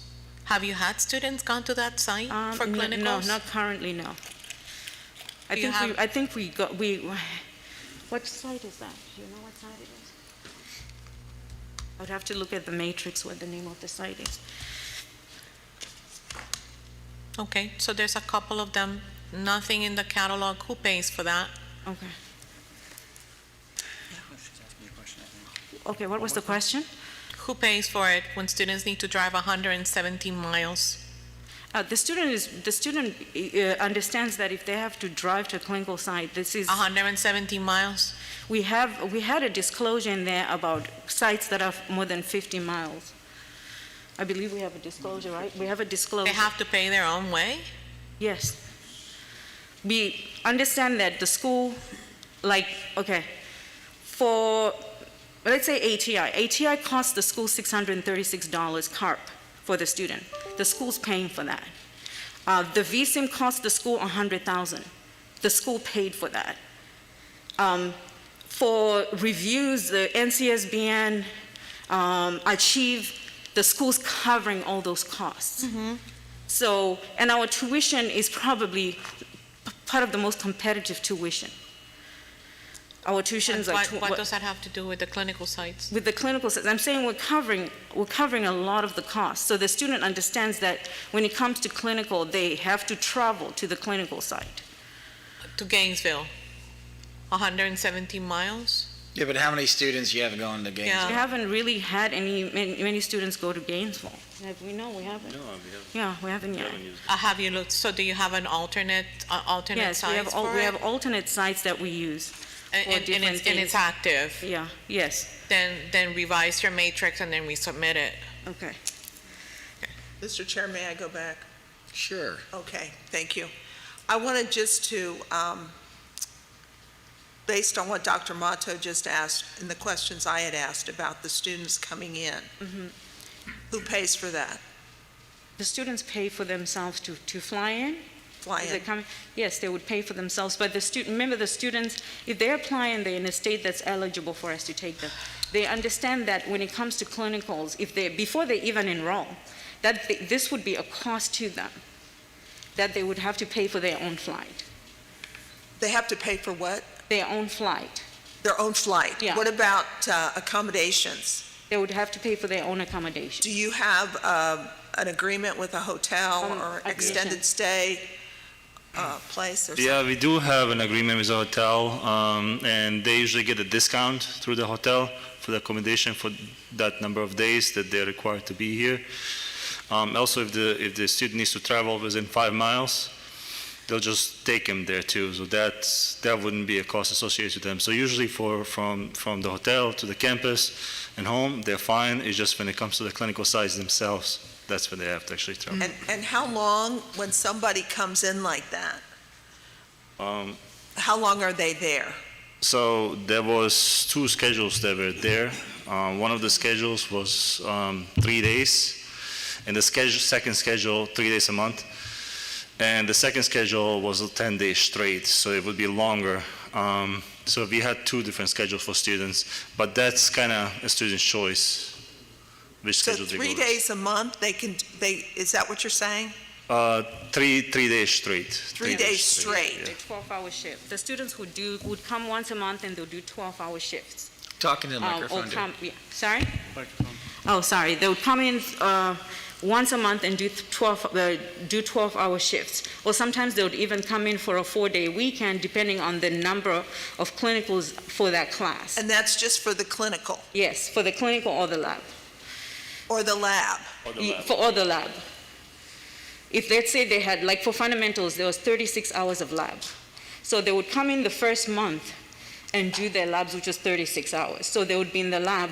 The whole idea of the lab was so students would do the skills they would be doing at the clinical site in the lab first and be checked off for competency. Right. They would learn them, then be checked off on them. And then the next month, they would then come and then go to the clinical site. So the students traveling every month? Post-COVID, no. However, we've also changed the schedule now. Remember, all the classes starting now are 16 weeks. Right. So the students come in the last 2 weeks of the semester. So they will travel once every quarter. Okay, but you were just saying about 3 days. Yes, that was the previous schedule. The previous schedule, they came once a month, 3 days. The student had 2 options, to pick the 3-day schedule or once a month where they would come for a 2-week period. Once a quarter where they would come for the 2-week period. All right, I think that's a lot of detail for us to digest and be able to track. So whatever the schedules are, we definitely need to see backup documentation and schedules, all that. How many non-Florida graduates did you have? We'd have to go back and review and check the exact number. Approximate, I mean, you should have an idea. We've had like 300 graduates from our RN program. So we'd have to say at least, because the RN started after we started only doing hybrid. Well, maybe 30 or 40%? Yeah, something like Yeah. that. I'm sorry? 30% maybe. And all of those came back and did clinicals here? Yes. Interesting. It was a very popular program. Yeah, we didn't start offering it almost 10, so 10 classes into it, and Yeah. then we actually felt comfortable starting offering Yeah, it. we were approved to do the online when the program was approved, but we were very reluctant to start doing it until after 10 classes. The first hybrid class was like RN 11. That's when we were like, okay, let's try it. When did you start this? We started doing the hybrid when RN 11 was what year? 2014, 15. Okay, but the regular nursing classes you're doing strictly online? No, the regular nursing classes, we only had residential classes, although we had been approved for the online. And I'm talking about the 50% of the students who are outside the state of Florida. How would they take their nursing core classes? So those would be online. We have a learning management system, Sycamore, where they would do the online and the webinars for the didactic portion. I don't recall ever approving a nursing core program to be offered online. We haven't. We submitted the documentation. I believe our education specialist found the documentation. Yes. And it was approved. The program was originally approved like that. So, may I, sir? Yes. If that is approved, I don't understand, anyway. Here in your fees,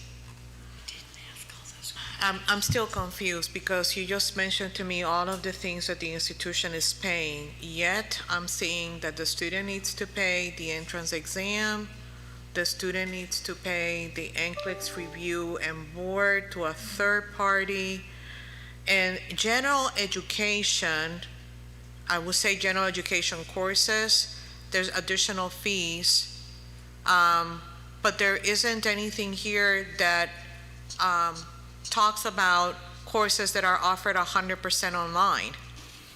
Because it says blended.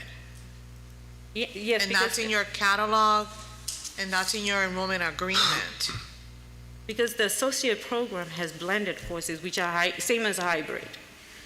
They're not, the associates is not a fully online program. We don't offer it as online. Yeah, we don't offer it as online. Only the RN to BSN is fully online. Yeah. We don't have then a copy of your enrollment agreement for the RN to BSN. And it was submitted, yeah. It was But we can submitted resubmit it. last year. Yeah.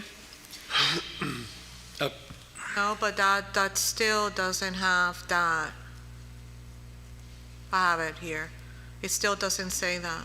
It should say blended if it's hybrid, or it should say. Then that is under your ASN, not under your BSN. Yeah, BSN is online though. It would have an online option on there. Well, if that's your RN to BSN. That's our RN to mine BSN. is natural for that. Yeah. Okay, but when you say 50%, let's break down the numbers a little bit. When you say 50% of your nursing students are out of the state of Florida, Currently, yes. are you talking about the RN to BSN program or the AS? ASN, they're hybrid students. And like I said, with the hybrid program, all the students who can apply who are out of state, we've gone through and emailed and contacted every single state to see where we qualify to be able to have those hybrid students. And we have submitted that paperwork for that every year for the last few years. If you look at the back of the catalog, there's probably a list of states. Of all the states. Of all the states. Yeah, I thought we've been extremely careful never to approve the nursing core for online. We haven't. The program outline does say residential and online. However, the courses in the program outline are not identified as which are offered online and which are offered residentially. Joey, We did submit a program Mr. Ferguson, outline. can you have staff go back and Sure, research yeah. that initial approval for the online classes? Did it include core? We did 2011. Should be on your, is there staff recommendation there? Look and see.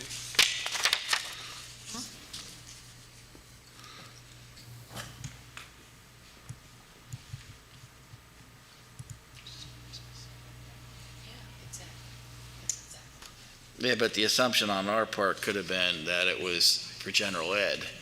Yeah, you're right. Yeah, exactly. That we've approved gen ed, right. Right, But but not- I'd like to go back, if you can, dig out the initial approval. I'm not sure that we have, if it's more than 3 years. We'll check. I'll check. Okay. Yeah, we get rid of the stuff. Yeah, because I just can't, especially in 2011, Yeah. I don't believe that we would approve Well, and it also. nursing core. Sorry, my mother. And also the whole online. It's my mother calling. Okay. I'll look and see if we Okay. have it. Can I go now? Yeah. I have a question. You said you're on semesters, Yes. okay? 16-week semesters? Yes, we've gone to 16-week semesters, yes. So when are your start dates? We just had a class recently start. No, we had January. He knows more about the starts. We had the class just recently start January the 15th, Okay. and usually every 3 months we start another class. When is the last start date of the year? I don't know at the top of my head. I would have to look before I can You tell don't know you. your start dates, really? I do apologize. We don't have like most of the schools have like 3 start dates a year. We have one literally every 3 months, and it does not stay same every year. Would you have one that, say, started in November? Yes, we did. Yeah, Okay. we did last year. Then I have a problem with your financial statements, that you have no deferred tuition on your financial statements. We have one more time. No deferred tuition on your financial statements. Well, our financial school from July 1st of the year till June. No, January through December. The deferred tuition, she explained this to me. Said it is under the Austin. So if you had a class start in It's called, she said it was called.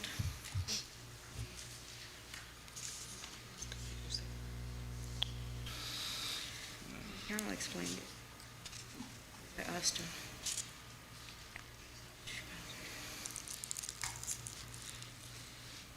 Accounts payable.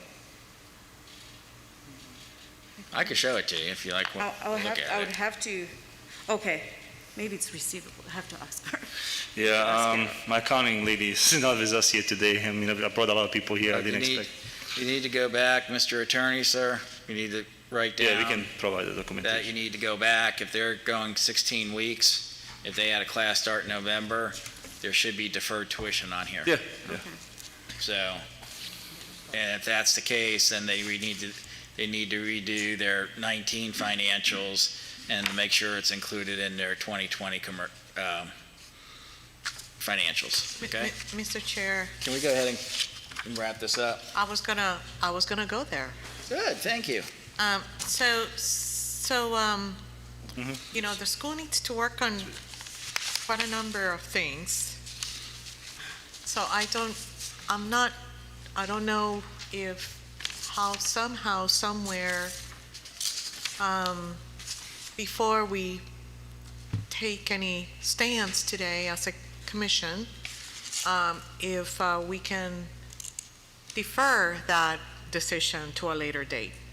Well, I think the recommendation here Yeah, is taking the Yeah, provisional, what we can do not is- annual, as this step. No, as it'd be this says. provisional license, substantive change provisional license, because they're still on probation. And until that Board of Nursing takes them off probation, they are, and that's a provisional license. So that would come back in July, maybe? You could have them back in July if you'd like, yeah. I would not, I think that we can even table the name change then. Actually, Well, the name change, we weren't going to, you can't do the name change until Till they they're have an annual annual. license. There you go. yeah, I know it's on there.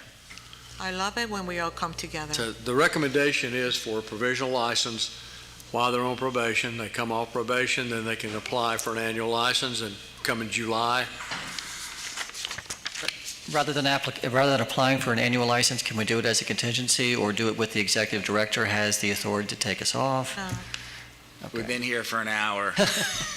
But it'll be, provisional will not be, it'll be through the July, and we got to be back here in July. 10/4. Right. Got it. And I do have to say that I am totally impressed with the young lady. Yeah. She did a Great job. very good job of, she had answers for everything. They might not be right on cue, but she did an excellent job. Yeah. Thank you. And I do need Yes. I need to compliment your passion. Yes. You know, your passion and knowledge of where you want to go, your vision, it is commendable. So keep up the good work. However, you have a little bit of work to do, Yes. okay? And also, I'm just suspicious about how 50% of your students are online nursing students. And it just doesn't make sense. But that's here or there, just doesn't make sense. So I need a motion and a second, please. I'll do the motion, sir. Motion, Dr. Matos. Second. Second, Ms. Bradley. They are coming back in July, correct? Yes. Okay. Yeah, can I clarify that the motion is for finding a sub-change based on them being on probation and issuing them a provisional through July 21st, Well, 21? Yep. That's it? Yeah. Okay. Okay. Is there any further discussion? Hearing none, all those in favor signify by saying aye. Aye. Opposed? Motion carries. Thank you all. Thank you. Thanks, Mark. Mark, Oh, you're quite appreciate you sending all welcome. that stuff in, too. Okay. Dr. Kinchin, you're up. Does anybody need to take a quick bathroom break? Well, we're through. Okay. You need to call my mom. Go call your mother, Epstein. Let's go. Well, we That was from Welcome Back, Cotter. I wasn't saying anything out of line. break. Mr. Chairman, I'm with you. I feel once again compelled to recommend approval of all these religious schools. We're on break right now, sir. I was with you. speed that thing up. What this thing said was, let my people go. You'll take care of throwing this stuff out. I'm sorry. You'll take care of throwing.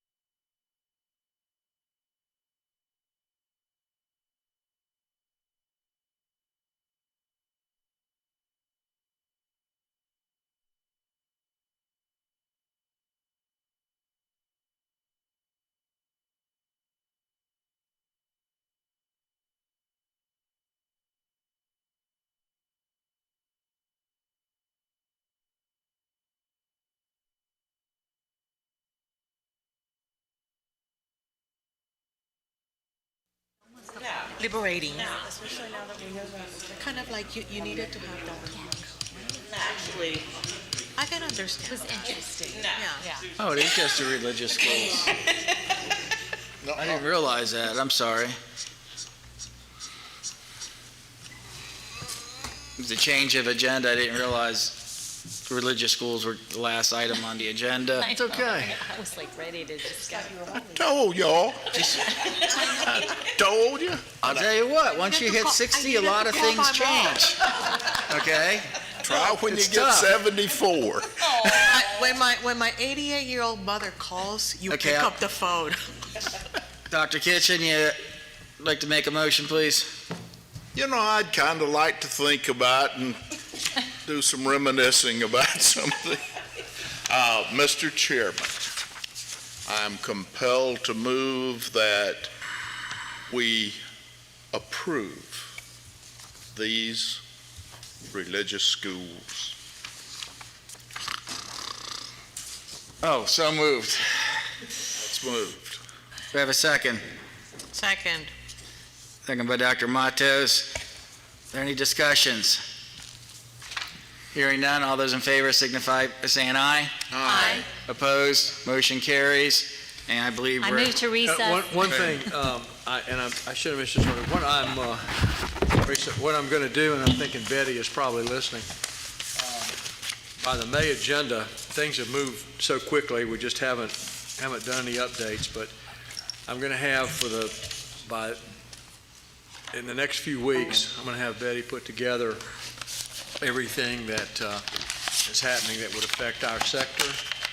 And I'll get that out to everybody so that you know who's done what with which and to whom. You'll have that as soon as things sort of settle down and we get an idea of what's passing, what's not, what's moving, what's not. As an example, the ABLE, as you know or may not know, the ABLE has been cut out. Now, whether it stays that way or not, who knows? But Bob says he knows. But anyway, I'll have something put together. Have Betty put something together. Probably steal some of it from Alan, and or plagiarize some of it from Alan. But I'll get everybody as soon as I can where we are and what's going on that affects our sector. Okay. Thank you. 9 o'clock tomorrow morning? Absolutely. 9 o'clock. From recess. Thank you.